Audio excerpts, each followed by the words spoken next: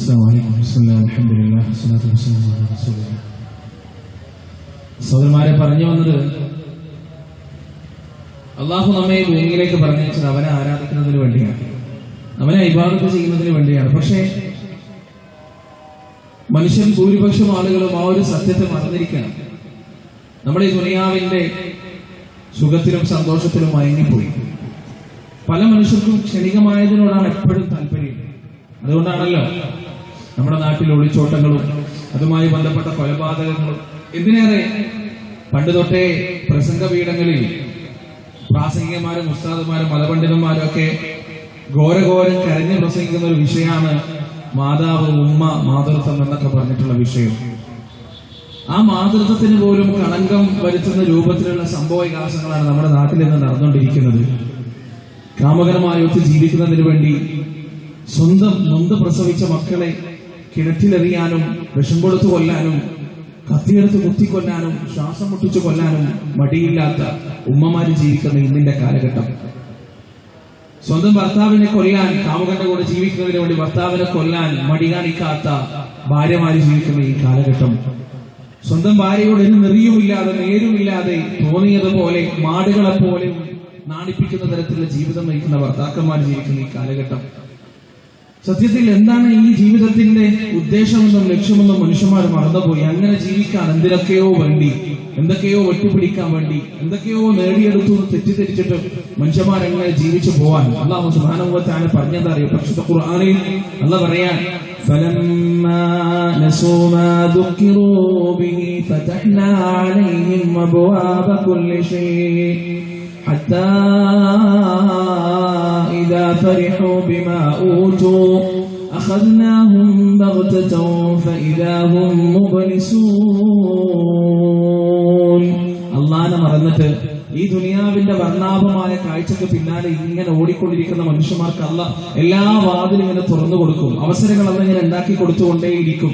ഹറാമായ ബന്ധങ്ങൾ ആഗ്രഹിക്കുന്ന ഫോണുകളിലേക്ക് അന്യ പെണ്ണിന്റെയും അന്യ പുരുഷന്റെയും മെസ്സേജുകൾ ഇങ്ങനെ വന്നുകൊണ്ടേയിരിക്കും. ഹറാമിന്റെ വാതായനങ്ങൾ പടച്ചതമ്പുരാൻ അങ്ങനെ തുറന്നു കൊടുത്തുകൊണ്ടേയിരിക്കും. എല്ലാത്തിനും റബ്ബ് മറയിട്ട് തരികയും ചെയ്യും. ശരിക്കും മനസ്സിലായിക്കോ, ഈ ദുനിയാവിൽ ഏറ്റവും വലിയ പരീക്ഷണം എന്ന് പറയുന്നത് അള്ളാഹുവിന്റെ മറയാണ്, അള്ളാഹുവിന്റെ സിത്രത്താൻ. സഹോദരങ്ങൾ ഒന്ന് ആലോചിച്ചു നോക്ക്. യഥാർത്ഥത്തിൽ എന്റെയും നിങ്ങളുടെയൊക്കെ ജീവിതം പച്ചയായി നമ്മുടെ സമൂഹ മധ്യത്തിൽ തുറന്നു കാട്ടുകയാണെങ്കിൽ പിന്നെ നമ്മൾ ഒന്നുമല്ല. ആണായാലും പെണ്ണായാലും നമ്മുടെ മുഖത്ത് നോക്കാൻ പോലും ആളുകൾ അറക്കുന്ന വെറുക്കുന്ന തരത്തിലുള്ള സംഭവവികാസങ്ങൾ എന്റെയും നിങ്ങളുടെയൊക്കെ ജീവിതത്തിൽ ഉണ്ടായിട്ടുണ്ട്. മാനസികമായ ചിന്തകൾ നമ്മുടെ ജീവിതത്തിൽ ഉണ്ടായിട്ടുണ്ട്. പക്ഷേ അല്ലാഹു സുബ്ഹാനഹു വ തആല കാരുണ്യത്തോടെ ആ കാര്യങ്ങളെല്ലാം, പാപങ്ങളെല്ലാം, തെറ്റുകളെല്ലാം നമുക്ക് വേണ്ടി മറച്ചു വെച്ച് തന്നിരിക്കാൻ അള്ളാഹുവിന്റെ വലിയൊരു അനുഗ്രഹമാണ്, റഹ്മത്താണ്, കാരുണ്യമാണത്. അല്ലാഹു സുബ്ഹാനഹു വ തആലയുടെ വലിയൊരു ബലാഉമാണത്. അങ്ങനെ വാതിലുകൾ മുഴുവനും തുറന്നു കൊടുത്ത് പെട്ടെന്ന് ഒരു ദിവസം സുഖിച്ചങ്ങനെ കഴിയുന്ന സമയത്ത് പെട്ടെന്ന് ഒരു ദിവസം അല്ലാഹു സുബ്ഹാനഹു വ തആല ശക്തമായ ഒരു പിടികൂടുമെന്ന് പരിശുദ്ധ ഖുർആൻ. നമ്മളൊക്കെ ഏത് നിമിഷവും ഈ ലോകത്ത് നിന്ന് വിടപറഞ്ഞു പോകേണ്ടവരാണ്. ശാശ്വതമല്ല ഒരിക്കലും, ഇവിടെയുള്ള ഒരു സുഖവും ശാശ്വതമല്ല. ഈ ലോകത്തെ കുറിച്ച് അല്ലാഹ് പറഞ്ഞെന്താ അറിയോ? എന്താണ്? വമൽ ഹയാത്തുദ് ദുനിയാ ഇല്ലാ ലഇബുൻ വലഹു വലദ്ദാറുൽ ആഖിറതു ഖൈറുൽ ലില്ലദീന യത്തഖൂൻ അഫലാ തഅഖിലൂൻ.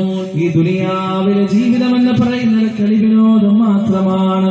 ഈ ദുനിയാവിലെ ജീവിതം എന്ന് പറയുന്നത് പരസ്പരം പെരുമനടിക്കൽ മാത്രമാണ്. വതഫാഖുറും ബൈനകും വതകാസുറും ഫിൽ അംവാലി വൽ ഔലാദ്.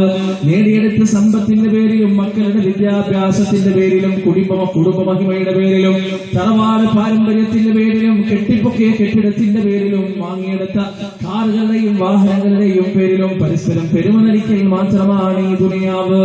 വമൽ ഹയാത്തുദ് ദുനിയാ ഇല്ലാ മതാഉൽ ഗുറൂർ. അറിയണേ, ദുനിയാവിലെ ജീവിതം വഞ്ചനയുടെ വിഭവം മാത്രമാണ്, ചതിയുടെ വിഭവം മാത്രമാണ്. അല്ലാഹുവിന്റെ വാക്കുകളാണ്, എത്രയോ സത്യമാണ്. ഖുർആനും ഹദീസും മാത്രമല്ല ഈ ദുനിയാവിന്റെ നശ്വരതയെ കുറിച്ച് നമുക്ക് പറഞ്ഞു തന്നത്. എത്ര കവികൾ പാടിയിട്ടുണ്ട്. ആ പുഷ്പമേ അധിക തുങ്കപദത്തിലെത്ര ശോഭിച്ചിരുന്നതൊരു രാജ്ഞി കണക്കേനി ശ്രീഭൂവിൽ അസ്ഥിരം അസംശയം ആഭൂതിയെങ്ങു പുനരെങ്ങു നിന്റെ ഈ കിടപ്പിലോർത്താൽ കുമാരനാശാന്റെ വീണപൂവിൽ എന്ന കവിതയുടെ ആദ്യത്തെ ഭാഗമാണ്.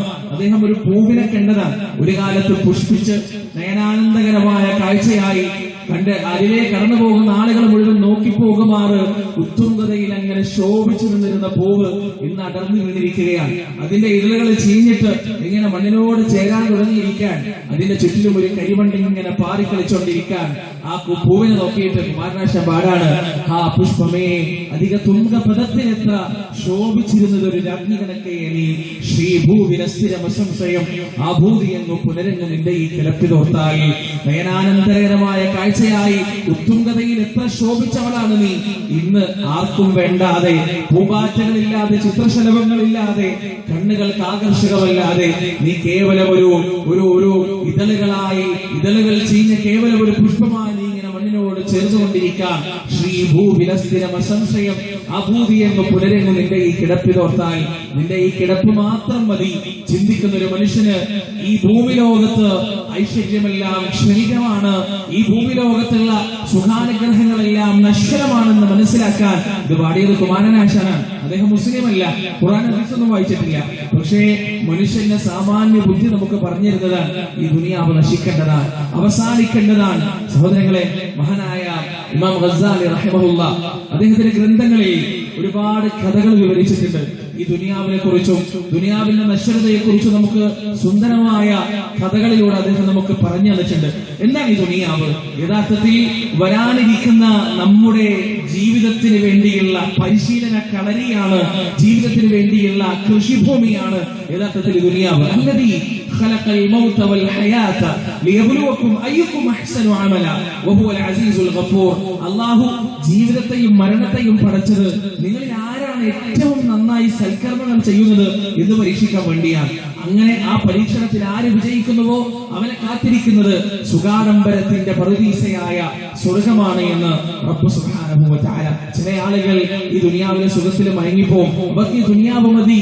അല്ലാഹ് അവരെ കുറിച്ചല്ല പറയുന്നുണ്ട്: വഖാലല്ലദീന ലാ യർജൂന ലിഖാഅനാ വറദൂ ബിൽ ഹയാത്തിദ് ദുനിയാ വത്മഅന്നു ബിഹാ വല്ലദീന ലാ യർജൂന ലിഖാഅനാ ورضوا بالحياة الدنيا واطمأنوا بها والذين هم عن آياتنا غافلون. അള്ളാഹനെ കണ്ടുമുട്ടുന്നതിനെ കുറിച്ച് ഓർമ്മയില്ലാത്തവർ, ഈ ദുനിയാവിന്റെ ജീവിതവുമായി തൃപ്തിയടഞ്ഞവർ, ഈ ദുനിയാവിന്റെ ജീവിതം കൊണ്ട് സമാധാനമടഞ്ഞവർ, അവരെ കാത്തിരിക്കുന്നവർ അള്ളാഹുവിന്റെ ദൃഷ്ടാന്തത്തെ കുറിച്ച് ശ്രദ്ധാലുക്കളാണ്. ഈ ദുനിയാവിനെ കുറിച്ച് മാത്രമേ അവർക്ക് ഓർമ്മയുള്ളൂ, ഈ ലോകത്തെ ജീവിതത്തിനെ കുറിച്ച് മാത്രമേ അവർക്ക് ഓർമ്മയുള്ളൂ. പരലോകത്തെ കുറിച്ച് അവർക്ക് ഓർമ്മയില്ല, മരണത്തെ കുറിച്ച് അവർക്ക് ചിന്തയില്ല, മാശറയെ കുറിച്ച് അവർക്ക് ചിന്തയില്ല. ചില ആളുകളെ കുറിച്ച് അല്ലാഹു സുബ്ഹാനഹു വ തആല പറഞ്ഞതാണ്. ആ കൂട്ടത്തിൽ അല്ലാഹു സുബ്ഹാനഹു വ തആല നമ്മെ ആരെയും പെടുത്താതിരിക്കട്ടെ. സഹോദരങ്ങളെ, അല്ലാഹുവിന്റെ വലിയൊരു ഭാഗ്യമാണ് ഈ ദുനിയാവിൽ പടച്ചവനെ ഓർമ്മിച്ചിട്ട് ജീവിക്കാന്നുള്ളത്. എപ്പോഴും റസൂൽ പറഞ്ഞെന്താ അറിയോ? 3 അനുഗ്രഹങ്ങൾ, വലിയ അനുഗ്രഹമാണ്. ഒന്ന്, ലിസാനൻ ദാകിറ, എപ്പോഴും അല്ലാഹുവിനെ സ്മരിച്ചുകൊണ്ടിരിക്കുന്ന ഒരു നാവ്. ഖൽബൻ ഷാകിറ, നന്ദി ചെയ്തുകൊണ്ടിരിക്കുന്ന പടച്ചറപ്പിനോട് എപ്പോഴും നന്ദി പറഞ്ഞുകൊണ്ടിരിക്കുന്ന ഒരു ഹൃദയം. അതുപോലെ തന്നെ ഇംറഅതൻ സാലിഹ, സാലിഹായ ഒരു ഭാര്യ. ഈ 3 അനുഗ്രഹങ്ങൾ വലിയ റബ്ബിന്റെ അനുഗ്രഹമാണ് എന്ന് റസൂലുള്ളാഹി സ്വല്ലല്ലാഹു അലൈഹി വസല്ലമ നമുക്ക് പഠിപ്പിച്ചു തന്നിട്ടുണ്ട്. എപ്പോഴും അല്ലാഹുവിനെ സ്മരിച്ചുകൊണ്ട് ജീവിക്കാൻ നോക്കുക. എന്തൊക്കെ തിരക്കുകൾ ഉണ്ടെങ്കിലും, എന്തൊക്കെ പണികളും പ്രയാസങ്ങളും ഉണ്ടെങ്കിലും, അതൊന്നും അള്ളാഹുവിനെ കുറിച്ചുള്ള ഓർമ്മയിൽ നിന്നും ചിന്തയിൽ നിന്നും നമ്മെ തടയാൻ പാടില്ല. അങ്ങനെയുള്ള ആളുകളെ കുറിച്ച് അല്ലാഹ് പറഞ്ഞിട്ടുണ്ട്: റിജാലുല്ലാ തുൽഹീഹിം തിജാറതു വലാ ബൈഉൻ അൻ ദിക്രില്ലാഹ്, റിജാലുല്ലാ തുൽഹീഹിം തിജാറതു വലാ ബൈഉൻ അൻ ദിക്രില്ലാഹ്. അവരുടെ കച്ചവടമോ അവരുടെ ഏർപ്പാടുകളോ അള്ളാഹുവിനെ കുറിച്ചുള്ള ഓർമ്മയിൽ നിന്ന് അവരെ തടയുകയില്ല. ചില ആളുകളെ കുറിച്ച് അല്ലാഹു സുബ്ഹാനഹു വ തആല പറഞ്ഞതാണ്. സഹോദരങ്ങളെ, അങ്ങനെയുള്ള ആളുകളുടെ കൂട്ടത്തിൽ പെടാൻ നമുക്ക് കഴിയണം. നീണ്ട യാത്രയാണ് നമ്മുടെ ഈ ജീവിതം. റസൂലുള്ളാഹി സ്വല്ലല്ലാഹു അലൈഹി വസല്ലമ ഇബ്നു ഉമർ റളിയല്ലാഹു അൻഹുവിന്റെ തോളത്ത് കൈവച്ച് നടത്തിയ പ്രസിദ്ധമായ ഉപദേശമുണ്ടല്ലോ: കുൻ ഫി ദുനിയാ കഅന്നക ഗരീബുൻ ഔ ആബിറു സബീൽ. പൊന്നുമോനെ, ഈ ദുനിയാവിൽ നീ ഒരു അപരിചിതനെ പോലെ ജീവിക്കണം. അപരിചിതന്മാരാണ് നമ്മളെല്ലാവരും. നമ്മളെക്കുറിച്ച് നമുക്ക് പോലും യഥാർത്ഥമാവിധം അറിയില്ല എന്നതാണ് സത്യം. നമ്മുടെ ജീവിതത്തിന് 7 ഘട്ടങ്ങളുണ്ട് സഹോദരങ്ങളെ. ഈ ജീവിതം മാത്രമല്ല നമുക്കുള്ളത്, 7ഓളം ജീവിതങ്ങൾ അല്ലാഹു സുബ്ഹാനഹു വ തആല നമുക്ക് വേണ്ടി ഉണ്ടാക്കിയിട്ടുണ്ട്. അതിൽ ഒന്നാമത്തെ ജീവിതം നമ്മുടെ റൂഹിനെ അല്ലാഹു പടച്ചപ്പോ ആ റൂഹ് അള്ളാന്റെ കസ്റ്റഡിയിൽ, അള്ളാഹുവിന്റെ നിയന്ത്രണത്തിൽ, അള്ളാഹുവിന്റെ മേൽനോട്ടത്തിൽ നിശ്ചിത കാലഘട്ടം കഴിഞ്ഞു പോയിട്ടുണ്ട്. അതിനുശേഷം ആ റൂഹ് അള്ളാഹുവിന്റെ അടുത്ത് നിന്ന് ഉണ്ടായ ശേഷം ഉമ്മയുടെ ഗർഭപാത്രത്തിൽ നാം എത്തുന്നത് വരെയുള്ള കാലഘട്ടം അജ്ഞാതമാണ്. അല്ലാഹു ഖുർആനിലോ ഹദീസിലോ നമുക്ക് പഠിപ്പിച്ചു തന്നിട്ടില്ല. ആ സമയത്ത് നമ്മൾ എന്താണെന്ന് പറയാൻ നമ്മളെ കൊണ്ടിട്ട് പറ്റൂല. അതിന് ഒന്നാമത്തെ ഘട്ടത്തിന്റെ തെളിവ് സൂറത്തുൽ അഅറാഫിന്റെ അവസാനത്തെ ഭാഗത്ത് നമുക്ക് കാണാം. ആ ഘട്ടത്തിൽ അല്ലാഹു സുബ്ഹാനഹു വ തആല ലോകത്തുള്ള എല്ലാ മനുഷ്യരോടും ഒരു കരാർ വാങ്ങിച്ചിട്ടുണ്ട്. എന്താണ് ആ കരാർ എന്നറിയോ? ആദം അലൈഹിസ്സലാത്തു വസ്സലാമിന്റെ മുതുകിൽ നിന്ന് ഖിയാമത്ത് നാൾ വരെ ജനിക്കാനിരിക്കുന്ന പരകോടി ശതകോടിക്കണക്കിന് മനുഷ്യരുടെ റൂഹുകളെ, അർവാഹുകളെ മുഴുവനും പുറത്തെടുത്തിട്ട് അല്ലാഹു അവിടെ വെച്ച് ചോദിക്കുകയുണ്ടായി, അലസ്തു ബിറബ്ബിക്കും, ഞാൻ നിങ്ങളുടെ റബ്ബല്ലേ, ഞാൻ നിങ്ങളുടെ രക്ഷിതാവല്ലേ? അവിടെ വെച്ച് എല്ലാവരും, ഞാനും നിങ്ങളും ജോസഫും മറിയമും എല്ലാവരും ഒരുപോലെ മറുപടി പറഞ്ഞു, ബലാ വറബ്ബിന, ബലാ വറബ്ബിന, അല്ലാഹുവേ ഞങ്ങൾ സാക്ഷ്യം വഹിച്ചിരിക്കുകയാണ്, നീ ഞങ്ങളുടെ രക്ഷിതാവ് തന്നെയാണ്. റബ്ബിന്റെ റുബൂബിയ്യത്തിൽ സാക്ഷ്യം വഹിച്ചിട്ടാണ് നമ്മൾ എല്ലാവരും ഈ ഭൂമിയിലേക്ക് വന്നത് തന്നെ. അതിനുശേഷം നമുക്കൊരു കാലഘട്ടം ഉണ്ടായിട്ടുണ്ട്. ആ കാലഘട്ടത്തെ കുറിച്ച് നമുക്ക് ആർക്കും തന്നെ അറിയില്ല. അല്ലാഹു സുബ്ഹാനഹു വ തആല പരിശുദ്ധ ഖുർആനിൽ ആ കാലഘട്ടത്തെ കുറിച്ച് നമ്മോട് പറയുന്നു. പറയാം, ഹൽ അതാ അലൽ ഇൻസാനി ഹീനും മിനദ് ദഹ്രി ലം യകുൻ ഷൈഅൻ മദ്കൂറാ. മനുഷ്യനൊരു കാലഘട്ടം കഴിഞ്ഞു പോയിട്ടുണ്ട്. ആ കാലഘട്ടത്തിൽ എന്തായിരുന്നു അവനെന്ന് അവനോട് ചോദിച്ചാൽ അവനറിയില്ല. വലിയ ശാസ്ത്രജ്ഞനാണ്, വലിയ കവിയാണ്, വലിയ സാഹിത്യകാരനാണ്, പ്രഭാഷകനാണ്, എഴുത്തുകാരനാണ്, വലിയ കുതർക്കിയാണ്, വലിയ സാമൂഹ്യ പ്രവർത്തകനാണ്. ആ കാലഘട്ടത്തിൽ അവന്റെ അസ്തിത്വം എന്താണെന്ന് ചോദിച്ചാൽ പറയാൻ ഒരാൾക്കും സാധ്യമല്ല.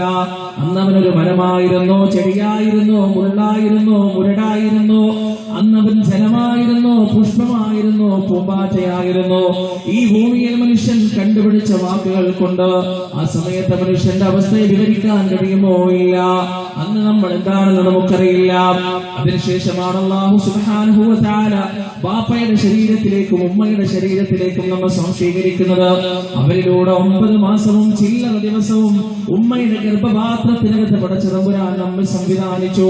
അവിടെ നിന്ന് നമുക്ക് കാഴ്ച നൽകി, അവിടെ നിന്ന് നമുക്ക് കേൾവി നൽകി, ചിന്തിക്കാനുള്ള ബുദ്ധി നൽകി, പിടിക്കുന്ന ഒരു ഹൃദയം നൽകി, പ്രവർത്തിക്കുന്ന 2 കിഡ്നികൾ നൽകി, കരൾ നൽകി, കൈകൾ നൽകി, കാലുകൾ നൽകി, അവയവങ്ങൾ നൽകി, ചിന്താശക്തി നൽകി. ആ ഗർഭപാത്രത്തിനകത്ത് ഉമ്മയുടെ പൊക്കിൽ കൊടിയിലൂടെ നമുക്ക് വേണ്ടുന്ന പോഷകങ്ങളെല്ലാം ആ റബ്ബ് നൽകി. എന്നിട്ട് ഈ ഭൂമിയിലേക്ക് ജനിക്കാനുള്ള സമയമായപ്പോ അല്ലാഹുവിന്റെ അനുമതി പ്രകാരം ചുരുട്ടിപ്പിടിച്ച കൈകളുമായി, വാവിട്ട് കരയുന്ന വായുമായി, ഇറുക്കിയടച്ച കണ്ണുകളുമായി ഉമ്മയുടെ ഗർഭപാത്രത്തിനകത്ത് നിന്ന് പുറത്തേക്ക് ഈ ഭൂമിയിലേക്ക് വരികയാണ്. ഇന്നാ ഖലഖനൽ ഇൻസാന മിൻ നുത്ഫത്തിൻ അംശാജിൻ നബ്തലീഹ് ഫജഅൽനാഹു സമീഅൻ ബസീറാ. കാണാനും കേൾക്കാനുമുള്ള ശക്തി ആ ഉമ്മയുടെ ഗർഭപാത്രത്തിൽ വെച്ച് അവന് നൽകുകയാണ് അല്ലാഹു. എന്നിട്ട് ഈ ഭൂമിയിലേക്ക് അവൻ ജനിച്ചു വീണപ്പോ 2 വഴികളാണ് അവന്റെ മുന്നിൽ അന്ന് തുറന്നിട്ട് കൊടുത്തത്. ഇന്നാ ഹദൈനാഹു സബീൽ ഇമ്മാ ശാകിറൻ വ ഇമ്മാ കഫൂറാ. ഒന്നുകിൽ അവന് നന്ദിയുള്ളവനാകാം, അല്ലെങ്കിൽ അവൻ നന്ദി കെട്ടവനാകാം. ഒന്നുകിൽ സ്വർഗവാസിയാകാം, അല്ലെങ്കിൽ നരകവാസിയാകാം. ഒന്നുകിൽ അധർമ്മിയാകാം, അല്ലെങ്കിൽ ധർമ്മിയാകാം. ഈ 2 വഴികളാണ് നാഥൻ അവന്റെ മുന്നിൽ തുറന്നിട്ട് കൊടുത്തത്. ഈ ദുനിയാവെന്ന് പറയുന്നത് സ്വർഗത്തിലേക്കുള്ള പാലമാണ്.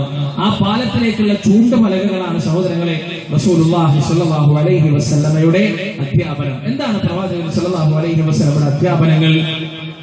പ്രവാചകൻ പഠിപ്പിച്ചു തന്ന ആദർശങ്ങളിൽ ഏറ്റവും ഉന്നതമായ ആശയവും ആദർശവും റസൂലുള്ളാഹി സ്വല്ലല്ലാഹു അലൈഹി വസല്ലം പറയുന്നു, അഫ്ദലു മാ ഖുൽതു അന വന്നബിയ്യീന മിൻ ഖബ്ലി ഖൗലു ലാ ഇലാഹ ഇല്ലല്ലാഹ്. ഞാനും എനിക്ക് മുൻപ് കടന്നു വന്ന സകല പ്രവാചകന്മാരും പറഞ്ഞതിൽ വെച്ച് ഏറ്റവും ഉത്തുംഗമായ, ഉന്നതമായ, പവിത്രമായ, പരിശുദ്ധമായ, പരിപാവനമായ വചനം അത് ഖൗലു ലാ ഇലാഹ ഇല്ലല്ലാഹ്, ലാ ഇലാഹ ഇല്ലല്ലാഹ് എന്ന വാക്കാണ് എന്ന് റസൂലുള്ളാഹി സ്വല്ലല്ലാഹു അലൈഹി വസല്ലം. എന്താണ് ലാ ഇലാഹ ഇല്ലല്ലാഹ്? ഐ ലാ മഅബൂദ ബിഹഖ്ഖിൻ ഇല്ലല്ലാഹ്, അല്ലാഹു അല്ലാതെ ആരാധിക്കപ്പെടാൻ സത്യസന്ധമായി ഈ പ്രപഞ്ചത്തിന് മറ്റൊന്നിനും അർഹമില്ല. ആരാണ് അല്ലാഹ്? ആരാണ് അല്ലാഹ്? ഹുവല്ലദീ ഖലഖസ് സമാവാതി വൽ അർദ്, ആകാശഭൂമികളെ പടച്ചവൻ, മനുഷ്യരെ പടച്ചവൻ, പ്രാണികളെയും ഇഴജന്തുക്കളെയും പടച്ചവൻ, മത്സ്യങ്ങളെയും പറവകളെയും പടച്ചവൻ, മൃഗങ്ങളെയും പക്ഷികളെയും പടച്ചവൻ, മരത്തിനെയും ചെടികളെയും പടച്ചവൻ, ജലത്തിനെയും മഴയെയും പടച്ചവൻ, ഈ ഭൂമിയെ വിധാനിച്ചവൻ, ചന്ദ്രനെയും സൂര്യനെയും സൃഷ്ടിച്ചവൻ, ഈ ലോകത്തിലുള്ള തിമിംഗലം മുതൽ അമീബ വരെയുള്ള ശതകോടിക്കണക്കിന് ജൈവ വൈവിധ്യങ്ങൾ ഉണ്ടാക്കിയവൻ, അണുമുതൽ നക്ഷത്രം വരെയുള്ള ശതകോടിക്കണക്കിന് വരുന്ന പരമാണുവടക്കമുള്ള സൃഷ്ടി വൈഭവത്തിന്റെ പിന്നിലെ സംവിധായകൻ അതാണ് അല്ലാഹു സുബ്ഹാനഹു വ തആല. വല്ലദീ ഖലഖസ് സമാവാതി വൽ അർദ് ലാ ഇലാഹ ഇല്ലാഹു, അവനല്ലാതെ ആരാധ്യനില്ല. റസൂലുള്ളാഹി സ്വല്ലല്ലാഹു അലൈഹി വസല്ലമ പഠിപ്പിച്ചത് ലാ ഇലാഹ ഇല്ലല്ലാഹ്. ഈ ലാ ഇലാഹ ഇല്ലല്ലാഹ് യഥാർത്ഥമായ രീതിയിൽ നമുക്ക് മനസ്സിലാക്കണമെങ്കിൽ അല്ലാഹുവിനെ കുറിച്ച് നമ്മൾ അറിയേണ്ടതുണ്ട്, പടച്ചതമ്പുരാനെ കുറിച്ച് നമ്മൾ അറിയേണ്ടതുണ്ട്. ആരാണ് അല്ലാഹ് എന്ന് യഥാർത്ഥമായ രീതിയിൽ നമ്മൾ മനസ്സിലാക്കേണ്ടതുണ്ട്. ഇന്നത്തെ ഉമ്മത്തിന് പറ്റിപ്പോയ ഏറ്റവും വലിയ അബദ്ധവും അത് തന്നെയാണ്. അല്ലാഹനെ കുറിച്ച് മനസ്സിലാക്കേണ്ടത് പോലെ മനസ്സിലാക്കിയിട്ടില്ല. സുബ്ഹാനല്ലാഹ്. അല്ലാഹനെ കുറിച്ച് മനസ്സിലാക്കേണ്ടത് പോലെ അല്ലാഹനെ കുറിച്ച് അറിയണമെങ്കിൽ, അല്ലാഹുവിന്റെ യാഥാർത്ഥ്യം അറിയണമെങ്കിൽ നമ്മുടെ നാട്ടിലുള്ള അല്ലാഹനെ കുറിച്ചുള്ള സങ്കല്പം എന്താണെന്ന് നമ്മൊന്ന് മനസ്സിലാക്കണം. സഹോദരങ്ങളുടെ ജീവിതത്തിൽ ഇന്ന് വരെ ഇരുട്ട് കാണാത്ത ഒരാളോട് വെളിച്ചത്തിന്റെ വില പറഞ്ഞാൽ മനസ്സിലാവില്ല. ഓൻ ജനിച്ചത് വെളിച്ചത്താണ്, ജീവിതത്തിൽ ഇന്ന് വരെ ഇരുട്ട് കണ്ടിട്ടില്ല.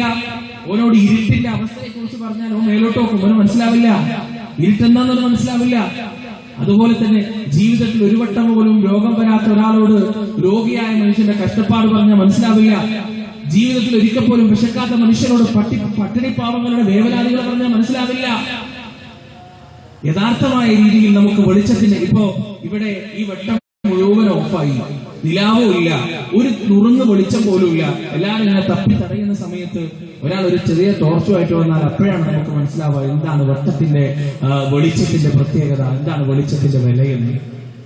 അതുപോലെ തന്നെ ഹിദായത്തിനെ കുറിച്ച് നമുക്ക് ശരിയായ രീതിയിൽ മനസ്സിലാവണമെങ്കിൽ ദലാലത്ത് എന്താണെന്ന് നമ്മൾ തിരിച്ചറിയേണ്ടതുണ്ട്. ദലാലത്ത് എന്താണെന്ന് നമ്മൾ അറിയേണ്ടതുണ്ട്. മഹാനായ ഉമർ ഇബ്നുൽ ഖത്താബ് റളിയല്ലാഹു അൻഹു ഒരിക്കല് ഒരു ഭാഗത്ത് ഇരുന്നിട്ട് ഇങ്ങനെ കരയാം. അപ്പൊ വേറൊരു സഹാബി ഇങ്ങനെ നോക്കി നിൽക്കുന്നുണ്ട്. കുറച്ച് കഴിഞ്ഞപ്പോൾ ഉമർ റളിയല്ലാഹു അൻഹു ചിരിക്കാൻ തുടങ്ങി. പിന്നെ കുറച്ച് കഴിഞ്ഞപ്പോൾ വീണ്ടും കരയാൻ തുടങ്ങി. പിന്നെ കുറച്ച് കഴിഞ്ഞപ്പോൾ വീണ്ടും ചിരിക്കാൻ തുടങ്ങി. ഇതിങ്ങനെ മാറി മാറി ആയപ്പോ സഹാബി അടുത്ത് പോയിട്ട് ചോദിച്ചു, അമീറുൽ മുഅ്മിനീൻ, എന്താ താങ്കൾക്ക് പറ്റിയത്? താങ്കളിങ്ങനെ കുറെ ചിരിക്കുന്നു, കുറെ കരയുന്നു, എന്താണ് താങ്കൾക്ക് സംഭവിച്ചതെന്ന് ചോദിക്കുമ്പോ ഉമർ ഇബ്നുൽ ഖത്താബ് റളിയല്ലാഹു അൻഹു പറയുന്നു, ഞാൻ എന്റെ ജഹാലത്തൊന്ന് ഓർത്തുപോയതാണ്. എന്റെ ജാഹിലിയ കാലഘട്ടം ഞാൻ ഓർത്തുപോയതാണ്. അന്ന് ഞാൻ മുശ്രിക്കായിരിക്കുമ്പോ, ജാഹിലായിരിക്കുമ്പോ ഞാൻ യാത്ര പുറപ്പെട്ടതാണ്. യാത്രയുടെ ബാണ്ടക്കെട്ടൊക്കെയായിട്ട് ഞാൻ യാത്ര പുറപ്പെട്ടു. എനിക്ക് ആരാധിക്കാനുള്ള സമയമായപ്പോ എന്റെ ബാണ്ടക്കെട്ട് ഞാൻ തപ്പി നോക്കി. എന്റെ വിഗ്രഹത്തിന് വേണ്ടി, ബിംബത്തിന് വേണ്ടി. ആ ബിംബം അവിടെ ഒന്നും ഉണ്ടായിരുന്നില്ല. അവസാനം ഞാൻ ആകെ വിഷണ്ണനായി പ്രയാസപ്പെട്ടു. എങ്ങനെ ആരാധിക്കും എന്റെ ദൈവന്റെ കയ്യിലില്ലാതെ? അവസാനം ഞാൻ എനിക്ക് കഴിക്കാൻ വേണ്ടി കുറച്ച് ഈത്തപ്പഴം എടുത്തിരുന്നു. ആ ഈത്തപ്പഴത്തിന്റെ കുരുവെല്ലാം കളഞ്ഞു. എന്നിട്ട് ആ ഈത്തപ്പഴം കുഴച്ചൊരു പരുവത്തിലാക്കി. എന്നിട്ട് ആ ഈത്തപ്പഴം കൊണ്ട് എന്റെ ബിംബത്തിന്റെ, എന്റെ ദൈവത്തിന്റെ രൂപം ഉണ്ടാക്കി. എന്നിട്ട് അതെന്റെ മുന്നിൽ വെച്ചിട്ട് ഞാൻ സംതൃപ്തിയോടുകൂടി ആരാധന നടത്തി. എന്നിട്ട് ഞാൻ എന്റെ ദൈവത്തെ ബാണ്ടക്കെട്ടിലേക്ക് വെച്ചിട്ട് വീണ്ടും യാത്ര തുടർന്നു. കുറച്ച് മുന്നോട്ട് എത്തിയപ്പോൾ എനിക്ക് വിശന്നു. ഞാൻ എന്റെ ദൈവത്തെടുത്ത് ഭക്ഷിക്കുകയുണ്ടായി. വീണ്ടും എനിക്ക് ആരാധിക്കാൻ എന്റെ ദൈവമില്ലാതെയായി. എന്റെ ഈ ജഹാലത്തിന്റെ പ്രവൃത്തി ഓർത്തിട്ട് എത്രമാത്രം വിഡിത്തത്തിലായിരുന്നു ഞാൻ ജീവിച്ചിരുന്നതെന്ന് ഓർത്തിട്ടാണ് ഞാൻ ചിരിച്ചത്. പക്ഷേ ഞാൻ കരഞ്ഞത് എന്തിനാണെന്നറിയോ? ഈ ഖുർആനിന്റെ വെളിച്ചമെങ്ങാനും എനിക്ക് വന്നു കിട്ടിയില്ലായിരുന്നെങ്കിൽ, ഈ പരിശുദ്ധ ഖുർആനിന്റെ വെട്ടമെങ്ങാനും എന്റെ ജീവിതത്തിൽ വന്നില്ലായിരുന്നെങ്കിൽ ഉമർ മരിച്ചു പോവുക ഈ അന്ധകാരത്തിലല്ലേ, ഈ ദുലുമാത്തിലല്ലേ, ഈ വലാലത്തിലല്ലേ, ഈ ഇരുട്ടിലല്ലേ ഉമർ മരിച്ചു പോകുക എന്ന് ഓർത്തിട്ടാണ് ഞാൻ കരഞ്ഞത് എന്ന് മഹാനായ ഉമർ ഇബ്നുൽ ഖത്താബ് റളിയല്ലാഹു അൻഹു അദ്ദേഹം തന്നെയാണ് പറഞ്ഞത്, മുസ്ലിങ്ങളെ, നിങ്ങൾക്ക് ഹിദായത്തിന്റെ വില മനസ്സിലാവണമെങ്കിൽ ദലാലത്ത് എന്താണെന്ന് അറിയണം. ദലാലത്തിൽ ജീവിച്ച ആളുകൾക്ക് നിങ്ങൾ കണ്ടിട്ടില്ലേ? പല ആളുകളെയും ഇസ്ലാമിലേക്ക് പുതുതായി കടന്നു വന്ന ആളുകൾക്ക് ജനിച്ചപ്പോൾ തൊട്ട് മുസ്ലിമായ ആളുകളെക്കാൾ എത്രയോ വലിയ ആത്മാർത്ഥത ഉണ്ടാവും. അതുപോലെ തന്നെ പഴയ മുജാഹിദ് മഹല്ലുകൾ, പല മുജാഹിദ് മഹല്ലുകളിൽ നിങ്ങൾക്ക് പോയി നോക്കുക, നിർജീവമായിരിക്കും. പഴയ സലഫി മഹല്ലുകളിൽ അവർക്ക് തൗഹീദ് പറയാൻ താല്പര്യമില്ല, വിദഅത്തിനെ കുറിച്ച് പറയാൻ താല്പര്യമില്ല. കാരണം അവർ ജനിച്ചത് സലഫികളായിട്ടാണ്, മുജാഹിദുകളായിട്ടാണ്. അവർക്ക് ഇതിനൊക്കെ വില അറിയില്ല. എങ്ങനെയാണ് ഈ തൗഹീദ് ഞങ്ങൾക്ക് വന്നു കിട്ടിയത്, എങ്ങനെയാണ് അള്ളാഹനെ മാത്രം വിളിച്ച് തേടണം എന്ന ഉന്നതമായ ആശയം ഈ മഹലിലും ഈ നാട്ടിലും ഉറച്ചത് എന്ന ചരിത്രമൊന്നും അവർക്കറിയില്ല. അവർക്ക് വലാലത്തറിയില്ല. അതുകൊണ്ട് തന്നെ ഹിദായത്തിന്റെ വില അറിയില്ല. അതുകൊണ്ട് ഇവിടെ ആദ്യം ഞാൻ പറയാൻ പോകുന്നത് വലാലത്താണ്. ദലാലത്തിനെ കുറിച്ചാണ്. എന്തിനാണെന്നറിയോ? എന്റെ ശബ്ദം ശ്രമിക്കുന്ന ആളുകൾ എത്രത്തോളം ദലാലത്ത് നമ്മുടെ നാട്ടിൽ കടന്നുകൂടിയിട്ടുണ്ടെന്ന് മനസ്സിലാവും. നമ്മുടെ വിഷയം അതാണല്ലോ, പ്രാർത്ഥന അള്ളാഹുവിനോട് മാത്രം. അള്ളാഹനെ മനസ്സിലാക്കുന്ന ആദ്യം ലാ ഇലാഹ ഇല്ലല്ലാഹ് മനസ്സിലാവണമെങ്കിൽ, എന്താണ് യഥാർത്ഥത്തിൽ അള്ളാഹ് മനസ്സിലാവണമെങ്കിൽ മാലക്കിതാബുകളിലും പാളക്കിതാബുകളിലും സാധാരണ ജനങ്ങൾക്ക് പഠിപ്പിച്ചു കൊടുക്കപ്പെടുന്ന അള്ളാഹ് എന്താണെന്ന് മനസ്സിലാക്കി കൊടുക്കേണ്ടതുണ്ട്. ഒന്ന് രണ്ട് ഉദാഹരണങ്ങൾ മാത്രം. നിങ്ങൾ കേട്ടിട്ടുണ്ടാവും. കേട്ട ആളുകൾ ക്ഷമിക്കുക, കേൾക്കാത്ത ആളുകൾ ക്ഷമയോടുകൂടി കേൾക്കാൻ തയ്യാറാകാം. എന്തറിയോ, ഒരുപാട് മാലകളുണ്ട് നമ്മുടെ നാട്ടിൽ, ഒരുപാട് മാലകൾ. ഏത് മഹാൻ മരിച്ചാലും ആ മഹാനെ കുറിച്ച് ഒരു മാല ഉണ്ടാക്കുക. മാല ഉണ്ടാക്കൽ തെറ്റൊന്നുമില്ല. ഒരു നല്ലൊരു മനുഷ്യനെ കുറിച്ച് അയാളുടെ നല്ല കാര്യങ്ങൾ പാടി വെച്ചിട്ട് അതിന് വലിയ തെറ്റൊന്നുമില്ല. പക്ഷെ എവിടെയാണ് പ്രശ്നം? അള്ളാഹുവിന്റെ സിഫാത്തുകളിലും അള്ളാഹുവിന്റെ അസ്മാകളിലും അള്ളാഹുവിന്റെ ഗുണങ്ങളിലും പങ്കു ചേർക്കുമ്പോഴാണ് പ്രശ്നം. ഇവിടെ സിദ്ദീഖ് റളിയല്ലാഹു അൻഹു, മഹാനായ അബൂബക്കർ സിദ്ദീഖ് റളിയല്ലാഹു അൻഹു, അദ്ദേഹത്തെ കുറിച്ചൊരു മാലയുണ്ട്. ഈ മാലയിൽ പറയപ്പെടുന്ന ഒരു കഥയുണ്ട്. ആ കഥ എന്താ അറിയോ? അള്ളാഹിനെ കുറിച്ച് മാലകൾ മുന്നോട്ട് വെക്കുന്ന ഒരു കൺസെപ്റ്റ് എന്താണെന്ന് മനസ്സിലാൻ വേണ്ടിയിട്ടാണ്. സഹോദരങ്ങളെ, എന്റെ ആമുഖ ഭാഷകൾ ഉണർത്തിയതുപോലെ ഒന്നുകൂടി ഉണർത്താൻ ഈ പരിപാടി ആരെങ്കിലും കളിയാക്കാനോ പരിഹസിക്കാനോ അല്ല, വിമർശിക്കാനോ അപകീർത്തിപ്പെടുത്താനോ അല്ല. വല്ലാഹി വല്ലാഹി വല്ലാഹി ഞങ്ങൾക്ക് ആർക്കും, ഈ പ്രസംഗിക്കുന്ന എനിക്കോ ഇത് സംഘടിപ്പിച്ച സംഘാടകർക്കോ അങ്ങനെ ഒരു ഉദ്ദേശമില്ല. ഇന്നൊരീതുമില്ല ഇസ്ലാഹ് മസ്തതാഅ. ഞങ്ങൾക്ക് അറിയുന്ന കാര്യം അറിയുന്നത് പോലെ പറയുക എന്ന് മാത്രമാണ്. പ്രമാണബദ്ധമാണെങ്കിൽ ബോധ്യപ്പെട്ട ആളുകൾ സ്വീകരിക്കുക, അല്ലാത്ത ആളുകൾക്ക് തള്ളിക്കളയാം. അല്ലാഹു അഅലം. ബാക്കി അല്ലാഹുവിന് അറിയാം. സഹോദരങ്ങളെ, ഈ കഥയിൽ പറയുന്നത് എന്താണെന്ന് വെച്ചാൽ, അല്ലാഹു സുബ്ഹാനഹു വ തആല ജിബ്രീൽ അലൈഹിസ്സലാത്തു വസ്സലാമിനെ പടച്ചു എന്നാണ്. റഈസുൽ മലായിക ജിബ്രീൽ അലൈഹിസ്സലാത്തു വസ്സലാം. ജിബ്രീൽ അലൈഹിസ്സലാത്തു വസ്സലാമിനെ സൃഷ്ടിച്ചതിനു ശേഷം അല്ലാഹു സുബ്ഹാനഹു വ തആല ജിബ്രീലിനോട് പറഞ്ഞു, ജിബ്രീൽ, രണ്ട് കാര്യങ്ങൾക്ക് നീ സാക്ഷ്യം വഹിക്കണം. എന്തൊക്കെയാണ് രണ്ട് കാര്യങ്ങൾ? ഒന്നാമത്തത് ലാ ഇലാഹ ഇല്ലല്ലാഹ്, രണ്ടാമത്തത് മുഹമ്മദുർ റസൂലുള്ളാഹ്. ജിബ്രീൽ അലൈഹിസ്സലാത്തു വസ്സലാം അല്ലാഹുവിന്റെ കൽപ്പന പ്രകാരം ലാ ഇലാഹ ഇല്ലല്ലാഹ് പറഞ്ഞു. അവിടെ അങ്ങോട്ട് മിണ്ടുന്നില്ല, ഒന്നും പറയുന്നില്ല. അല്ലാഹു പറഞ്ഞു, ജിബ്രീൽ മുഹമ്മദ് റസൂലുള്ളാഹ് പറയും. ജിബ്രീൽ ഇല്ല, ഞാൻ പറയില്ല. ജിബ്രീൽ മുഹമ്മദ് റസൂലുള്ളാഹ് പറയും. ഇല്ല, ഞാൻ പറയില്ല. ജിബ്രീൽ എന്റെ കൽപ്പനയാണ് മുഹമ്മദ് റസൂലുള്ളാഹ് പറയും. ഇല്ല, ഞാൻ പറയില്ല. ഇത് ഖുർആനിനെതിരാണ്. ലാ യഅസൂനല്ലാഹ മാ അമറഹും. അല്ലാഹുവിന്റെ ഒരു കൽപ്പനയും ധിക്കരിക്കാൻ മലക്കുകൾക്ക് കഴിയില്ല എന്നതാണ്. പക്ഷെ മാല പറയുന്ന നേരെ തിരിച്ചാണ്. അല്ലാഹു ചെയ്തെന്താ അറിയോ? അള്ളാഹു ചെയ്തെന്താ അറിയോ? അവിടെ സ്വർഗത്തിൽ എല്ലാ മനുഷ്യരുടെയും റൂഹുകളുണ്ടല്ലോ, അർവാഹുകളുണ്ടല്ലോ. ആ അർവാഹുകളിൽ മഹാനായ അബൂബക്കർ സിദ്ദീഖ് റളിയല്ലാഹു അൻഹുവിന്റെ റൂഹിനെ ഇങ്ങോട്ട് വിളിക്കുന്നതാണ്. അബൂബക്കർ സിദ്ദീഖിന്റെ റൂഹിനെ ഇങ്ങോട്ട് വിളിച്ചതാണ്. എന്നിട്ട് അബൂബക്കർ സിദ്ദീഖ് റളിയല്ലാഹുവിന്റെ റൂഹിനോട് അല്ലാഹ് പറഞ്ഞു എന്നാണ്. അല്ലാഹ് ഇസ്തിഗാസ നടത്താൻ. മലിക്കുൽ ജബ്ബാറായ ഖാലിഖുൽ മഖ്ലൂഖായ റഹ്മാനുർ റഹീമായ മലിക്കുൽ ഖുദ്ദൂസായ രാജാതിരാജനായ അല്ലാഹ് തന്റെ കേവലം ഒരു ശുദ്ധിയായ സിദ്ദീഖുൽ അക്ബറിന്റെ മുന്നിൽ, അബൂബക്കർ സിദ്ദീഖ് റളിയല്ലാഹു അൻഹുവിന്റെ മുന്നിൽ ഇസ്തിഗാസ നടത്താൻ, സഹായത നടത്താൻ അല്ലാഹ് പരാതി പറയാണ്, അബൂബക്കർ താങ്കൾ എന്നെ സഹായിക്കണം. ഞാൻ പറഞ്ഞത് ജിബ്രീൽ കേൾക്കുന്നില്ല, മുഹമ്മദ് റസൂലുള്ളാഹ് പറയാൻ ജിബ്രീൽ കൂട്ടാക്കുന്നില്ല. അതുകൊണ്ട് താങ്കൾ എന്നെ സഹായിക്കണമെന്ന് പറഞ്ഞപ്പോ അബൂബക്കർ സിദ്ദീഖ് റളിയല്ലാഹു അൻഹു രൂക്ഷമായി ജിബ്രീൽ അലൈഹിസ്സലാത്തു വസ്സലാമിനെ നോക്കിയെന്നാണ്. എന്നിട്ട് ചോദിച്ചു എന്നാണ്, നീ നിന്റെ ഇഷ്ടത്തോടെ പറയുന്നോ അതല്ല ഞാൻ നിന്നെ കൊണ്ട് പറയിപ്പിക്കണോ എന്നാണ്. അപ്പൊ പേടിച്ച് മറച്ചു പോയി ജിബ്രീൽ അലൈഹിസ്സലാത്തു വസ്സലാം പെട്ടെന്ന് തന്നെ മുഹമ്മദ് റസൂലുള്ളാഹി പറഞ്ഞു എന്നാണ്. അള്ളാഹിനെ കൊണ്ട് സാധിക്കാത്തൊരു കാര്യം മഹാനായ അബൂബക്കർ സിദ്ദീഖ് റളിയല്ലാഹു അൻഹുവിനെ കൊണ്ട് സാധിച്ചു എന്ന് മാലയിൽ വളരെ വ്യക്തമായി എഴുതി വെച്ചിട്ടുണ്ട്. ഈ മാല ആരും നിഷേധിച്ചിട്ടില്ല, ഒഴിവാക്കിയിട്ടില്ല. ഇന്നും ഇതൊക്കെ ഇങ്ങനെ പാടിക്കൊണ്ടിരിക്കുന്നുണ്ട്. ഇനി ആരെങ്കിലും നിഷേധിക്കുകയാണെങ്കിൽ ഇൻഷാ അല്ലാഹ് നമുക്ക് തെളിവ് കൊടുക്കാവുന്നതാണ്. അതേപോലെ തന്നെ നമുക്കറിയാം, ഈ വളരെ പ്രചാരത്തിലുള്ള പല വേദികളിലും പ്രസംഗിച്ച് കേൾക്കുന്ന ഒരു കഥയാണ്.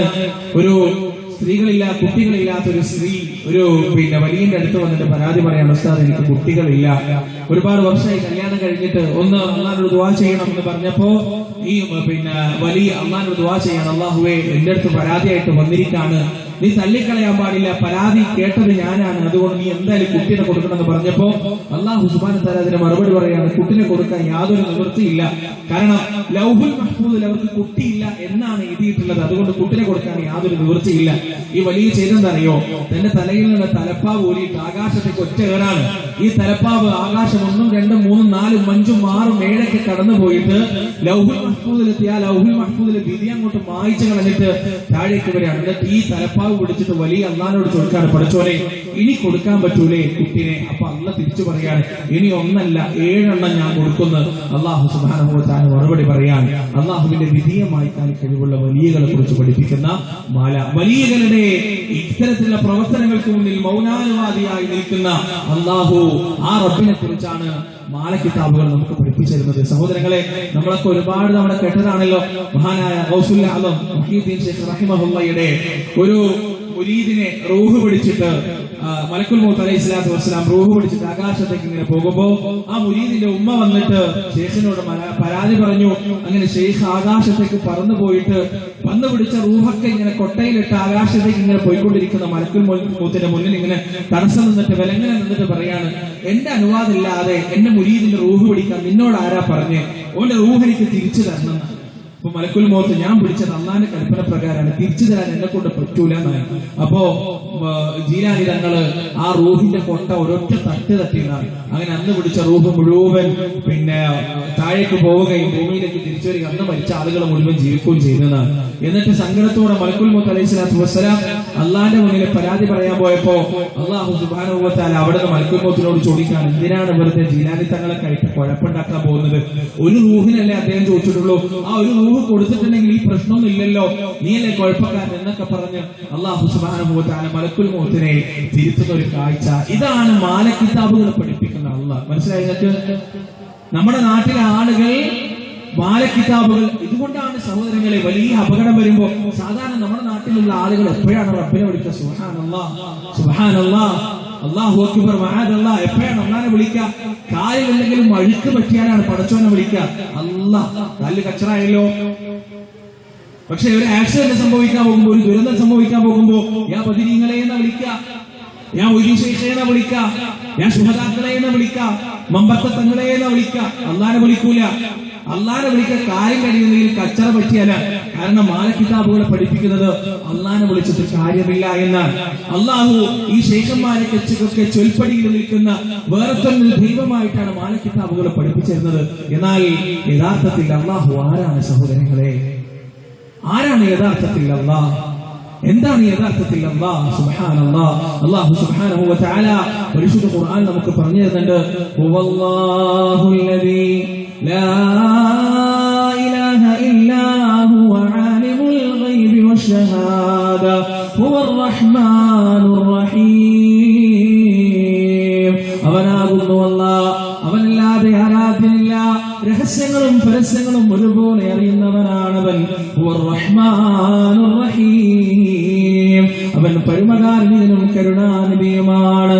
ഹുവല്ലാഹുല്ലദീ ലാ ഇലാഹ ഇല്ലാ ഹുവ ആലിമുൽ ഗൈബി വശഹാദ ഹുവല്ലാഹുല്ലദീ ലാ ഇലാഹ ഇല്ലാ ഹു അൽ മലിക് അൽ ഖുദ്ദൂസ് അസ്സലാമുൽ മുഅ്മിനുൽ മുഹൈമിനുൽ അസീസ് അൽ ജബ്ബാറുൽ മുതകബ്ബിർ സുബ്ഹാനല്ലാഹി അമ്മാ യുശ്രികൂൻ.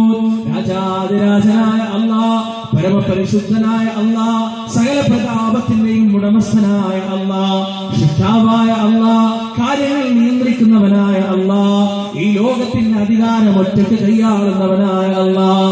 സുബ്ഹാനല്ലാഹ്, അല്ലാഹു പരിശുദ്ധനാണ്. എത്രയോ അമ്മാ യുശ്രികൂൻ, അവർ പങ്കു ചേർക്കുന്നതിൽ നിന്നെല്ലാം. വല്ലാഹുൽ ഖാലിഖുൽ ബാരിഉൽ മുസവ്വിർ ലഹുൽ അസ്മാഉൽ ഹുസ്നാ യുസബ്ബിഹു ലഹു മാ ഫിസ് സമാവാതി വൽ അർദ് വഹുവൽ അസീസുൽ ഹകീം.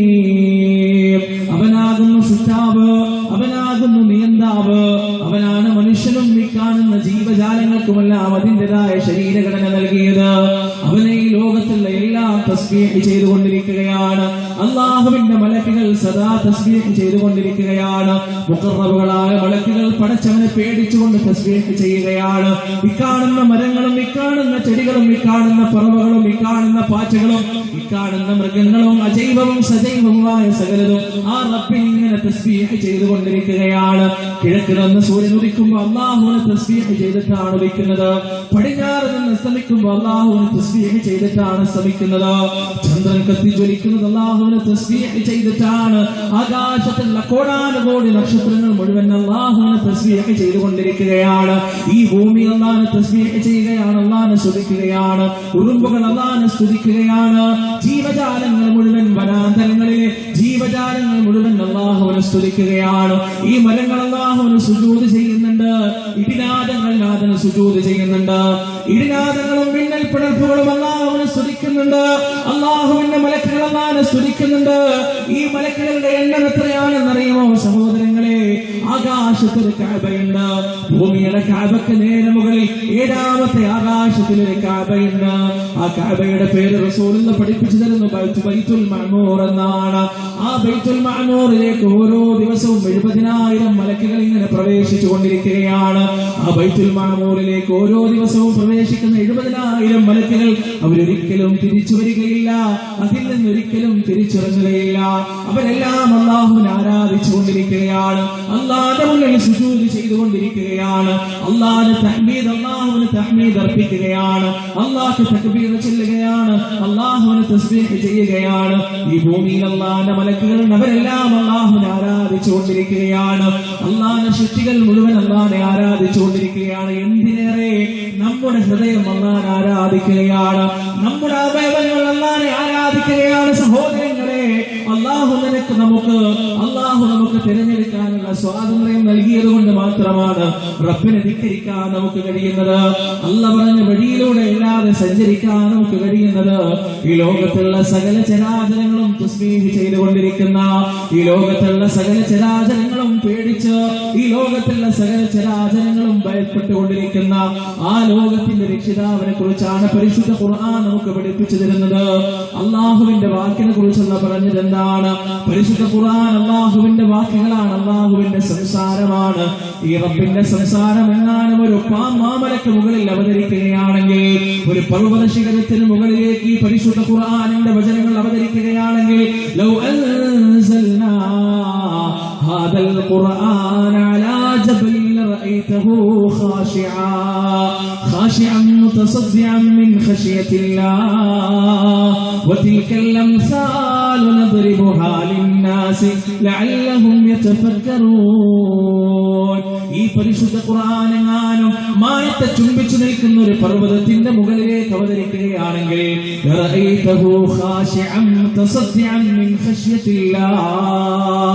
അല്ലാഹുവിനെ കുറിച്ചുള്ള ഭയത്താൽ ആ മഹാപർവ്വതം തകർന്ന് തരിപ്പണമാകുന്നതായ റസൂലേ താങ്കൾക്ക് കാണാം.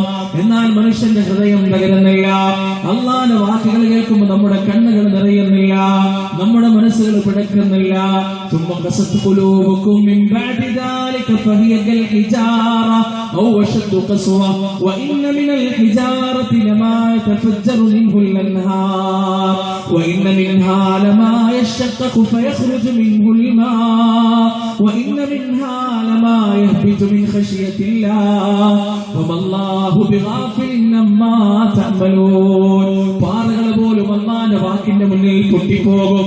ഭീമാകാരങ്ങളായ പർവ്വതങ്ങൾ പോലും പിളർന്നുകൊണ്ട് അല്ലാഹുവിനെ കുറിച്ചുള്ള ഭയത്താൽ പൊട്ടിപ്പിളർന്ന് അതിന്റെ അകത്ത് നിന്ന് ജലാശയങ്ങൾ ഉണ്ടായിക്കൊണ്ടിരിക്കുമെന്നാൽ മനുഷ്യന്റെ ഹൃദയം എത്രയോ കഠിനമായിരിക്കുകയാണ്.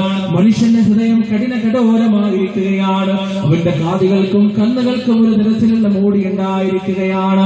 അല്ലാഹുവിനെ ഭയപ്പെടാത്ത ചരാചരങ്ങളില്ല, അല്ലാഹുവിനെ ഭയപ്പെടാത്ത അജൈവങ്ങളും സജൈവങ്ങളുമായ യാതൊന്നും ഈ ഭൂമിയില്ല എന്നാണ് പരിശുദ്ധ ഖുർആൻ അല്ലാഹുവിനെ പരിചയപ്പെടുത്തുന്നത്.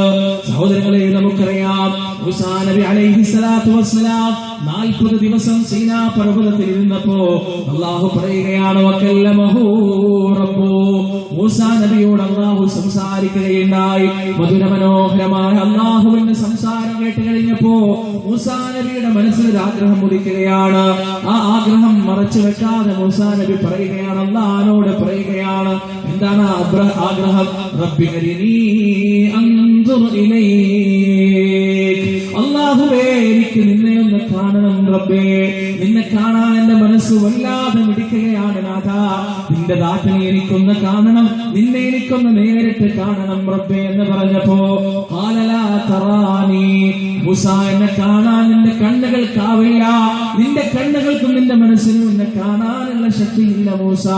വലാകിൻ انظر الى الجبل فان استقر مكانه فسوف تراني فلما تجلى ربه للجبل جعله دكا وخر موسى صعقا.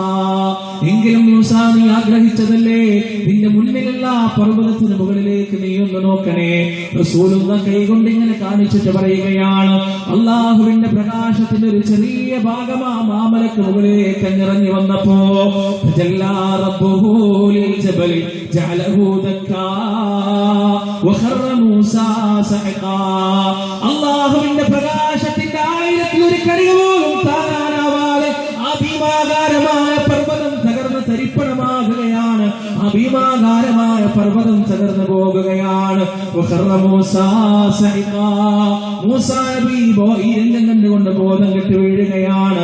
ഈ രംഗം കണ്ടുകൊണ്ട് താങ്ങാൻ കഴിയാതെ മോഹാലസ്യപ്പെടുകയാണ്. ഫലമ്മാ അഫാഖ, ബോധം തെളിഞ്ഞപ്പോ മൂസ നബി പറയുകയാണ്, യാ അല്ലാഹ് സുബ്ഹാനക യാ അല്ലാഹ്, നീ പരിശുദ്ധനാണ് റബ്ബേ, നീ പരമപരിശുദ്ധനാണ് റബ്ബേ. ഇന്നി തുബ്തു ഇലൈക്, ഞാൻ നിന്നിലേക്ക് ഇതാ പശ്ചാത്തപിച്ച് മടങ്ങുകയാണ്. വഅന അവ്വലുൽ മുഅ്മിനീൻ, വിശ്വസിക്കുന്നവരിൽ ഞാൻ ഏറ്റവും മുൻപന്തിയിലായിരിക്കുമെന്ന മൂസാ നബിയുടെ പ്രഖ്യാപനമാണ്. അല്ലാഹുവിന്റെ പ്രകാശത്തിന്റെ ഒരു ചെറിയ ഭാഗം ഇറങ്ങി വന്നപ്പോ തകർന്നു പോയ പർവ്വതത്തെ കുറിച്ച് പരിശുദ്ധ ഖുർആൻ നമുക്ക് പഠിപ്പിച്ചു തരികയാണ്. സഹോദരങ്ങളെ, നിങ്ങൾക്കറിയുമോ ഖിയാമത്ത് നാളിന്റെ അന്ന് അല്ലാഹു സൂറത്ത് സുമറിന്റെ 67-ാമത്തെ ആയത്തിലൂടെ പറയുകയാണ്, വമാ ഖദറുല്ലാഹി ഹഖ ഖദരി വൽ അർദു ജമീഅ, അല്ലാഹു നിങ്ങളെ കണക്കാക്കേണ്ടതുപോലെ കണക്കാക്കിയിട്ടില്ല. ഖിയാമത്ത് നാളിന്റെ അന്ന് അല്ലാഹുവിന്റെ ഇടതുകയിൽ അല്ലാഹുവിന്റെ കയ്യിൽ ഈ ഭൂമി വെറും കല്ല് പോലെയായിരിക്കും. വസ്സമാവാതു മത്വിയാതും ബിയമീനി, ആകാശങ്ങൾ റബ്ബിന്റെ വലത് കയ്യിൽ ഒരു ചുരുട്ട് പോലെ മാത്രമായിരിക്കും. ആ റബ്ബിനെ കുറിച്ചാണ് പരിശുദ്ധ ഖുർആൻ പഠിപ്പിച്ചു തരുന്നത്. ആ അല്ലാഹുവിനെ കുറിച്ചാണ് പരിശുദ്ധ ഖുർആൻ പഠിപ്പിച്ചു തരുന്നത്. ശിക്ഷിക്കാൻ കഴിയുന്ന അല്ലാഹ്, റഹ്മത്തുള്ള അല്ലാഹ്, കാരുണ്യമുള്ള അല്ലാഹ്. സഹോദരങ്ങളെ ആലോചിച്ച് നോക്ക്, ഈ രണ്ട് പരിചയപ്പെടുത്തലുകളും തമ്മിലുള്ള വ്യത്യാസം അന്തരം എത്രയാണ്? ഒന്നാമത്തത് മാലക്കിതാബുകളിൽ പറയപ്പെട്ട അള്ളയാണ്, രണ്ടാമത്തത് പരിശുദ്ധ ഖുർആൻ നമുക്ക് പഠിപ്പിച്ചു തന്ന അല്ലാഹ്. അഫലാ യൻദുറൂന ഇലൽ ഇബ്ലി കൈഫ ഖുലിഖത് വഇല السماء كيف رفعت وإلى الجبال كيف نصبت وإلى الأرض كيف سطحت. ഒട്ടകത്തെ കണ്ടിട്ടില്ലേ, പർവ്വതത്തെ കണ്ടിട്ടില്ലേ, ആകാശത്തെ കണ്ടിട്ടില്ലേ, ഭൂമിയെ കണ്ടിട്ടില്ലേ, ചരാചരങ്ങളെ കണ്ടിട്ടില്ലേ, അവ സൃഷ്ടിക്കപ്പെട്ടത് വിധാനിച്ചത് എങ്ങനെയാണെന്ന് കണ്ടിട്ടില്ലേ? ഇന്ന ഫീ ഖൽഖിസ് സമാവാതി വൽ അർദ് വഖ്തിലാഫിൽ ലൈലി വൻ നഹാർ വൽ ഫുൽകി അല്ലതീ തജ്രി ഫിൽ ബഹ്രി ബിമാ യൻഫഉൻ നാസ് വമാ أنزل الله من السماء من ماء فأحيا به الأرض بعد موتها وبث فيها من كل دابة. ആകാശഭൂമികളുടെ സൃഷ്ടിപ്പിൽ രാത്രിയുടെയും പകലിന്റെയും മാറി മാറിയുള്ള വരവ്, കടലിന്റെ പരപ്പിലൂടെ സഞ്ചരിക്കുന്ന കപ്പലുകളിൽ, ഭൂമി ആകാശത്ത് നിന്ന് മഴ പെയ്യുന്ന മഴയിൽ, അതുമൂലം ഭൂമിയിൽ മുളച്ചു പൊങ്ങുന്ന വൈജാത്യങ്ങളുള്ള ചെടികളിൽ, അതിൽ നിന്ന് ഭക്ഷിക്കുന്ന ഭൂമിയിൽ പരന്നു കിടക്കുന്ന ജീവജാലങ്ങളിൽ എല്ലാറ്റിലും ദൃഷ്ടാന്തമുണ്ട്. ആർക്കാണ് ദൃഷ്ടാന്തം? ചിന്തിക്കുന്ന ജനങ്ങൾക്ക് ദൃഷ്ടാന്തമുണ്ട്, ആലോചിക്കുന്ന ജനങ്ങൾക്ക് ദൃഷ്ടാന്തമുണ്ട്. അല്ലാഹുവിനെ കുറിച്ച് മനസ്സിലാക്കാൻ ഈ പ്രപഞ്ചത്തിലേക്ക് നോക്കിയാൽ മതി എന്നാണ്. ഈ പ്രപഞ്ചം മുഴുവനും വിധാനിച്ച സുന്ദരമായ ഈ സംവിധാനത്തിന്റെ സംവിധായകനായ അല്ലാഹ് പരിശുദ്ധ ഖുർആൻ പഠിപ്പിക്കുന്ന അല്ലാഹ്. സഹോദരങ്ങളെ, രണ്ടും ഭയങ്കര വ്യത്യാസമാണ്. അതുകൊണ്ടാണ് പറഞ്ഞത്, ദലാലത്ത് എന്താണെന്ന് മനസ്സിലാക്കിയാലേ ഹിദായത്ത് എന്താണെന്ന് മനസ്സിലാക്കാൻ നമ്മളെ കൊണ്ട് പറ്റുള്ളൂ. അല്ലാഹു സുബ്ഹാനഹു വ തആല മനസ്സിലാക്കാൻ നമുക്ക് തൗഫീഖ് നൽകട്ടെ. സഹോദരങ്ങളെ, അള്ളാഹുവിന്റെ രണ്ട് സിഫത്തുകൾ സൂറത്തുൽ മാഇദയിൽ അള്ളാഹ് നമുക്ക് പറഞ്ഞു തരുന്നുണ്ട്. എന്തൊക്കെയാണ് ആ സിഫത്ത് എന്നറിയോ? അള്ളാഹുവിന് ഒരുപാട് സിഫത്തുകളുണ്ട്. അതിൽ പ്രധാനപ്പെട്ട രണ്ട് സിഫത്ത്. ഒന്നാമത്തെ സിഫത്ത് എന്താ പറയാ? പറയാ അന്നല്ലാഹ ശദീദുൽ ഇഖാബ് വഅന്നല്ലാഹ ഗഫൂറുർ ഇന്നല്ലാഹ ശദീദുൽ ഇഖാബ്. അല്ലാഹു കഠിനമായി ശിക്ഷിക്കുന്നവനാണ്. അല്ലാഹുവിന്റെ ശിക്ഷ ഭയാനകമാണ്, ഭയവിഹ്വലമാണ്. അല്ലാഹുവിന്റെ ഒരു സിഫത്താണ്, അല്ലാഹു കഠിനമായി ശിക്ഷിക്കും. ഇന്നല്ലാഹ ശദീദുൽ ഇഖാബ്. പടച്ച തമ്പുരാൻ കഠിനമായി ശിക്ഷിക്കുന്നവനാണ്. അദാബുൻ അലീം, അദാബുൻ മുഹീൻ, അദാബുൻ അദീം. മൂന്ന് രൂപത്തിൽ പ്രധാനപ്പെട്ട അല്ലാഹുവിന്റെ ശിക്ഷയെ കുറിച്ച് പറഞ്ഞിട്ടുണ്ട്. അദാബുൻ അലീം വേദനാജനകമായ ശിക്ഷ, അദാബുൻ മുഹീൻ അപമാനിക്കുന്ന നിന്ദ്യമായ ശിക്ഷ, അദാബുൻ അദീം ഭയാനകമായ വമ്പിച്ച ശിക്ഷ. ഇതൊക്കെ അല്ലാഹുവിന്റെ ശിക്ഷയെ കുറിച്ച് പറഞ്ഞതാണ്. وَلَنُذِيقَنَّهُم مِّنَ الْعَذَابِ الْأَدْنَىٰ دُونَ الْعَذَابِ الْأَكْبَرِ لَعَلَّهُمْ يَرْجِعُونَ. ഈ ദുനിയാവിൽ അല്ലാഹുവിന്റെ ശിക്ഷയുണ്ട്, ഈ ദുനിയാവിൽ അല്ലാഹുവിന്റെ അദാബുണ്ട്. അല്ലാഹുവിന്റെ അദാബ് കൊണ്ട് നശിച്ചുപോയ ഒരുപാട് സമുദായങ്ങൾ മുൻകാലങ്ങളിൽ കഴിഞ്ഞു പോയിട്ടുണ്ട്. നൂഹ് നബിയുടെ സമുദായത്തെ അല്ലാഹു നശിപ്പിച്ചു കളഞ്ഞിട്ടുണ്ട്, ആദ് സമുദായത്തെ അല്ലാഹു നശിപ്പിച്ചു കളഞ്ഞിട്ടുണ്ട്, തമൂദ് ഗോത്രത്തെ അല്ലാഹു നശിപ്പിച്ചു കളഞ്ഞിട്ടുണ്ട്. ആദ് സമുദായം അല്ലാഹുവിനെ വെല്ലുവിളിച്ചത് എങ്ങനെയാണെന്ന് അറിയുമോ? അജിത്തനാ ലിമാ തഅഫികനാ അൻ ആലിഹതിനാ ഫഅ്തിനാ ബിമാ തഇദുനാ ഇൻ കുൻത മിനസ് സാദിഖീൻ. അവരുടെ പ്രവാചകനായ ഹൂദ് നബി അലൈഹിസ്സലാത്തു വസ്സലാമിനോട് അവർ പറയുകയാണ്, ഹൂദേ, നീ പറയുന്നത് പോലെ ഒരു അല്ലാഹ് ഉണ്ടെങ്കിൽ, ആ അല്ലാഹുവിനെ ശിക്ഷിക്കാൻ കഴിവുണ്ടെങ്കിൽ നീ പറയുന്നത് പോലെ ശിക്ഷിച്ചു എന്ന് കാണിക്കാൻ പറ. ആ റബ്ബിന്റെ ശിക്ഷ ഞങ്ങളൊന്ന് കാണട്ടെ, അതിനെ നേരിടാൻ ഞങ്ങൾ തയ്യാറാണ്.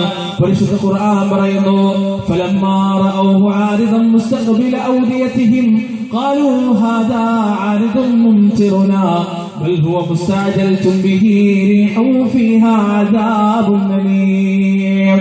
ആ വെല്ലുവിളി കഴിഞ്ഞിട്ട് ഏതാനും ദിവസങ്ങൾ കഴിഞ്ഞപ്പോ അവരുടെ താഴ്വരയതാ മേഘാവൃതമാവുകയാണ്. അവരുടെ താഴ്വരയ്ക്ക് മുകളിൽ കറുത്ത മേഘം ഇങ്ങനെ പ്രത്യക്ഷപ്പെടുകയാണ്. അവരെ പറയുകയാണ്, ഹാദാ ആരിദുൻ മുംതിറുനാ, ഇത് ഞങ്ങൾക്ക് മഴ തരാനുള്ള മേഘമാണ്, ഞങ്ങളുടെ നാട്ടിൽ മഴ കിട്ടാൻ പോകുകയാണ് എന്ന് പറയുകയാണ്. ബൽ ഹുവ മുസ്തഅജൽതും ബിഹി റീഹു ഫീഹാ അദാബുൻ അലീം. വേദനാജനകമായ ശിക്ഷ ഒളിപ്പിച്ചു വെച്ച അല്ലാഹുവിന്റെ കാറ്റാകുന്നു അത്. കാറ്റിലൂടെയാണ് ആദ് സമുദായത്തെ അല്ലാഹു നശിപ്പിച്ചു കളഞ്ഞത്. എങ്ങനെയാണ് ആ കാറ്റടിച്ചു വീശിയത്? സഖറഹാ അലൈഹിം സബഅ ലയാലിൻ വസമാനിയത അയ്യാം ഹുസൂമൻ ഫതറൽ ഖൗമ ഫീഹാ സറആ കഅന്നഹും അഅജാസു നഖ്ലിൻ ഖാവിയ ഫഹൽ തറാ ലഹും മിൻ ബാഖിയ. 7 രാത്രികളും 8 പകലുകളും നിരന്തരമായി അടിച്ചു വീശുന്ന കാറ്റുകൾ ആദ് സമുദായത്തെ മുഴുവനും നശിപ്പിച്ചങ്ങ് കളഞ്ഞു. ഏതുപോലെ കഅന്നഹും അഅജാസു നഖ്ലിൻ ഖാവിയ. ഇന്നലെ വരെ നെഞ്ചു വിരിച്ചു നിന്നുകൊണ്ട് അല്ലാഹുവിന്റെ ശിക്ഷയെ വെല്ലുവിളിച്ച, അല്ലാഹുവിന്റെ ഖുദ്റത്തിനെ വെല്ലുവിളിച്ചവർ വെട്ടിയിടപ്പെട്ട ഈന്തപ്പന തടികൾ പോലെ അവരുടെ വീടുകൾക്കകത്ത് ചത്തു മരച്ചു കിടക്കുകയാണ്. ഫഹൽ തറാ ലഹും മിൻ ബാഖിയ. വെല്ലുവിളിച്ചൊരു നാവ് പോലും അവശേഷിച്ചില്ല, ധിക്കരിച്ചൊരു കൈകൾ പോലും അവശേഷിച്ചില്ല. അല്ലാഹുവിന്റെ ശിക്ഷയാണ്. ഒരുപാട് സമുദായത്തിൽ അല്ലാഹുവിന്റെ അദാബ് വന്നിട്ടുണ്ട്, അല്ലാഹുവിന്റെ ശിക്ഷ ഇറങ്ങിയിട്ടുണ്ട്. ഇടക്കിടക്ക് സുനാമിയുടെ രൂപത്തിലും ഭൂകമ്പത്തിന്റെ രൂപത്തിലും വെള്ളപ്പൊക്കത്തിന്റെ രൂപത്തിലും കൊടുങ്കാറ്റിന്റെ രൂപത്തിലും ചുഴലിക്കാറ്റിന്റെ രൂപത്തിലും മാറാവ്യാധിയുടെ രൂപത്തിലുമെല്ലാം അല്ലാഹുവിന്റെ അദാബ് ഈ ഭൂമിയിലേക്ക് കടന്നു വന്നുകൊണ്ടിരിക്കുന്നു. അവസാനം കഴിഞ്ഞ മഹാപ്രളയത്തിൽ എത്ര ജീവനാണ് സഹോദരങ്ങൾ നമുക്ക് നഷ്ടപ്പെട്ടു പോയത്? ഇന്തോനേഷ്യയിൽ നടന്ന ഭൂകമ്പത്തിൽ എത്ര ജീവിതമാണ് നഷ്ടപ്പെട്ടത്? എത്ര ആളുകളാണ് മരിച്ചു വീണത്? എത്ര കുടുംബനാഥന്മാരാണ് ഇല്ലാതെയായത്?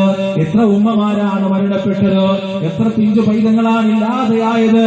2004 സുനാമിയിൽ എത്ര മനുഷ്യന്മാരുടെ ലോലമായ മൃതദേഹങ്ങളാണ് കടലിലാഴങ്ങളിൽ ജീവിക്കുന്ന ഭീമാകാരങ്ങളായ മത്സ്യങ്ങൾക്ക് അത്താരമായത്? അല്ലാഹു ചോദിക്കുന്നുണ്ട്, അഫഅമിന അഹ്ലുൽ ഖുറാ അയതിയഹും ബഅസുനാ ബയാതൻ വഹും നായിമൂൻ. മനുഷ്യരെ, നിങ്ങൾ ഇങ്ങനെ ഉറങ്ങിക്കൊണ്ടിരിക്കുമ്പോ, നിങ്ങളുടെ വീടിന്റെ അകത്ത് മുറിക്കകത്ത് മാർദ്ദവമായ പട്ടുമെത്തയിൽ നിങ്ങൾ ഇങ്ങനെ കിടന്നുകൊണ്ടിരിക്കുമ്പോ അല്ലാഹുവിന്റെ അദാബ് നിങ്ങളിലേക്ക് വരുന്നതിനെ കുറിച്ച് നിങ്ങൾ നിർഭയരാണോ? അഫഅമിന അഹ്ലുൽ ഖുറാ അയതിയഹും ബഅസുനാ ദുഹൻ വഹും യൽഅബൂൻ. കളിച്ചിങ്ങനെ ആനന്ദിച്ചുകൊണ്ടിരിക്കുമ്പോ, ആണും പെണ്ണും വ്യത്യാസമില്ലാതെ കടൽ തീരങ്ങളിലും പാർക്കുകളിലും ക്ലബ്ബുകളിലും ഇങ്ങനെ അഴിഞ്ഞാടിക്കൊണ്ടിരിക്കുമ്പോ അല്ലാഹുവിന്റെ അദാബ് നിങ്ങളിലേക്ക് കടന്നു വരികയില്ല എന്നെന്തുറപ്പാണ് നിങ്ങൾക്കുള്ളത്? അഫഅമിനൂ മക്റല്ലാഹ് ഫലാ യഅ്മനു മക്റുല്ലാഹി ഇല്ലൽ ഖൗമുൽ ഖാസിറൂൻ. അല്ലാഹുവിന്റെ അദാബിനെ കുറിച്ച് നിർഭയരായിരിക്കാൻ നിങ്ങൾക്ക് എന്ത് അവകാശമാണുള്ളത്? അറിയണം മനുഷ്യരെ, അറിയണം മനുഷ്യരെ. അല്ലാഹു പറയുകയാണ്, അല്ലാഹുവിന്റെ അദാബിനെ കുറിച്ച് നിർഭയനായിരിക്കുന്നവൻ അങ്ങേയറ്റത്തെ നഷ്ടക്കാരൻ തന്നെയാണ്, അങ്ങേയറ്റത്തെ നഷ്ടക്കാരൻ തന്നെയാണ്. കേരളം മുഴുവൻ വെള്ളത്തിനടിയിലായപ്പോ, കേരളത്തിലെ പട്ടണങ്ങൾ മുഴുവൻ വെള്ളത്തിനടിയിലായപ്പോ, ഇന്നലെ വരെ അല്ലാഹുവിന്റെ ഉണ്മയെ നിഷേധിച്ചിരുന്നവർ, ദൈവാസ്തിത്വത്തെ നിഷേധിച്ചിരുന്നവർ പോലും അറിയാതെ പടച്ചോനെ വിളിച്ചുപോയ സന്ദർഭമാണത്. ഇന്നലെ വരെ അഹങ്കാരികളായവർ ആ പിറ്റേന്ന് വെള്ളപ്പൊക്കത്തിന്റെ പിറ്റേ ദിവസം അഭയാർത്ഥി ക്യാമ്പുകളിൽ എല്ലാം നഷ്ടപ്പെട്ടവരായി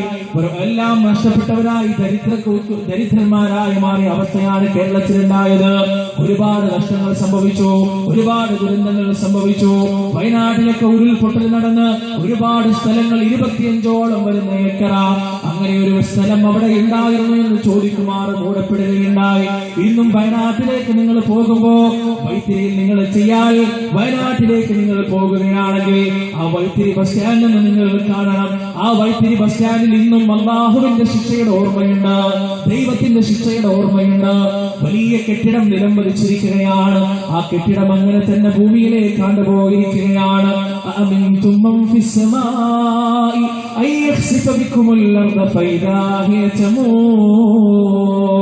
അല്ലാഹു ചോദിക്കുന്നുണ്ട്, ഭൂമിയിൽ നിങ്ങൾ ഇങ്ങനെ ഞെളിഞ്ഞു നടക്കുമ്പോ, ഭൂമിയിൽ അഹങ്കാരത്തോടെ നിങ്ങൾ നടക്കുമ്പോ ആ ഭൂമി നിങ്ങളെ വിഴുങ്ങിക്കളയുകയില്ല എന്ന് മനുഷ്യരെ ഉറപ്പാണ് നിങ്ങൾക്കുള്ളത്. ആകാശത്തിൽ നിന്ന് നിങ്ങൾക്ക് നേരെ ചരൽ വർഷം ഉണ്ടാവുകയില്ല എന്ന് എന്തുറപ്പാണ് മനുഷ്യരെ നിങ്ങൾക്കുള്ളത് എന്ന് അള്ളാഹു ചോദിക്കുന്നത്. ഇതെല്ലാം അള്ളാഹുവിന്റെ ചെറിയ ശിക്ഷകളിൽ പെട്ടതാണ്. وَلَنُذِيقَنَّهُمْ مِنَ الْعَذَابِ أَدْنَى دُونَ الْعَذَابِ الْأَكْبَرِ لَعَلَّهُمْ يَرْجِعُونَ. എന്തിനാണ് സുനാമി ഉണ്ടാകുന്നത്? എന്തിനാണ് ഭൂകമ്പം ഉണ്ടാകുന്നത്? എന്തിനാണ് കൊടുങ്കാറ്റുണ്ടാകുന്നത്?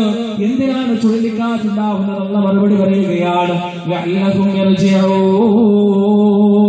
മടങ്ങി വന്നേക്കാം, നമ്മൾ തിരിച്ചു പോയേക്കാം, അല്ലാഹുവിന്റെ വിളിക്ക് ഉത്തരം നൽകിയേക്കാം, ഒരുപക്ഷെ ചിന്തിക്കുന്നവരായി മാറിയേക്കാം. അതിനാണ് ചെറിയ ചെറിയ ശിക്ഷകൾ അല്ലാഹു നൽകുന്നത്. എന്നാൽ സഹോദരങ്ങളെ, യഥാർത്ഥമായ ശിക്ഷ വരാതിരിക്കുന്നതേയുള്ളൂ. അത് ഖബറിൽ വെച്ചുണ്ട്, ഹശ്റിന്റെ മൈതാനിയിൽ വെച്ചുണ്ട്, അവസാനമായി ഭീമാകാരമായ ഭയാനകമായ നരകത്തിലും എന്റെ സഹോദരങ്ങളെ അല്ലാഹു ഒരുക്കി വെച്ച ഭയാനകമായ ശിക്ഷ നിലനിൽക്കുകയാണ്. അതാണ് ഏറ്റവും വലിയ ശിക്ഷ, അല്ലാഹുവിന്റെ അദാബുകളിൽ ഏറ്റവും വലിയ അദാബ്. സഹോദരങ്ങളെ, അതൊന്ന് ആലോചിച്ച് നോക്ക്. വെള്ളം കൊണ്ട് അല്ലാഹ് നശിപ്പിച്ചിട്ടുണ്ട് ഈ ഭൂമിയിൽ പല സമുദായത്തെയും. ന്യൂനപര സമുദായത്തെ നശിപ്പിച്ചത് വെള്ളം കൊണ്ടാണ്.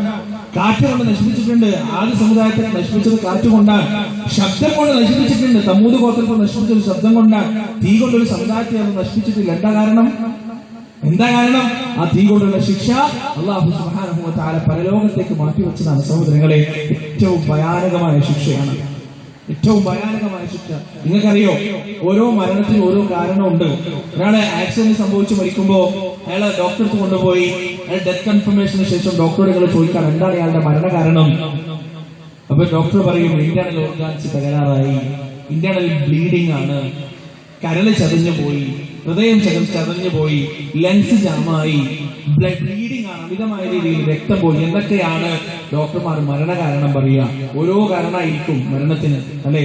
എപ്പോഴാണ് നമ്മൾ തേടി വരാമെന്നറിയില്ല. പക്ഷേ തീപിടിച്ച് മരിക്കുമ്പോ ആ മരണത്തിന്റെ കാരണം എന്താ അറിയുന്നത്? തീപിടിച്ചുള്ള മരണത്തിന്റെ കാരണം എന്താ അറിയുക? ശരിക്കും മനസ്സിലാക്കി വെച്ചു. വേദന കൊണ്ടാണ് മരിക്കുന്നത്. അതായത് ഈ ബൾബ്, ഈ ലൈറ്റ് ഉണ്ടോ, ഈ ലൈറ്റിന് താങ്ങാൻ പറ്റുന്ന ഒരു വോൾട്ടേജ് കപ്പാസിറ്റി ഉണ്ട്. അതിന്റെ മുകളിലേക്ക് കറണ്ട് ആ ലൈറ്റിലേക്ക് പോയാൽ എന്താ സംഭവിക്കുക? ആ ലൈറ്റ് അടിച്ചു പോകും, അല്ലെ? അതുപോലെ തന്നെ നമ്മുടെ തലച്ചോറിന് താങ്ങാൻ പറ്റുന്ന വേദനയുടെ ഒരു പരിധിയുണ്ട്, ത്രെഷോൾഡ് ഉണ്ട്. അതിന്റെ അപ്പുറത്തേക്കുള്ള വേദന വന്നാൽ ഈ ലൈറ്റ് അടിച്ചു പോകുന്ന പോലെ തന്നെ നമ്മുടെ തലച്ചോറ് അടിച്ചു പോകും, ഫ്യൂസായി പോകും. തീ പിടിക്കുമ്പോൾ അതാണ് സംഭവിക്കുന്നത്. ഭയങ്കര വേദനയാണ്. മുറിയുന്നത് പോലെയല്ല, എല്ലൊടിയുന്നത് പോലെയല്ല, അത് വേറത്തെ ഏറ്റവും ഭയാനകമായ വേദനയാണ് പൊള്ളൽ. പൊള്ളലേറ്റവർക്കറിയാം എല്ല് പൊട്ടുന്ന വേദനയോ ശരീരം മുറിയുന്ന വേദനയൊന്നും അല്ല പൊള്ളലേറ്റ് കഴിഞ്ഞാൽ. കാറ്റടിക്കുമ്പോൾ വേദന. എന്നാലും ഒരു ക്രമാണത്. ഈ ത്രെഷോൾഡിൽ എത്തുമ്പോൾ നമ്മുടെ തലച്ചോറ് തന്നെ അടിച്ചു പോവാൻ, അതിനപ്പുറത്തേക്ക് താങ്ങാൻ നമ്മുടെ ശരീരത്തിനെ കൊണ്ട് കഴിയില്ല. എന്നാൽ സഹോദരങ്ങളെ, അല്ലാഹു പറയുകയാണ് പരിശുദ്ധ ഖുർആനിൽ സുമ്മ ലാ യമൂതു ഫീഹാ വലാ യഹ്യാ. നാളെ നരകത്തിൽ വെച്ച് നമ്മുടെ രോമകൂപങ്ങളിലൂടെ അഗ്നിനാളങ്ങൾ ഇരച്ചേറുന്ന സമയത്ത് നമ്മൾ മരിക്കില്ല. നമ്മുടെ തലച്ചോറിന് വേദനയുടെ ത്രശൂലില്ല. അവിടെ എത്ര വേദന അനുഭവിക്കാനും നമ്മുടെ ശരീരമല്ല സജ്ജമാക്കിയിരിക്കുകയാണ്. നരകത്തിലേക്ക് പോകുന്ന ഒരു മനുഷ്യന്റെ ശരീരത്തിന്റെ വലുപ്പം എത്രയാണ്? അവന്റെ ഒരു തോളിൽ നിന്ന് മറ്റൊരു തോളിലേക്ക് വേഗത്തിൽ സഞ്ചരിക്കുന്ന ഒരു സഞ്ചാരി 3 ദിവസം സഞ്ചരിക്കേണ്ടി വരും. അവന്റെ ഒരു പല്ല് ഉഹുദ് മലയോളം വലുപ്പമുണ്ടാകും. അവന്റെ തൊലിക്ക് 40 മുഴം കട്ടിയുണ്ടാകുമെന്ന് റസൂൽ പറഞ്ഞത് എന്തിനാണ്? എത്ര വലിയ വേദന വന്നാലും എത്ര വലിയ പ്രയാസം വന്നാലും ആ പ്രയാസങ്ങളെല്ലാം അനുഭവിക്കാൻ അവന്റെ ശരീരത്തെ അല്ലാഹു പാകപ്പെടുത്തുകയാണ്. യഅലമൂ അന്നല്ലാഹ ശദീദുൽ ഇഖാബ്. അറിയണേ നിങ്ങൾ, അല്ലാഹു കഠിനമായി ശിക്ഷിക്കുന്നവനാണ്. അല്ലാഹുവിന്റെ ഒന്നാമത്തെ സിഫത്താണ് പറഞ്ഞ ഒന്നാമത്തെ സിഫത്ത്. രണ്ടാമതായി അല്ലാഹു പറഞ്ഞ സിഫത്ത് എന്താ അറിയോ? വന്നല്ലാഹ ഗഫൂറുർ റഹീം. അല്ലാഹു അങ്ങേയറ്റം പൊറുക്കുന്നവനും കരുണാനിധിയുമാണ്. നബ്ബി ഇബാദി അന്നി അനൽ ഗഫൂറുർ റഹീം. എന്റെ അടിമകൾക്ക് അറിയിച്ചു കൊടുക്കണേ. നബ്ബി ഇബാദി അന്നി അനൽ ഗഫൂറുർ റഹീം. ഞാൻ അങ്ങേയറ്റം പൊറുക്കുന്നവനും കരുണാനിധിയുമാണെന്ന് എന്റെ അടിമകൾക്ക് അറിയിച്ചു കൊടുക്കണേ എന്ന് അല്ലാഹു പറയുകയാണ്. റബ്ബിന്റെ കാരുണ്യം വിശാലമാണ് സഹോദരങ്ങളെ. അല്ലാഹുവിന്റെ കാരുണ്യം വിശാലമാണ്. ഖുൽ യമ്മ ഫിസ് സമാവാതി വൽ അർദ് ഖുല്ലാഹ് كتب على نفسه الرحمة ليجمعنكم إلى يوم القيامة لا ريب فيه. ആരുടേതാണ് ഈ ആകാശവും ഭൂമിയും? ചോദിക്കുന്ന നബിയെ. ഖുൽ ലില്ലാഹ്, അല്ലാഹുവിന്റേതാണ്. كتب على نفسه الرحمة, كتب على نفسه الرحمة. അവനവന്റെ സ്വന്തത്തിന് റഹ്മത്ത് നിർബന്ധമാക്കിയിരിക്കുകയാണ്, കരുണ നിർബന്ധമാക്കിയിരിക്കുകയാണ്. ലോകത്തുള്ള കോടിക്കണക്കിന് മാതാക്കൾ എത്രയോ വേദന സഹിച്ചിട്ട് പ്രസവിച്ച് അവരുടെ കുഞ്ഞുങ്ങളെ നെഞ്ചോട് ചേർത്ത് പിടിക്കുന്നത് അല്ലാഹു കൊടുത്ത കാരുണ്യത്തിൽ നിന്നാണ്. ലോകത്ത് എത്രയോ പിതാക്കളുണ്ട് സ്വന്തം ജീവിതത്തിന്റെ ഇഷ്ടങ്ങളും സുഖങ്ങളും മുഴുവനും ഒഴിവാക്കി മരുഭൂമിയിൽ പോയി അറബിയുടെ ആട്ടും തുപ്പലുമേറ്റ് പണിയെടുക്കുന്ന പിതാക്കളുണ്ട്. ജീവിതത്തിലെ എല്ലാ നല്ല നാളുകളും ബലികഴിച്ച പിതാക്കളുണ്ട്. അവരാ പണിയെടുക്കുന്നത് വളർന്നു വരുന്ന കുരുന്നുകൾക്ക് വേണ്ടിയാണ്. ആ കുരുന്നുകളോടുള്ള വാത്സല്യവും സ്നേഹവും കാരുണ്യവുമാണ് ആ ഊഷരമായ മരുഭൂമിയിൽ അവരെ പിടിച്ചു നിർത്തുന്നത്. ആ കാരുണ്യം അവർക്ക് നൽകിയത് അല്ലാഹുവാണ്. അല്ലാഹുവിന്റെ റഹ്മത്തിൽ നിന്ന് പങ്കിട്ടെടുത്തതാണ്. റസൂലുള്ളാഹി സ്വല്ലല്ലാഹു അലൈഹി വസല്ലം പറയാണ്, അല്ലാഹുവിന് 100 കാരുണ്യമുണ്ട്. ആ 100 കാരുണ്യത്തിൽ ഒരൊറ്റ കാരുണ്യം മാത്രമാണ് അല്ലാഹു സുബ്ഹാനഹു വ തആല ഈ ഭൂമിയിലേക്ക് അവതരിപ്പിച്ചത്. ബാക്കി കാരുണ്യമെല്ലാം റബ്ബ് സുബ്ഹാനഹു വ തആല അവിടെ വെച്ചിരിക്കാൻ. 99 കാരുണ്യം എന്തിനറിയോ? സ്വർഗ്ഗത്തിലേക്ക് കടന്നു പോകുന്ന മനുഷ്യന്മാർക്ക് കൊടുക്കാൻ വേണ്ടിയിട്ടാണത്. അല്ലാഹു നമ്മെ എല്ലാവരെയും അതിൽ ഉൾപ്പെടുത്തുന്നതാകട്ടെ. സഹോദരങ്ങളെ, ഈ ഒരു കാരുണ്യം അവതരിപ്പിച്ചപ്പോ സഹോദരങ്ങളെ ഒന്ന് ആലോചിച്ചു നോക്ക്. മുത്തങ്ങയിൽ നിന്ന് ബന്ദിപ്പൂര് കാട് വഴി കർണാടകയിലേക്ക് പോവാ. അവിടെ ഒരു രംഗം ഒരാൾ ഷൂട്ട് ചെയ്തത് കാണാനിടയിൽ. എന്താ അറിയോ? വണ്ടി തട്ടിക്കിട്ട്, വേഗത്തിൽ പോകുന്ന വണ്ടി തട്ടിക്കിട്ട് ഒരു കുരങ്ങ് അതിങ്ങനെ ഒരു ഭാഗത്ത് രക്തം ഇങ്ങനെ ഒലിച്ചിങ്ങനെ നിൽക്കാൻ, ഒരു മരത്തിലിങ്ങനെ ചാരി നിൽക്കാൻ. അയാളതിങ്ങനെ വീഡിയോ എടുക്കാൻ. പെട്ടെന്ന് അതിന് ചെറിയ കുഞ്ഞ് നിന്ന ശബ്ദം ഉണ്ടാക്കിയിട്ട് ആ കുഞ്ഞിന്റെ അടുത്തേക്ക്, പെൺകുരങ്ങിന്റെ അടുത്തേക്ക് ഇങ്ങനെ പോവാൻ. പെട്ടെന്ന് ഈ കുരങ്ങ് അതിനെ വാരിയെടുത്തു, മരണത്തോട് മല്ലിടാൻ അതിനെ വാരിയെടുത്തിട്ട് മാറോട് ഇങ്ങനെ ചേർത്ത് പിടിച്ചു. ആ മരത്തിൽ ചാർന്ന് നിന്നിട്ട് അങ്ങനെ തന്നെ മരിച്ചുപോയി. ആ മരണത്തിന്റെ സമയത്ത് പോലും അതിന്റെ കുഞ്ഞിനോട് കാണിക്കുന്ന ഒരു കാരുണ്യം ഉണ്ടല്ലോ സഹോദരങ്ങളെ. അത് അല്ലാഹു സുബ്ഹാനഹു വ തആല ഏതെങ്കിലും യൂണിവേഴ്സിറ്റിയിലും കോളേജിലും പോയി പഠിച്ചതല്ല. ആ കുരങ്ങിന്റെ ഉമ്മ, കുരങ്ങ് മാതാവ് കാട്ടിലാണ് ജീവിച്ചത്, പ്രാകൃതമായിട്ടാണ് ജീവിച്ചത്. പക്ഷെ അതിന്റെ കുഞ്ഞിനോട് അത് കാണിച്ച കരുണ അല്ലാഹു സുബ്ഹാനഹു വ തആല അവന്റെ കരുണയിൽ നിന്ന് പകുത്തു നൽകിയതാണ്, അവന്റെ റഹ്മത്തിൽ നിന്ന് പകുത്തു നൽകിയതാണ്. ഇങ്ങനെ എത്രയെത്ര സംഭവങ്ങൾ നമുക്ക് കാണാൻ കഴിയും സഹോദരങ്ങളെ. നമ്മുടെ ചുറ്റിലും പരുന്തിങ്ങനെ പറന്നു വരുമ്പോ, തള്ളക്കോഴി പ്രത്യേക ശബ്ദമുണ്ടാക്കുമ്പോ ആ തള്ളക്കോഴിയുടെ ചിറകിന്റെ അടിയിലേക്ക് കുഞ്ഞൻ കോഴികൾ മുഴുവൻ വന്നിങ്ങനെ നിൽക്കാൻ, ആ തള്ളക്കോഴി അവരൊക്കെ സംരക്ഷിച്ചിങ്ങനെ നിൽക്കാൻ. പരുന്ത് ആഞ്ഞു കൊത്തിയാലും ചോര വന്നാലും ആ കോഴിക്കുഞ്ഞുങ്ങളെ തന്റെ ചിറകിന്റെ അടിയിൽ നിന്ന് പുറത്തേക്ക് കൊണ്ടുവരില്ല. തന്റെ കുഞ്ഞുങ്ങളെ പരുന്ത് കൊത്തി കൊണ്ടുപോകാതിരിക്കാൻ. എത്രയെത്ര ജീവജാലങ്ങളുടെ ഉദാഹരണം നമുക്ക് ഇവിടെ കാണാൻ കഴിയും. നമുക്ക് അല്ലാഹു റഹ്മത്ത് തന്നിട്ടില്ലേ? ആ അള്ളാന്റെ കാരുണ്യം എത്രമാത്രം അനുഭവിക്കുന്നവരാണ് സഹോദരങ്ങളെ. പണ്ഡിതന്മാർ പറഞ്ഞെന്തറിയാം, നീ രാവിലെ എഴുന്നേറ്റ് കണ്ണ് തുറക്കുമ്പോ നിനക്ക് കാഴ്ച നഷ്ടപ്പെട്ടിട്ടില്ലെങ്കിൽ നീ അൽഹംദുലില്ലാ പറഞ്ഞു ഒന്നാണ്. അൽഹംദുലില്ലാ നീ പറഞ്ഞു, ഇങ്ങനെ എഴുന്നേറ്റുന്നു, കാലിനൊന്നും പ്രത്യേകിച്ച് തരിപ്പൊന്നുമില്ല, എഴുന്നേറ്റ് നിനക്ക് നടക്കാൻ കഴിയുന്നു, നടന്ന് നീ ബാത്റൂമിലേക്ക് പോയി എല്ലാ കാര്യങ്ങളും സുന്ദരമായി നിർവഹിച്ചു, അൽഹംദുലില്ലാ നീ പറഞ്ഞു. കാരണം അത് അല്ലാഹുവിന്റെ അനുഗ്രഹമാണ്. അതെങ്ങാനും റബ്ബ് തടഞ്ഞാൽ തിരിച്ചു കൊണ്ടുവരാൻ ഒരാൾക്ക് കഴിയില്ല സഹോദരങ്ങളെ. ഒരാൾക്ക് നമ്മൾ സുഖപ്പെടുത്താൻ കഴിയില്ല. എല്ലാം അല്ലാഹുവിന്റെ അനുഗ്രഹമാണ്. ഉറങ്ങുമ്പോഴും ഇരിക്കുമ്പോഴും നടക്കുമ്പോഴും കിടക്കുമ്പോഴും തിന്നുമ്പോഴും കുടിക്കുമ്പോഴും എല്ലാം നമ്മളിങ്ങനെ ശ്വാസം കഴിച്ചുകൊണ്ടിരിക്കുകയാണ്. നമ്മുടെ ശരീരത്തിന് ഓക്സിജൻ ഇല്ലാതെ ഒരു സെക്കൻഡ് പോലും ജീവിക്കാൻ കഴിയില്ല. പക്ഷേ സഹോദരങ്ങളെ, ഈ ഓക്സിജന്റെ വില നമ്മളൊന്ന് മനസ്സിലാവണമെങ്കിൽ എന്തെങ്കിലും സൂക്കേട് വന്നിട്ട് ശ്വാസം കഴിക്കാത്ത രൂപത്തിൽ ഹോസ്പിറ്റലിലേക്ക് ഒന്ന് കൊണ്ടുപോകണം. അവിടെ 1 മണിക്കൂറോ 2 മണിക്കൂറോ ഓക്സിജൻ സിലിണ്ടർ വെച്ചിട്ട് നമുക്ക് ഓക്സിജൻ എന്നതിന്റെ ബില്ല് കണ്ടാൽ ഒരുപക്ഷെ നമ്മൾ ICU വാർഡിലേക്ക് വീണ്ടും കയറ്റേണ്ടി വരും. പക്ഷെ ജനിച്ച അന്ന് തൊട്ട് അള്ളാഹു ഫ്രീ ആയിട്ട് നമുക്ക് ഇങ്ങനെ ഓക്സിജൻ തന്നുകൊണ്ടിരിക്കാൻ, നമ്മളിങ്ങനെ ശ്വസിച്ചുകൊണ്ടിരിക്കാൻ അള്ളാഹുവിന്റെ റഹ്മത്താണ്. സഹോദരങ്ങളെ, ഒരു വേനൽക്കാലത്ത് എറണാകുളത്ത് ചുട്ടുപൊള്ളുന്ന ചൂടുള്ള ഒരു സമയം, നട്ടുച്ചക്ക് എറണാകുളത്ത് ഉച്ചയ്ക്ക് ട്രെയിൻ ഇറങ്ങിയിട്ട് ആ തിരക്കേറിയ നഗരപ്രാന്തത്തിലൂടെ ഒരു സുഹൃത്തിന്റെ കൂടെ ബൈക്കിന്റെ പിറകിൽ യാത്ര ചെയ്യുമ്പോൾ ഒരു സിഗ്നലിന്റെ അടുത്തെത്തി. സിഗ്നൽ റെഡ് ആണ്, മുന്നിൽ ഒരുപാട് വണ്ടികളുണ്ട്, ഞങ്ങൾ അവിടെ നിർത്തി. സിഗ്നൽ റെഡ് ആയപ്പോ ഒരുപാട് ആളുകൾ റോഡ് ക്രോസ് ചെയ്യുന്നുണ്ട്. കൂട്ടത്തിൽ ഒരു മനുഷ്യൻ. ആ മനുഷ്യന്റെ പ്രത്യേകത, 2 കാലും അയാൾക്കില്ല. 2 കാലുമില്ല. കയ്യിനാണെങ്കിൽ പ്രത്യേകിച്ചൊന്നും ഉറയൊന്നും ഇട്ടിട്ടില്ല. പെട്ടെന്ന് അയാൾക്ക് എവിടെയോ പോകേണ്ടതുണ്ട്. അയാളുടെ അരഭാഗത്ത് എന്തോ ഒരു ചട്ട പോലെ പിടിച്ച് വെച്ചു കെട്ടിയിട്ടുണ്ട്. ആ ചട്ട പോലെയുള്ള ഭാഗം ഇങ്ങനെ നിലത്ത് ഉരസിയിട്ടാണ് അയാള് കൈ 2 കുത്തിയിട്ടാണ് അയാളിങ്ങനെ മുന്നോട്ട് പോകുന്നത്. കൈ അയാളെ കൊണ്ട് കുത്താൻ പറ്റുന്നില്ല. കാരണം റോഡ് അത്രയ്ക്ക് ചൂടാണ്. മാർച്ച് ഏപ്രിൽ മാസമാണ്, കഠിനമായ ചൂടാണ്. കഴിഞ്ഞ വർഷമൊക്കെ ഭയങ്കര ചൂടാണല്ലോ സഹോദരങ്ങളെ. എന്നിട്ട് ഈ മനുഷ്യൻ സഹിച്ച് ആ റോഡ് ക്രോസ് ചെയ്യുന്ന സമയത്ത് പെട്ടെന്ന് സിഗ്നൽ അങ്ങോട്ട് ഓണായി, പച്ചകത്തി. വണ്ടികളെല്ലാം ഇങ്ങനെ ചീറിപ്പാഞ്ഞ് മുന്നോട്ട് വരാൻ. ആ സമയത്ത് ഈ മനുഷ്യൻ നിസ്സഹായമായി ഡ്രൈവർമാരുടെ മുഖത്തേക്ക് നോക്കാൻ. 2 ആളുകൾ, ഞങ്ങൾ ഇറങ്ങുന്നതിന്റെ മുന്നേ 2 ആളുകൾ ഇറങ്ങി ചെന്നിട്ട് ഈ മനുഷ്യന്റെ 2 കൈയും തോൾഭാഗം പിടിച്ചിട്ട് തൂക്കിയെടുത്തിട്ട് ഈ റോഡിന്റെ ഇപ്പുറത്ത് കൊണ്ടുപോയി ആക്കിയിട്ട് അദ്ദേഹത്തിന്റെ തോളത്ത് തട്ടി അദ്ദേഹത്തെ സമാധാനിപ്പിച്ചിട്ട് തിരിച്ചു വരാൻ. കണ്ണുനീരിങ്ങനെ ഇറ്റു വീഴുന്നുണ്ട്. ആ സമയത്ത് ഓർത്തുപോയി, സുബ്ഹാനല്ലാഹ്, 2 കാലിൽ നിവർന്നു നിൽക്കാൻ അതാ ഈ കാലുകൾ നൽകിയത് നമ്മൾ ആവശ്യപ്പെട്ടിട്ടല്ല. ഈ 2 കൈകൾ അല്ലാഹ് നമുക്ക് നൽകിയത് നമ്മൾ ആവശ്യപ്പെട്ടിട്ടല്ല. ഈ 2 കണ്ണുകൾ അല്ലാഹു നമുക്ക് നൽകിയത് നമ്മൾ ആവശ്യപ്പെട്ടിട്ടല്ല സഹോദരങ്ങളെ. ഈ 2 കാതുകൾ അല്ലാഹ് നമുക്ക് നൽകിയത് നമ്മൾ ആവശ്യപ്പെട്ടിട്ടല്ല. സുന്ദരമായി സംസാരിക്കാനുള്ള ഈ നാവും, ഞാനിങ്ങനെ സംസാരിക്കുമ്പോൾ കേൾക്കാനുള്ള ചെവിയുമെല്ലാം അല്ലാഹു സൗജന്യമായി തന്നതാണ്. അല്ലാഹുവിന്റെ കാരുണ്യമാണ്, അല്ലാഹുവിന്റെ റഹ്മത്താണ്. അത് എത്രയോ വലുതാണ് സഹോദരങ്ങളെ. അല്ലാഹുവിനെ കുറിച്ച് പരിചയപ്പെടുത്തിയത് സൂറത്ത് ഫാത്തിഹയുടെ 2-ാമത്തെ ആയത്ത് അർ-റഹ്മാൻ റഹീം, പരമകാരുണികനും കരുണാനിധിയുമാണ്. നമുക്കറിയാലോ, 100 പേരെ കൊന്ന ഒരു മനുഷ്യൻ, ആ മനുഷ്യൻ മരിച്ചപ്പോ അദാബിന്റെ മലക്കുകളും റഹ്മത്തിന്റെ മലക്കുകളും വന്നു. അള്ളാഹ് ഇടപെട്ടിട്ട് ആർക്കാ ആ മനുഷ്യന്റെ ആത്മാവിനെ വിട്ടുകൊടുത്തത്? റഹ്മത്തിന്റെ മലക്കുകൾക്കാണ് ആ മനുഷ്യന്റെ ആത്മാവിനെ വിട്ടുകൊടുത്തത്.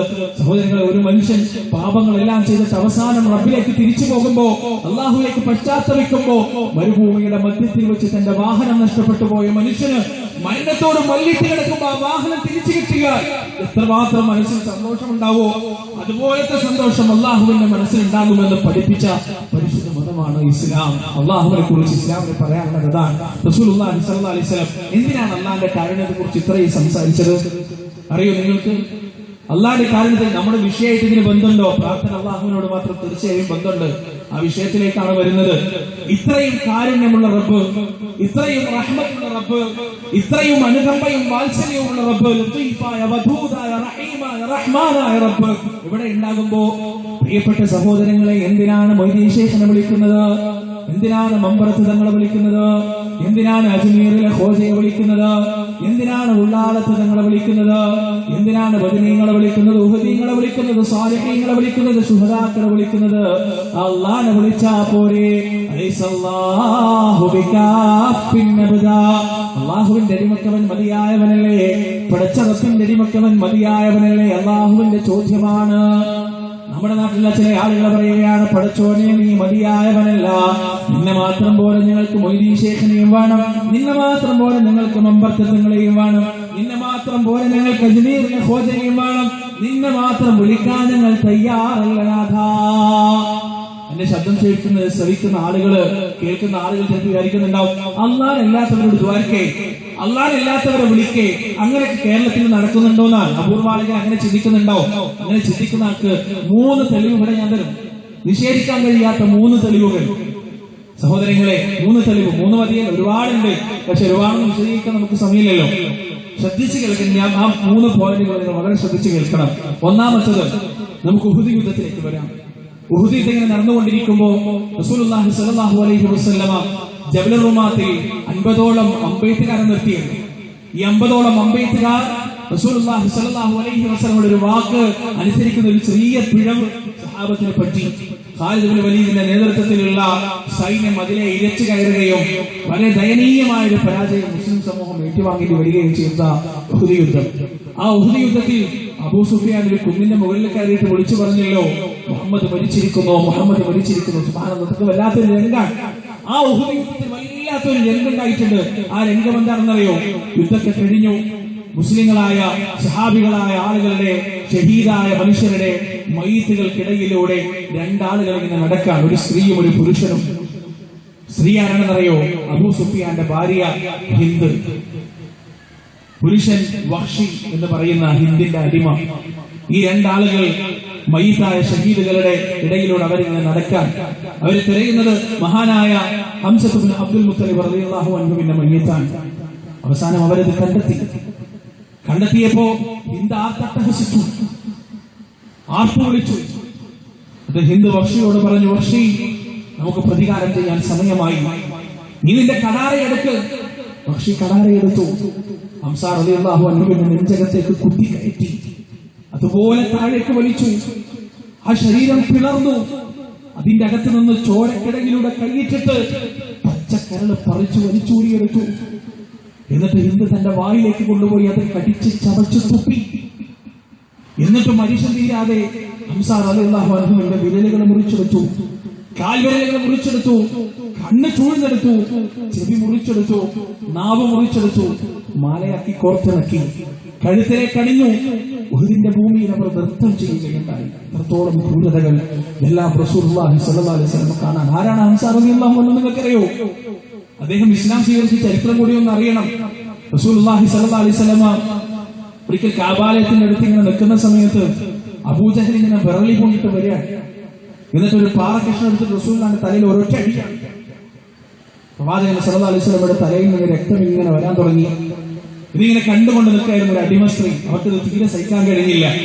അവരിങ്ങനെ വേദനയോടെ നിൽക്കുന്ന സമയത്താണ് ഹംസത്ത് ഇബ്നു അബ്ദുൽ മുത്തലിബ്, അദ്ദേഹം ഇസ്ലാം സ്വീകരിച്ചിട്ടില്ല, ഹംസത്ത് ഇബ്നു അബ്ദുൽ മുത്തലിബ് റളിയല്ലാഹു അൻഹു മരുഭൂമിയിൽ വേട്ട കഴിഞ്ഞിട്ട് തിരിച്ചു വരുന്നത്.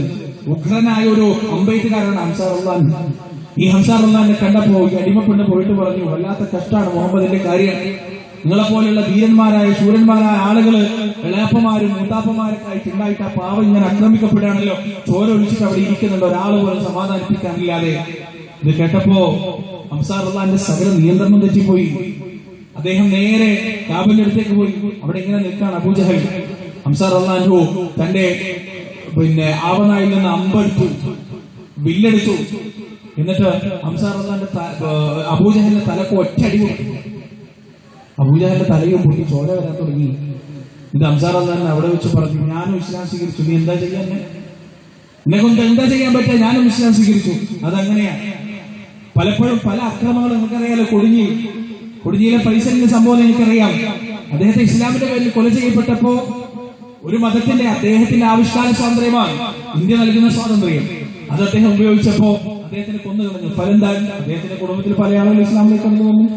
ഇതാണ് ഹംസ റളിയല്ലാഹുവിന്റെ കാര്യത്തിൽ സംഭവിച്ചത്.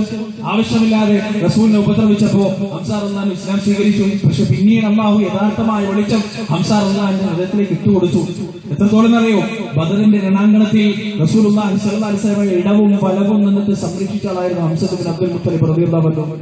ഈ ഹംസ റളിയല്ലാഹു ഉമർ ഇബ്നു ഖത്താബ് റളിയല്ലാഹു ഇസ്ലാം സ്വീകരിക്കുന്ന ദിവസങ്ങളുടെ വ്യത്യാസത്തിലാണ്.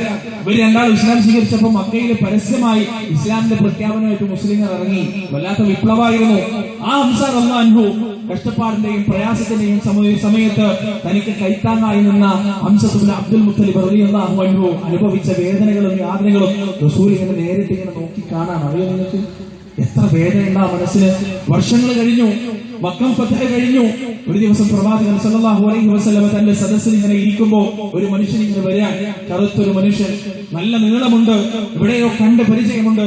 റസൂലുള്ളാഹി സ്വല്ലല്ലാഹു അലൈഹി വസല്ലം ആ മനുഷ്യന്റെ മുഖത്തേക്ക് ഇങ്ങനെ സൂക്ഷിച്ചു നോക്കി.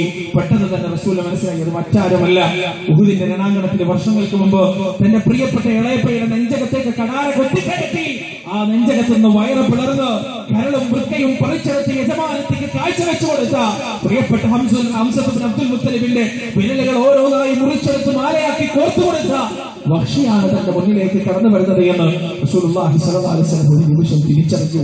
എന്താണ് വരവിന്റെ ഉദ്ദേശം എന്നറിയില്ല. ഇസ്ലാമിനെ തൊടാൻ അന്നാർക്കും കഴിയില്ല. കാരണം ഇസ്ലാം അതിന്റെ യഥാർത്ഥമായ പ്രതാപത്തിൽ എത്തിച്ചേർന്നു. ഇസ്ലാം റസൂലുള്ളാഹി സ്വല്ലല്ലാഹു അലൈഹി വസല്ലമയുടെ മുന്നിൽ വഹ്ഷി ഇങ്ങനെ വന്ന് നിൽക്കാൻ, എന്നിട്ട് പറയാണ്, യാ റസൂലല്ലാഹ്, ഒരുപാട് തെറ്റുകൾ ചെയ്തു, ഒരുപാട് പാപങ്ങൾ ചെയ്തു, ഒരുപാട് തിന്മകൾ ചെയ്തു, പശ്ചാത്തപിക്കണം, എനിക്ക് മുസ്ലിം ആവണം, എന്നെ സ്വീകരിക്കുമോ എന്ന് ചോദിച്ചപ്പോ റസൂലുള്ളാഹി സ്വല്ലല്ലാഹു അലൈഹി വസല്ലം മുഖം തിരിച്ചു കളഞ്ഞു. പ്രവാചകന് മറുപടി പറയാൻ കഴിഞ്ഞില്ല. പക്ഷേ കാരുണ്യവാനായ നാഥൻ മറുപടി പറഞ്ഞു. ആ മറുപടി എന്താണെന്നറിയുമോ? സൂറത്ത് സുമറിൽ നിന്നും ആ മറുപടി ഉണ്ട്. ഖുൽ യാ ഇബാദിയല്ലദീന അസ്റഫൂ അലാ അൻഫുസിഹിം ലാ തഖ്നതൂ മിർ റഹ്മത്തില്ലാഹ് ഇന്നല്ലാഹ യഗ്ഫിറുദ് ദുനൂബ ജമീഅ. നബിയെ മുഖം തിരിക്കരുത്, നബിയെ സങ്കടപ്പെടരുത്. സ്വന്തത്തോട് അക്രമം ചെയ്തുകൊണ്ട് താങ്കളുടെ മുന്നിൽ വന്ന് നിൽക്കുന്ന എന്റെ അടിമകളോട് പറഞ്ഞു കൊടുക്കണം നബിയെ. എന്താണ് പറഞ്ഞു കൊടുക്കേണ്ടത്? അള്ളാന്റെ കാരുണ്യത്തെ തൊട്ട് നിരാശരാകേണ്ട, അള്ളാന്റെ കാരുണ്യത്തെ തൊട്ട് നിരാശപ്പെടേണ്ടതില്ല. ആകാശം മുട്ട പാപം നിങ്ങൾ ചെയ്തിട്ടുണ്ടോ? ഭൂമിയുടെ മണൽത്തരികൾക്ക് സമാനമായി പാപം നിങ്ങൾ ചെയ്തിട്ടുണ്ടോ? കടലിന്റെ എണ്ണിയാൽ തീരാത്ത തിരമാലകൾക്കും നുരകൾക്കും സമാനമായി നിങ്ങൾ പാപം ചെയ്തിട്ടുണ്ടോ? ആത്മാർത്ഥമായി കൈകൾ ഉയർത്തിക്കൊണ്ട് നാഥനോട് നിങ്ങൾ പറഞ്ഞാൽ അവൻ ആ പാപങ്ങൾ പുറത്തു തരുന്നതാണ്, മാപ്പാക്കി തരുന്നതാണ്. പാപം പുറത്തു തരുന്നവനായി അല്ലാഹ് അല്ലാതെ മറ്റാരാണുള്ളത്? ആരാണ് നിങ്ങൾക്ക് പാപം പുറത്തു തരിക? അള്ളാഹുവിന്റെ വാക്കുകളാണ്. അല്ലാഹ് ചോദിക്കുകയാണ്, അല്ലാഹു അല്ലാതെ ആരാണ് നിങ്ങൾക്ക് പാപം പുറത്തു തരിക എന്ന് അല്ലാഹ് ചോദിക്കുമ്പോ കേരളത്തിലെ ചില ആളുകൾ മറുപടി പറയുന്നത് എങ്ങനെയാണെന്ന് അറിയുമോ? അല്ലാഹുവേ, നീ മാത്രമല്ല പാപം പുറത്തു തരിക, ഇത് غير حسر وعداد لك أشكو فيه يا سيدي خير النبي. പാപമെന്ന വാഹനമിൽ ഞാനിതാ കയറിയിരിക്കുകയാണ് നബിയേ, പാപമെന്ന വാഹനമിൽ ഞാനിതാ കയറിയിരിക്കുകയാണ്, അറ്റമില്ലാതെ പാപം ചെയ്തിരിക്കുകയാണ്. ലക അശ്കൂ ഫീഹി യാ സയ്യിദി ഖൈറൻ നബി. നബിയേ, അങ്ങയോട് ഞാൻ പരാതി പറയുകയാണ്, അങ്ങയോട് ഞാൻ സങ്കടം ബോധ്യപ്പെടുത്തുകയാണ്, പറയുകയാണ്. അള്ളാഹുവിനോട് പറയേണ്ട പരാതി, അള്ളാഹുവിനോട് പറയേണ്ട സങ്കടം റസൂലിനോട് പറയുകയാണ്. കഴിഞ്ഞ മാസം റബീഉൽ അവ്വൽ മാസം ഏറ്റവും കൂടുതൽ പാടി പഠിച്ച മൗലിദാണ്. മൗലിദ് കിതാബിന്റെ ഗ്രന്ഥങ്ങളിൽ നിന്നും രേഖപ്പെട്ട് കിടക്കുന്നതാണ്. പള്ളി മിനാരങ്ങളിലെ ബോക്സുകളിൽ നിന്ന് നാം എപ്പോഴും കേൾക്കുന്നതാണ്, ഹോണുകളിൽ നിന്ന് എപ്പോഴും കേൾക്കുന്നതാണ്. സഹോദരങ്ങളെ, ഇവിടെ ഖുർആൻ പറയുന്നത് എന്താണ്? വഹ്ഷി എന്ന് പറയുന്ന മനുഷ്യന് പോലും പുറത്തു കൊടുക്കാൻ വേണ്ടി പ്രഖ്യാപിച്ച അല്ലാഹ്, ഞാനല്ലാതെ ആരാണ് നിങ്ങൾക്ക് പാപം പുറത്തു തരികയെന്ന് ചോദിച്ച അള്ളാഹുവിനോട് കേരളത്തിലെ യാഥാസ്ഥിതികർ മറുപടി പറയുകയാണ്. അല്ലാഹുവേ, നിന്നോടല്ല ഞങ്ങൾക്ക് സങ്കടം പറയാനുള്ളത്, നിന്നോടല്ല ഞങ്ങൾക്ക് പാപമോചനം തേടാനുള്ളത്, നിങ്ങൾക്ക് ഞങ്ങളുടെ സങ്കടം പറയാനുള്ളത് ഞങ്ങളുടെ മുത്തുനബിയോടാണ്, ഞങ്ങളുടെ പ്രവാചകനോടാണ്. ഒന്നാമത്തെ തെളിവ്. 3 തെളിവ് എന്നല്ല ഞാൻ പറഞ്ഞത്. ഒന്നാമത്തെ തെളിവ്. രണ്ടാമത്തെ തെളിവ് എന്താ? പ്രിയപ്പെട്ട സഹോദരങ്ങളെ, ഏതാനും സഹാബികൾ റസൂലുള്ളാഹിന്റെ അടുത്ത് വരികയാണ്. എന്നിട്ട് റസൂലുള്ളാഹിനോട് ചോദിക്കുകയാണ്, യാ റസൂലല്ലാഹ്, അല്ലാഹുവിന്റെ പ്രവാചകരെ, റബ്ബുനാ ഖരീബുൻ ഫനുനാദി അം ബഈദുൻ ഫനുനാദി. എവിടെയാണ് ഞങ്ങളുടെ റബ്ബ്? അവൻ വിദൂരത്താണോ അടുത്താണോ? അടുത്താണെങ്കിൽ അവനോട് ഞങ്ങൾക്ക് സ്വകാര്യം പറയേണ്ടതുണ്ട്. അം ബഈദുൻ ഫനുനാദി, അല്ലെങ്കിൽ അവൻ വിദൂരത്താണോ എങ്കിൽ അവനെ നിങ്ങൾക്ക് വിളിച്ച് പ്രാർത്ഥിക്കേണ്ടതുണ്ട്, ഉച്ചത്തിൽ വിളിക്കേണ്ടതുണ്ട്. അള്ളാഹുവിനെ കുറിച്ച് സഹാബികൾ ചോദിക്കുകയാണ്. റസൂലുള്ളാഹിനോട് മറുപടി പറയുകയാണ്. എന്താണ് മറുപടി എന്നറിയുമോ? വഇദാ സഅലക ഇബാദി അന്നീ ഫഇന്നീ ഖരീബ്. അള്ളാഹുവിന്റെ നബിയെ, അള്ളാഹുവിന്റെ പ്രവാചകരെ, എന്നെ കുറിച്ച് എന്റെ അടിമകൾ താങ്കളോട് ചോദിക്കുമ്പോ എന്നെ കുറിച്ച് താങ്കൾ പറഞ്ഞു കൊടുക്കണം. ഫഇന്നീ ഖരീബ്, ഞാൻ വളരെ അടുത്തവനാണ്, സമീപസ്ഥനാണ്. ഉജീബു ദഅവത ദാഇ ഇദാ ദഅാൻ, വേദനിക്കുന്നവൻ വേദനിച്ചുകൊണ്ട് വിളിച്ചാൽ ദുആ ചെയ്താൽ അവന്റെ ദുആ കേൾക്കുന്നവനാണ് ഞാൻ, അവന്റെ ദുആ കേൾക്കുന്നവനാണ് ഞാൻ. ഫല്യസ്തജീബൂ ലി, അതുകൊണ്ട് നിങ്ങൾ എന്നോട് ഉത്തരം തേടുക. വൽയുമിനൂ ബി, നിങ്ങൾ വിശ്വസിക്കുകയും ചെയ്യുക. ലഅല്ലഹും യർശുദൂൻ, അവർ നിർമാർഗം പ്രാപിച്ചവരായേക്കാം. അല്ലാഹുവിന്റെ വാക്കുകളാണ്. അല്ലാഹ് പറയുകയാണ്, ഞാനാണ് എല്ലാം കേൾക്കുന്നവൻ, നിങ്ങളുടെ വിളികളെല്ലാം കേൾക്കുന്നവൻ ഞാനാണ്, സമീപസ്ഥൻ ഞാനാണ്. അമ്മൻ യുജീബുൽ മുൽതറ ഇദാ ദആ ഫയക്ഷിഫു السوء ويجعل لكم خلفاء الأرض أإله مع الله أإله مع الله. പരീക്ഷണത്തിന്റെ തീച്ചൂളയിൽ കിടന്നുകൊണ്ടൊരു മനുഷ്യൻ അല്ലാഹുവിനെ വിളിക്കുമ്പോ, വേദനിച്ചുകൊണ്ട് വിളിക്കുമ്പോ ആ വിളി കേൾക്കുന്നവൻ അല്ലാഹല്ലാതെ മറ്റാരാണ്? പടച്ചവനല്ലാതെ മറ്റാരാണ് ആ വിളി കേൾക്കുക എന്ന് റബ്ബ് ചോദിക്കുമ്പോ നമ്മുടെ നാട്ടിലുള്ള ചില ആളുകൾ മറുപടി പറയുകയാണ്, വല്ലൈനീലത്തിന്നും എന്നെ വിളിപ്പോർക്ക് വായൂടാതു തീരം നൽകും ഞാനെന്നോവ. ശേഖ് പറഞ്ഞതായിട്ട് പറയുകയാണ്, ഈ ഭൂമിയിൽ എവിടെ വെച്ച് വിളിച്ചാലും, ആര് വിളിച്ചാലും, എങ്ങനെ വിളിച്ചാലും, എന്തിനു വിളിച്ചാലും, ഏതിന് വിളിച്ചാലും അവന്റെ വായ മൂടുന്നതിന്റെ മുന്നേ അവന്റെ വിളിക്ക് ഉത്തരം നൽകുന്നവൻ ഞാനാണ്, അവന്റെ തേട്ടത്തിന് ഉത്തരം നൽകുന്നവൻ ഞാനാണെന്ന് മഹാനായ മുഹീദ്ദീൻ ശൈഖ് റഹിമഹുല്ലാഹ് പറഞ്ഞതായിട്ട് അദ്ദേഹത്തിന്റെ പേരിൽ ആരോപിക്കുകയാണ്. ഈ ആളുകൾ ചെയ്യുന്നത് എന്താണ്? അമ്മയുജീബുൽ മുൽതറ ഇദാ ദആ, വേദനിക്കുന്നവന്റെ വിളി കേൾക്കുന്നവൻ അല്ലാഹല്ലാതെ മറ്റാരാണെന്ന് പരിശുദ്ധ ഖുർആൻ ചോദിക്കുമ്പോ ഈ ആളുകൾ മറുപടി പറയുകയാണ്, നാഥാ നീ മാത്രമല്ല, വല്ല നിലത്തുനിന്നും വിളിച്ചാൽ വായ മൂടുന്നതിന്റെ മുന്നേ ഉത്തരം നൽകാൻ ഞങ്ങൾക്ക് ഞങ്ങളുടെ ജീലാന് തങ്ങളുണ്ട് റബ്ബേ എന്ന് പറയാതെ പറയുകയാണ്. രണ്ട് തെളിവ്, രണ്ടായി, ഒന്നുകൂടി പറഞ്ഞല്ലോ, ഇറച്ചക്കബത്തു വല്ലതിലെത്തുന്നു. മൂന്നാമത്തെ തെളിവെന്താ സഹോദരങ്ങളെ? അല്ലാഹു സുബ്ഹാനഹു വ തആല പരിശുദ്ധ ഖുർആനിൽ പറയുകയാണ് സൂറത്തുൽ ഖാഫിലൂടെ, വലഖദ് ഖലഖനൽ ഇൻസാന വനഅലമു മാ തുവസ്വിസു ബിഹി നഫ്സുഹു വനഹ്നു അഖറബു ഇലൈഹി മിൻ ഹബ്ലിൽ വരീദ്. നാമാണ് മനുഷ്യനെ പഠിച്ചത്, അവന്റെ ഹൃദയാന്തരങ്ങളിലെ മന്ത്രങ്ങൾ അറിയുന്നവൻ നാമാണ്, അവന്റെ തലച്ചോറിന്റെ ആന്തോളനങ്ങൾ അറിയുന്നവൻ നാമാണ്, അവന്റെ ഹൃദയത്തിന്റെ മിടിപ്പറിയുന്നവൻ നാമാണ്, അവന്റെ മനസ്സിന്റെ മന്ത്രങ്ങൾ അറിയുന്നവൻ നാമാണ്. വനഹ്നു അഖറബു ഇലൈഹി മിൻ ഹബ്ലിൽ വരീദ്, അവന്റെ നിറവേർപ്പുകളും വിശ്വാസങ്ങളും അറിയുന്ന അവന്റെ കണ്ടനാടിയേക്കാളെടുത്ത കൂട്ടുകാരനാണ് ഞാന്, അവന്റെ ഹൃദയം അറിയുന്നവൻ ഞാനാണ്, അവന്റെ വികാരം അറിയുന്നവൻ ഞാനാണെന്നല്ല പറയുമ്പോ കേരളത്തിലുള്ള ചില ആളുകൾ പറയുകയാണ്, അല്ല മാത്രമല്ല അതറിയുന്നത് കുപ്പിയാകത്തുള്ള വസ്തുവിനെ പോലെ കാണാൻ ഞാൻ നിങ്ങളുടെ കൽബകം എന്നോവ. കുപ്പിക്കകത്തുള്ള വസ്തുവിനെ പോലെ മൊയ്തീൻ ശൈഖ് പറഞ്ഞതായിട്ട് അദ്ദേഹത്തിന്റെ പേരിൽ ആരോപിക്കുകയാണ്. കുപ്പിക്കകത്തുള്ള വസ്തുവിനെ പോലെ ഹൃദയാന്തരങ്ങളിലുള്ള വികാരങ്ങൾ ഞാൻ അറിയുന്നതാണ്, നിങ്ങളുടെ തേട്ടങ്ങൾ ഞാൻ അറിയുന്നതാണ്, നിങ്ങളുടെ വേദനകളും വ്യതകളും വ്യസനങ്ങളും ഞാൻ അറിയുന്നതാണെന്ന് മൊയ്തീൻ ശൈഖ് പറയുമ്പോ അള്ളാഹു പറയുകയാണ്, ആ ഞാനാണ് അറിയുന്നത്, നാമാണ് ഹൃദയത്തിന്റെ മന്ത്രങ്ങൾ അറിയുന്നവൻ. മൂന്ന് തെളിവുകൾ സഹോദരങ്ങളെ, അള്ളാഹുവിന് മാത്രം നൽകേണ്ട സംഗതികൾ കേരളത്തിലെ മുസ്ലിം ഉമ്മത്ത് ഔലിയാക്കൾക്കും മൊയ്തീൻ ശൈഖും മമ്പറത്ത് തങ്ങൾക്കും നൽകുന്നുണ്ട് എന്ന് തെളിയിക്കാൻ വേണ്ടിയിട്ടാണ് ഈ മൂന്ന് തെളിവുകൾ പറഞ്ഞത്. ഇനി നിങ്ങൾക്ക് വിളിക്കുന്നുണ്ട് എന്ന കാര്യത്തിൽ ബോധ്യമായല്ലോ, മൊയ്തീൻ ശൈഖിനെയും മമ്പറത്ത് തങ്ങളെയും അള്ളാഹനെ വിളിക്കുന്നത് പോലെ വിളിക്കുന്നുണ്ടെന്ന കാര്യത്തിൽ ബോധ്യമായല്ലോ. ഇനി എന്താണ് വിളിച്ചാലുള്ള പ്രശ്നം? വിളിച്ചാലുള്ള പ്രശ്നം എന്താ? ആ പ്രശ്നമാണ് ഇനി നമുക്ക് ചർച്ച ചെയ്യാനുള്ളത്. മൂന്ന് പ്രശ്നം നമുക്കിന്ന് ചർച്ച ചെയ്യാം. വിളിച്ചാൽ ഒരുപാട് കുഴപ്പങ്ങളുണ്ട്. പ്രധാനപ്പെട്ട മൂന്ന് പ്രശ്നങ്ങൾ നമുക്കിവിടെ ചർച്ച ചെയ്യാം. ഒന്നാമത്തെ പ്രശ്നം എന്താ അറിയോ? ഈ വിളിയുടെ യാ മൊയ്തീൻ ശൈഖേ, യാ മമ്പറത്ത് തങ്ങളെ, ബദരീങ്ങളെ, ഉഹുദീങ്ങളെ, ശുഹദാക്കളെ, ശൈഖേ എന്നൊക്കെ വിളിക്കുമ്പോ ഈ വിളികളുടെ പ്രശ്നം എന്താണെന്ന് നമുക്ക് ചർച്ച ചെയ്യാം. ഒന്നാമത്തെ പ്രശ്നം, ഈ വിളിക്കുന്ന ആളുകളൊന്നും അദൃശ്യ കാര്യങ്ങൾ അറിയുന്നവരല്ല. ഈ വിളിക്കുന്നവരൊന്നും മറഞ്ഞ കാര്യങ്ങൾ അറിയുന്നവരല്ല. എന്താണ് തെളിവ്? 5 തെളിവുകൾ. എവിടെ നിന്നാണ്? അൽമനാറെന്നും വിചിന്തനത്തൊന്നും അല്ല, പരിശുദ്ധ ഖുർആൻ എന്ന 5 തെളിവുകൾ.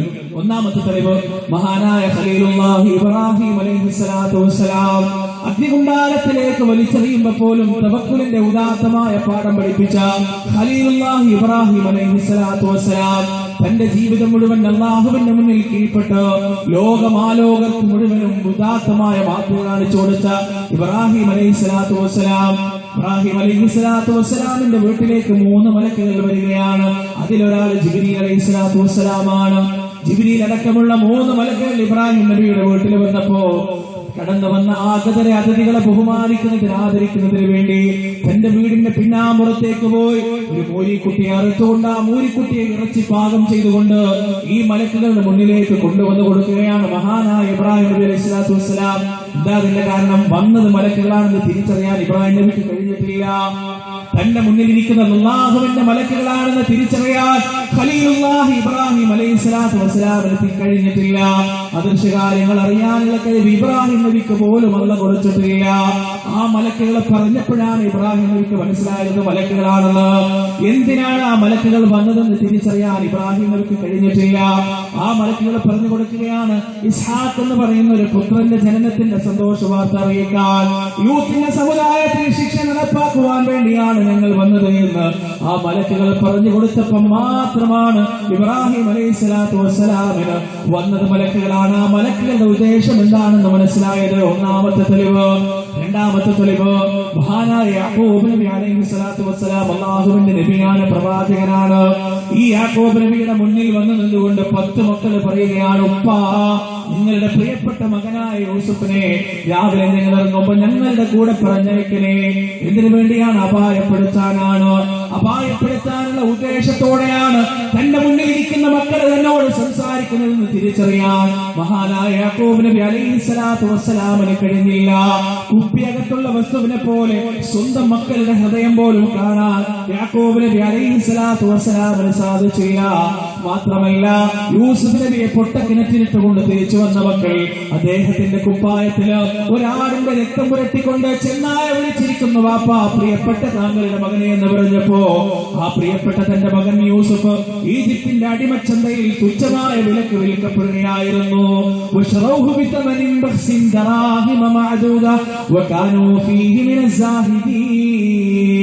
തുച്ഛമായ വിലക്ക് തന്റെ പ്രിയപ്പെട്ട മകൻ ഈജിപ്തിലെ അടിമച്ചന്തയിൽ വെച്ച് വിൽക്കപ്പെടുമ്പോ ഇങ്ങിപ്പുറം പലസ്തീനിൽ വെച്ച് തന്റെ നഷ്ടപ്പെട്ടു പോയ മകന്റെ വിരഹ ദുഃഖം മനസ്സിലേറിക്കൊണ്ട് ഒരു പിതാവ് ഇങ്ങനെ കരഞ്ഞുകൊണ്ടിരിക്കുകയാണ്. ആ പിതാവ് നബിയാണ്, പ്രവാചകനാണ്. പക്ഷെ തന്റെ മകൻ എന്ത് സംഭവിച്ചു എന്ന അദൃശ്യ കാര്യം അറിയാൻ ആ പിതാവിന് സാധിച്ചില്ല, ആ നബിക്ക് സാധിച്ചില്ല, ആ പ്രവാചകന് സാധിച്ചില്ല. 2 തെളിവ്. മൂന്നാമത്തെ തെളിവ് സൂറത്തുൽ അൻആമിലാണ്. അല്ലാഹു പറയുകയാണ്, ഖുല്ലാ അഖൂലു ലക്കും ഇൻദി ഖസാഇനുല്ലാഹ് വലാ അഅലമുൽ ഗൈബ് വലാ അഖൂലു ലക്കും ഇന്നി മലക് ഇൻ അത്തബിഉ ഇല്ലാ മാ യൂഹാ ഇലൈ ഖുൽ ഹൽ യസ്തവി അൽഅമാ വൽ ബസീർ അഫലാ തതഫക്കറൂൻ. ഖുൽ നബിയേ പറയുക, ലാ അഖൂലു ലക്കും ഇൻദി ഖസാഇനുല്ലാഹ്, അല്ലാഹുവിന്റെ ഖജാനയൊന്നും എന്റെ കയ്യിലില്ല. വലാ അഅലമുൽ ഗൈബ്, മുസ്ലിങ്ങളെ അടിവരയിട്ട് മനസ്സിലാക്കിക്കോ, വലാ അഅലമുൽ ഗൈബ്, അദൃശ്യം ഞാൻ അറിയുന്നില്ല, മറഞ്ഞ കാര്യം ഞാൻ അറിയുന്നില്ല. ഇൻ അത്തബിഉ ഇല്ലാ മാ യൂഹാ ഇലൈ, അല്ലാഹു എനിക്ക് അറിയിച്ചു തന്നതല്ലാതെ. ഖുൽ ഹൽ യസ്തവിൽ അഅമാ വൽ ബസീർ, കാഴ്ചയുള്ളവനും മന്ദനും ഒരുപോലെയാകുമോ? അഫലാ തതഫക്കറൂൻ, ചിന്തിക്കുന്നില്ലേ, ആലോചിക്കുന്നില്ലേ നിങ്ങൾ? മൂന്നാമത്തെ തെളിവ്. നാലാമത്തെ തെളിവ് സൂറത്തുൽ അറാഫിലാണ്. അല്ലാഹു പറയുന്നു, ഖുൽ ലാ അംലികു ലിനഫ്സി നഫഅൻ വലാ ദർറൻ ഇല്ലാ മാ ഷാ അല്ലാഹ് വലൗ കുൻതു അഅലമുൽ ഗൈബ് ലസ്തക്തർതു മിനൽ ഖൈർ വമാ മസ്സനി യസ്സൂ ഇൻ അന ഇല്ലാ നദീറു വബശീറുൻ ലിഖൗമി യുഅ്മിനൂൻ. ഖുൽ നബിയേ പറയുക, ലാ അംലികു അംലികു ലിനഫ്സി നഫഅൻ വലാ ദർറൻ ഇല്ലാ മാ ഷാ അല്ലാഹ്. എന്റെ സ്വന്തത്തിന് തന്നെ ഉപകാരമോ ഉപദ്രവമോ ചെയ്യാൻ എന്നെ കൊണ്ട് കഴിയില്ല. വലൗ കുന്തു അലമുൽ ഗൈബ്, ഞാൻ എങ്ങാനും അദൃശ്യം അറിയുന്നവനായിരുന്നെങ്കിൽ ലസ്തക്തറതു മിനൽ ഖൈർ, ഒരുപാട് നന്മകൾ എനിക്ക് വേണ്ടി വർദ്ധിപ്പിച്ചേനെ. വമാ മസ്സനിയസ്സൂ, എന്നെ ഒരു ബുദ്ധിമുട്ടും ബാധിക്കുമായിരുന്നില്ല. ഇൻ അന ഇല്ലാ നദീറു വബശീറുൻ ലിഖൗമി യുഅ്മിനൂൻ, ഞാൻ വ്യക്തമായ ഒരു സുവിശേഷകനും മുന്നറിയിപ്പുകാരനും മാത്രമാണ്. അല്ലാഹു പറയുകയാണ്, നാലാമത്തെ തെളിവും കഴിഞ്ഞു. ഇനി അഞ്ചാമത്തെ തെളിവല്ല പറയുകയാണ്, വഇൻദഹു മഫാതിഹുൽ ഗൈബ് ലാ യഅലമുഹാ ഇല്ലാ ഹു വയഅലമു മാ ഫിൽ ബർരി വൽ ബഹർ വമാ തസ്ഖുതു മിൻ വറഖത്തിൻ ഇല്ലാ യഅലമുഹാ വലാ ഹബ്ബത്തിൻ ഫീ ദുലുമാത്തിൽ അർദി വലാ റത്ബ വലാ യാബിസിൻ ഇല്ലാ ഫീ കിതാബിൻ മുബീൻ. ഭൂമിയുടെ അദൃശ്യത്തിന്റെ താക്കോൽ അല്ലാഹുവിന്റെ കയ്യിലാണ്. അവനല്ലാതെ മറ്റാരും അത് അറിയില്ല. ഈ ഭൂമിയിലുള്ള കോടാനുകോടി വൃക്ഷങ്ങളിലെ കോടാനുകോടി ഇലകളിൽ ഏതെങ്കിലും ഒരു ഇല ഞെട്ടിട്ടുകൊണ്ട് താഴേക്ക് വീഴുമ്പോ ആ ഇലയുടെ വീഴ്ചയുടെ കാരണം എന്താണ്, ആയുസ് എത്രയാണ് അല്ലാഹുവിന്റെ കിതാബിൽ രേഖപ്പെടുത്തിയിട്ടുണ്ട്. ഭൂമിയുടെ അന്ധകാരത്തിൽ നിന്നൊരു വിത്ത് മുളച്ചിങ്ങനെ പുറത്തേക്ക് വരുമ്പോ ആ വിത്ത് എന്തൊക്കെ ഉൽപ്പാദിപ്പിക്കുമെന്ന് അല്ലാഹുവിന്റെ കിതാബിൽ വളരെ വ്യക്തമായി രേഖപ്പെടുത്തി വെച്ചിട്ടുണ്ട്. എല്ലാം അദൃശ്യമറിയുന്നവൻ അല്ലാഹു മാത്രമാണ്. 5 തെളിവ്. ഒന്നാമത്തെ കാരണത്തിന് 5 തെളിവ് ഞാൻ പറഞ്ഞു കൊടുത്തങ്ങളുണ്ടല്ലോ അല്ലെ. അല്ലാഹു അല്ലാത്തവരെ വിളിച്ചാൽ 3 പ്രശ്നങ്ങളാണ്. അതിലൊന്നാമത്തെ പ്രശ്നം അവരൊന്നും അദൃശ്യകാര്യം അറിയില്ല എന്നുള്ളതാണ്. ഇതിന് തെളിവായിട്ട് ഗണ്ണിക്കാൻ കഴിയാത്ത 5 കാരണങ്ങൾ, 5 തെളിവുകൾ പരിശുദ്ധ ഖുർആൻ എന്നാണ്. സഹോദരങ്ങളെ, ഈ തെളിവുകളും നമ്മുടെ മനസ്സ് മാറ്റുന്നില്ലെങ്കിൽ പിന്നെ ഖുർആന് മാറ്റാൻ കഴിയാത്ത മനസ്സ് ലോകത്ത് മറ്റൊന്നിനും മാറ്റാൻ കഴിയില്ല. രണ്ടാമത്തെ പ്രശ്നം എന്താ അറിയോ? രണ്ടാമത്തെ പ്രശ്നം അല്ലാത്തവരെ വിളിച്ചാൽ അവരൊരിക്കലും നമുക്ക് ഉത്തരം നൽകുകയില്ല. അവരൊരിക്കലും നമുക്ക് ഉത്തരം നൽകുകയില്ല. അതിന് തെളിവുണ്ട്. പരിശുദ്ധ ഖുർആൻ 3 തെളിവുകൾ നമുക്ക് നോക്കാം. എന്താ അല്ലാഹു സുബ്ഹാനഹു വ തആല പറയാൻ, ഇൻ തദൂഹും ലാ യസ്മഉ ദുആഅകും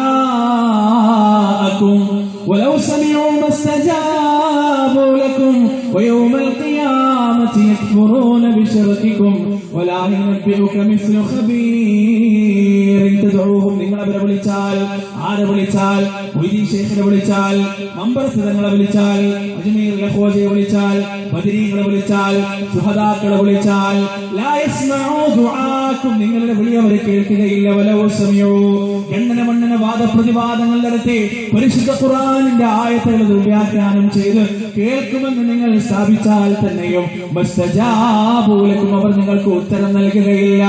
മാത്രമോ വയൗമൽ ഖിയാമത്തി യക്ഫുറൂന ബിശിർകികും, നാളെ ഖിയാമത്ത് നാളിൽ നിങ്ങളുടെ വിളിയെ കുറിച്ച് അവർ നിഷേധിക്കുന്നതാണ്.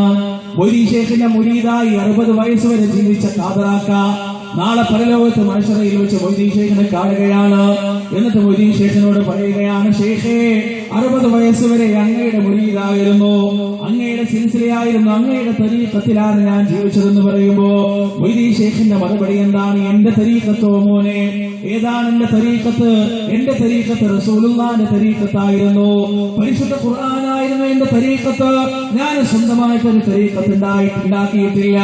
ഖാദറാക്ക പറയുകയാണ്, നിങ്ങളെയാണ് ഞാൻ വിളിച്ചത്, നിങ്ങളോടാണ് ഞാൻ എന്റെ സങ്കടം പറഞ്ഞത്. മൊയ്തീൻ ശൈഖ് മറുപടി പറയുകയാണ്, പൊന്നുമോനെ, ഒരു വട്ടം പോലും ഞാൻ നിന്റെ സങ്കടം കേട്ടിട്ടില്ല, ഒരു വട്ടം പോലും ഞാൻ നിന്റെ വിളി കേട്ടിട്ടില്ല.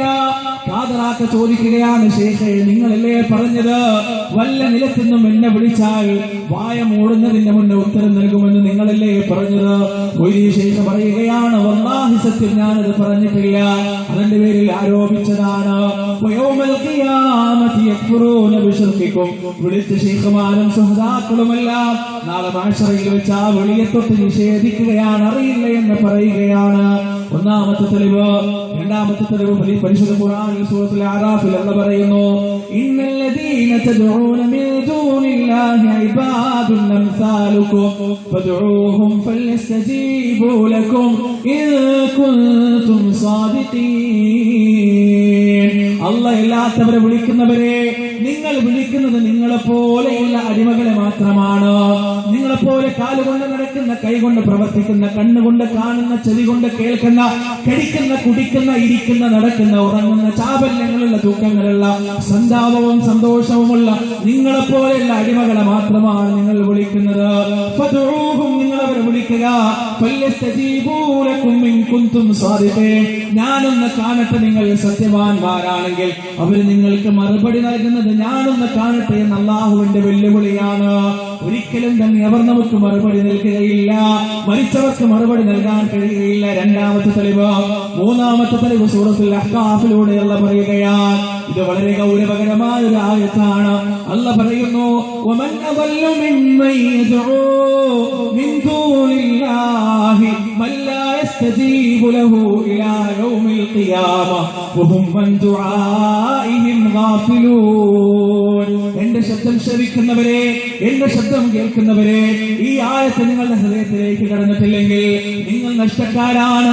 അല്ലാഹു ചോദിക്കുകയാണ്, വമൻ അദല്ലു മിമ്മൻ യദ്ഉ മിൻ ദൂനില്ലാഹ്, അല്ലാഹു അല്ലാത്തവരെ വിളിക്കുന്നവരെക്കാൾ വഴിപിഴച്ചു പോയവർ ആരാണുള്ളത്? അല്ലാഹു അല്ലാത്തവരെ വിളിച്ച് തേടുന്നവരെക്കാൾ വഴിപിഴച്ചു പോയവർ, പിഴച്ചു പോയവർ ആരാണുള്ളത്? മല്ലാ യസ്തജീബു ലഹു ഇലാ യൗമിൽ ഖിയാമ, ഖിയാമത്ത് നാൾ വരെ അവരുടെ വിളികൾക്ക് അവർ ഉത്തരം നൽകുകയില്ലല്ലോ. വഹും അൻ ദുആഇഹിം ഗാഫിലൂൻ, അവർ വിളിക്കുന്നതിനെ പറ്റി അവരൊന്നും അറിയുന്നത് പോലുമില്ല. മൂന്ന് തെളിവ്, നമ്മുടെ വിളികൾക്ക് മഹാന്മാരായ ആളുകൾ ഉത്തരം നൽകുകയില്ല. ഒന്നാമത്തെ പ്രശ്നം, നമ്മൾ വിളിക്കുന്ന ആളുകൾ അദൃശ്യകാര്യം അറിയില്ല. രണ്ടാമത്തെ പ്രശ്നം, അവർക്ക് ഉത്തരം നൽകാൻ കഴിയുകയില്ല. മൂന്നാമത്തതും ഭയാനകവും ഭീകരവും ബീഭത്സവുമായ പ്രശ്നം, നമ്മുടെ വിളി പ്രിയപ്പെട്ട സഹോദര, സുഹൃത്തെ, ശിർക്കാണ്, പച്ചയായ ശിർക്കാണ്. എന്തുകൊണ്ടാണ് ശിർക്കായത്? നമ്മൾ വിളിക്കുന്നത് മരിച്ചവരെയാണ്. മക്കാ മുശ്രിക്കുകളും വിളിച്ചത് മരിച്ചവരെയാണ്. നമ്മൾ വിളിക്കുന്നത് അമ്പിയാക്കളെയും പുണ്യവാളന്മാരെയുമാണ്. മക്കാ മുശ്രിക്കുകളും വിളിച്ചത് അമ്പിയാക്കളെയും പുണ്യവാളന്മാരെയുമാണ്. സാധാരണഗതിയിൽ ഈ വിളിയെക്കുറിച്ച് ശിർക്കാണെന്ന് പറയുമ്പോൾ തിരിച്ചു ചോദിക്കുന്ന ചില ചോദ്യമുണ്ട്. ആ ചോദ്യം എന്താണെന്നറിയോ? നീ ഡോക്ടറെ അടുത്ത് പോവലില്ലേ? വക്കീലിന്റെ അടുത്ത് പോവലില്ലേ? ഗുമസ്തന്റെ അടുത്ത് പോവലില്ലേ? അധ്യാപകന്റെ അടുത്ത് പോവലില്ലേ? ഇവരൊക്കെ പോയിട്ട് സഹായം തേടുമ്പോ അതൊക്കെ ശിർക്ക? അല്ലാഹുവിനോട് മാത്രമേ സഹായം ചോദിക്കാൻ പറ്റുള്ളൂ? ഈ വക്കീലിന്റെ അടുത്തും ഡോക്ടറെ അടുത്തൊന്നും പോയിട്ട് സഹായം ചോദിക്കാൻ പറ്റൂലേ എന്ന് അതിനൊറ്റ മറുപടിയുള്ളൂ. ആ മറുപടി വളരെ സിമ്പിളാണ്. സഹോദരങ്ങളെ, റസൂലുള്ളാഹി സ്വല്ലല്ലാഹു അലൈഹി വസല്ലം മക്കയിലേക്ക് വരുന്ന കാലത്ത് മക്കാ മുശ്രിക്കുകൾ ലാത്തയെയും ഉസ്സയെയും മനാത്തയെയും വിളിക്കുന്നുണ്ടായിരുന്നു, വൈദ്യരെടുത്ത് പോകുന്നുണ്ടായിരുന്നു, കച്ചവടം ചെയ്യുന്നുണ്ടായിരുന്നു. റസൂല് പറഞ്ഞ എന്താ? കച്ചവടം ചെയ്യരുത്, വൈദ്യരെടുത്ത് പോകരുത്. ശിർക്കാണെന്നാണോ? അല്ല, കച്ചവടം ചെയ്തോളൂ, വൈദ്യരെടുത്ത് പോയിക്കോളൂ, ചികിത്സ നടത്തിക്കോളൂ. പക്ഷേ ലാത്തയെയും ഉസ്സയെയും മനാത്തയെയും നിങ്ങൾ വിളിക്കാൻ പാടില്ല. രണ്ടും രണ്ടാണ്. വൈദ്യശേഷനെ വിളിക്കുന്നതും ഡോക്ടർക്ക് പോകുന്നതും രണ്ടും രണ്ടാണ്. ഒന്ന് ശിർക്കാണ്, മറ്റൊന്ന് അനുവദനീയമാണ്. ഇത് രണ്ടും തിരിച്ചു മനസ്സിലാക്കാൻ സാധിക്കേണ്ടതുണ്ട്. അപ്പൊ സാധാരണഗതിയിൽ പറയാ, മക്കാ മുശ്രിക്കുകൾ വിളിച്ചപ്പോൾ ശിർക്കായത് അവർ ഇലാഹാക്കിയത് കൊണ്ടാണ്, അവരെ ദൈവമാക്കിയത് കൊണ്ടാണ്. സഹോദരങ്ങളെ, എന്തുകൊണ്ട് ദൈവമാക്കി എന്ന് നമ്മൾ മനസ്സിലാക്കേണ്ടതുണ്ട്. മക്കാ മുശ്രിക്കുകൾ ലാത്തന്റെ മുന്നിൽ ലാത്തേ എന്നെ രക്ഷിക്കണേ, എന്നെ കാക്കണേ എന്ന് വിളിക്കുമ്പോ ആ മക്കാ മുശ്രിക്കിന്റെ മനസ്സിലൊരു വിശ്വാസം ഉണ്ടായിരുന്നു. എന്താണ് ആ വിശ്വാസം? അല്ലാഹു കൊടുത്ത കഴിവിൽ നിന്ന് ഈ ലാത്ത എന്നെ സഹായിക്കുമെന്ന വിശ്വാസം. ആ വിശ്വാസം തന്നെയല്ലേ കേരളക്കരയിൽ മൊയ്തീശേഖനെ വിളിക്കുന്ന ആളുകൾക്കുള്ളത്, അല്ലേ? പിന്നെ മക്കാ മുശ്രിക്കുകൾ ഇലാഹാക്കി, ഞങ്ങൾ ഇലാഹാക്കുന്നില്ല എന്നാൽ ഒരു ഗ്ലാസ് ചൂടുവെള്ളം എടുത്തിട്ട് ആ ചൂടുവെള്ളത്തില് നമ്മൾ കുറച്ച് ചായപ്പൊടിയും കുറച്ച് പഞ്ചസാര ഇട്ടാൽ അതിന്റെ പേരെന്താ? ചായ എന്നാണ്, അല്ലേ? അതിന് സംശയം ഉണ്ടോ? അതിന്റെ പേര് ചായ എന്നാണ്. ഒരാളെ എടുത്തിട്ട് ഇത് ബൂസ്റ്റാണെന്ന് പറഞ്ഞാൽ, ചൂടുവെള്ളത്തിൽ ചായപ്പൊടിയും പഞ്ചാര ഇട്ടാൽ അതിന്റെ പേരാണ് ചായ. ഇത് അയാളെടുത്തിട്ട് ബൂസ്റ്റാണ് ഓർലിക്സാന്നൊക്കെ പറഞ്ഞാൽ പറഞ്ഞൊരു പിരാന്തെന്നല്ലാതെ നമ്മളത് സ്വീകരിക്കൂലല്ലോ. അത് ചായയാണ്. അതുപോലെ തന്നെ മക്കാ മുശ്രിക്കുകൾ ഇലാഹാക്കുന്നതിന് വേണ്ടി കൽപ്പിച്ചു കൊടുത്ത സിഫത്തുകൾ എന്തൊക്കെയോ ആ സിഫത്തുകൾ നമ്മിൽ നിന്ന് വന്നുപോയാൽ അതെന്താണ്? ഇലാഹാക്കലാണ്. അതുകൊണ്ട് തന്നെ ആ വിളി ശിർക്കുമാണ്. പല ആളുകളോട് ഇങ്ങനെ മൊയ്തീശേഖനെ വിളിക്കരുത്. എന്റെ നാട്ടിൽ ഇപ്പോൾ ഉറൂസ് നടന്നുകൊണ്ടിരിക്കുകയാണ്. 3 പെറ്റുമ്പോ മക്കാ ഉറൂസ് ഭയങ്കര ചന്തയാണ്. ആണും പെണ്ണും ഇങ്ങനെ 9 മണിക്കും 10 മണിക്കും റോഡിലൂടെ ഇങ്ങനെ നിരങ്ങാൻ തിക്കിയിട്ടും തിരക്കിയിട്ടും. എന്റെ വല്യമ്മാന്റെ അടുത്ത് വല്യമ്മാന്റെ ഒരു സുഹൃത്ത് വന്നു കുറച്ച് വർഷങ്ങൾക്ക് മുമ്പ്. ഈ ചന്ത ഇങ്ങനെ ഉറൂസ് നടന്നുകൊണ്ടിരിക്കുമ്പോ എന്നിട്ട് വല്യമ്മാനോട് പറഞ്ഞു, ഇന്നാണ് 3-ാമത്തെ ദിവസം, 3 ദിവസമാണ് റൂസാനൊക്കെ. 3-ാമത്തെ ദിവസം വന്നിട്ട് ഇന്ന് എന്തായാലും പോണം, പിന്നെ ഒന്ന് ജാറത്തിലൊന്ന് പോണം. അപ്പൊ വല്യമ്മ ചോദിച്ചു, അല്ല എനിക്ക് ഇന്നലെ മണിയാനായിട്ട് പോയിക്കൂടെ, ഇന്ന് ഭയങ്കര തിരക്കല്ലേ? അപ്പൊ പറഞ്ഞു, തിരക്കിയിട്ട് പോയാൽ മാത്രമേ നല്ല ഫലം ഉണ്ടാവുള്ളൂ എന്നാണ്. നട്ടുച്ചക്ക് പള്ളിയിൽ പോകുന്നത് ഫിത്നയാണെന്ന് പറഞ്ഞിട്ട് മുസ്ലിം ഉമ്മത്തിനെ പള്ളിയിൽ നിന്ന് തടഞ്ഞ ആളുകൾ ഇതിനെതിരെ ഒരു അക്ഷരം ഉണ്ടെന്നില്ല. ഈ ചന്തയിൽ ഉറൂസിന്റെ പേരിൽ ആണും പെണ്ണും നിരങ്ങുമ്പോ ഒരക്ഷരം അതിനെതിരെ ഉണ്ടെന്നില്ല സഹോദരങ്ങളെ. അതെല്ലാം അനുവദനീയമാണ്. പക്ഷേ പള്ളിയിൽ പോയാൽ ഫിത്നയാണ്. എന്തോ ആയിക്കോട്ടെ സഹോദരങ്ങളെ, ഈ സാധാരണക്കാരോട് പറഞ്ഞു കൊടുക്കുമ്പോ അവര് സാധാരണ 3 വെച്ചുമ്പോ മക്കാമിലേക്കൊക്കെ പോകുന്ന ആളുകളോട് പറഞ്ഞു കൊടുക്കുമ്പോ ഞങ്ങൾ അവരോട് ദുആ ചെയ്യുന്നില്ലല്ലോ. അള്ളാഹിനോട് ഞങ്ങളൊക്കെ ഒരുപാട് പാപികളല്ലേ. അപ്പോ അവരെ അള്ളാഹിന്റെ അടുത്തേക്ക് പോകാനുള്ള ഒരു മാർഗം മാത്രമല്ലേ അവർ, പടച്ചോന്റെ അടുത്തേക്കുള്ള ഒരു വഴി മാത്രമല്ലേ അവർ. മക്കാമുശികൾ പറഞ്ഞെന്താ? മക്കാമുശികൾക്ക് അള്ളാഹിനെ കുറിച്ച് വിശ്വാസമില്ല നമുക്ക് പറയാൻ കഴിയോ സഹോദരങ്ങളെ? മക്കാമുശികൾക്ക് അള്ളാഹിനെ കുറിച്ച് വിശ്വാസം ഉണ്ടായിരുന്നില്ലേ? ഖുർആൻ പറയുന്നത് ഉണ്ടെന്നാ, വലഇൻ സഅൽതഹും മൻ ഖലഖസ് സമാവാതി വൽ അർദ ലയഖൂലന്ന അല്ലാഹ്. ആരാണ് ആകാശത്തെ പടച്ചത്, ആരാണ് ഭൂമിയെ പടച്ചത്, ആരാണ് ഈ പ്രപഞ്ചത്തെ വിധാനിച്ചതെന്ന് അബൂജഹലിനോടും ഉത്ബത്തിനോടും ശൈബത്തിനോടും വലീദ് ഇബ്നു മുഗീറയോടും അബൂലഹബിനോടും ചോദിച്ചാൽ അവരെല്ലാവരും മറുപടി പറയും, അല്ലാഹുവാണ് പഠിച്ചത്, അല്ലാഹുവാണ് പഠിച്ചത്. ആകാശത്തെ പഠിച്ചതല്ല, ഭൂമിയെ പഠിച്ചതല്ല, മഴ പെയ്യിപ്പിക്കുന്നതല്ല, ഈ പ്രപഞ്ചത്തെ മുഴുവനും വിധാനിച്ചതല്ല. ആർത്തലക്കുന്ന തിരമാലകൾക്കിടയിൽ കപ്പൽ അപകടത്തിൽപ്പെട്ടാൽ മക്കാമുശികൾ ആത്മാർത്ഥമായി അല്ലാഹുവിനെ വിളിക്കുമായിരുന്നു. എന്നിട്ട് കരയിലെത്തിയാൽ അല്ലാഹുവോട് പങ്കു ചേർക്കുകയും ചെയ്യും. ഈ മനുഷ്യരോട് അല്ലാഹുവിൽ വിശ്വാസമില്ലാന്ന് പറയാൻ കഴിയുമോ? അബ്ദുൽ മുത്തലിബ് എന്ന് പറയുന്ന റസൂലുള്ളാഹിന്റെ ഉപ്പുപ്പ അബ്രഹത്തിന്റെ പട്ടാളം പരിശുദ്ധമായ കാബ ശരീഫ് തകർക്കാൻ വന്നപ്പോ ആ കാബത്തിന്റെ കില്ല പിടിച്ചുകൊണ്ട് പ്രാർത്ഥിച്ചത് എന്താണ്? അല്ലാഹുവേ, വരുന്ന സർവായുധ സജ്ജരായ സൈന്യം മാനപ്പട്ടാളത്ത് നേരിടാനുള്ള സൈന്യസന്നാഹം ഞങ്ങളുടെ കയ്യിലില്ല നാഥ. അതുകൊണ്ട് ഈ സൈന്യത്തെ നീ നേരിടണേ, നിന്റെ ഈ വീടിനെ നീ സംരക്ഷിക്കണമേ. അലം തറ കൈഫ ഫഅല റബ്ബുക ബി അസ്ഹാബിൽ ഫീൽ അലം യജഅൽ കൈദഹും ഫീ തദ്ലീൽ വഅർസല അലൈഹിം തൈറൻ നബാബീൽ തർമീഹിം ബിഇജാറത്തിൻ മിൻ സിജ്ജീൽ ഫജഅലഹും കഅസ്ഫിൻ മഅകൂൽ. അല്ലാഹു പറയുകയാണ് ആനപ്പട്ടാളത്തിന്റെ സംഭവം. ആനപ്പട്ടാളം ഇങ്ങനെ കഅബാലയത്തിന്റെ അടുത്തേക്ക് വന്നപ്പോ അല്ലാഹു അബാബീൽ പക്ഷികളെ നിയോഗിക്കുകയാണ്. ചുട്ടുപൊള്ളുന്ന കല്ലെറിഞ്ഞുകൊണ്ട് ചവച്ചരക്കപ്പെട്ട വൈക്കോൽ കൂനകൾ പോലെ ആ വലിയ സൈന്യമായി തീരുകയാണ്. അതിന് കാരണമായി നടന്ന അബ്ദുൽ മുത്തലിബിന്റെ പ്രാർത്ഥന. ഇതെല്ലാം നമുക്ക് മനസ്സിലാക്കി തരുന്നത് മക്കാമുശികൾക്ക് അല്ലാഹുവിൽ വിശ്വാസമുണ്ടായിരുന്നു. പിന്നെ അവരോട് നമ്മൾ ചോദിക്കുകയാണ്, എന്തിനാണോ അബൂജഹലെ അള്ളാഹാണ് ഈ ഭൂമിയെയും ആകാശത്തെയും പഠിച്ചതെങ്കിൽ പിന്നെ ലാത്തിനെ വിളിക്കുന്നത് എന്തിനാ, ഉസ്സയെ വിളിക്കുന്നത് എന്തിനാ, മനാത്തെ വിളിക്കുന്നത് എന്തിനാ? അവരുടെ മറുപടി എന്താണ്?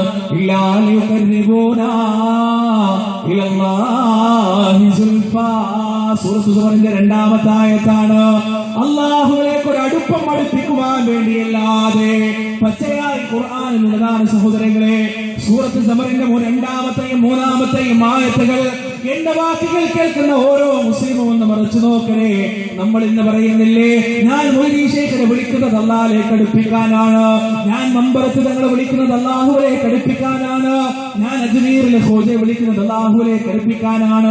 ഇത് തന്നെയാണ് അബൂജഹലും പറഞ്ഞത്, ഇത് തന്നെയാണ് തുബത്തും ശൈബത്തും പറഞ്ഞത്.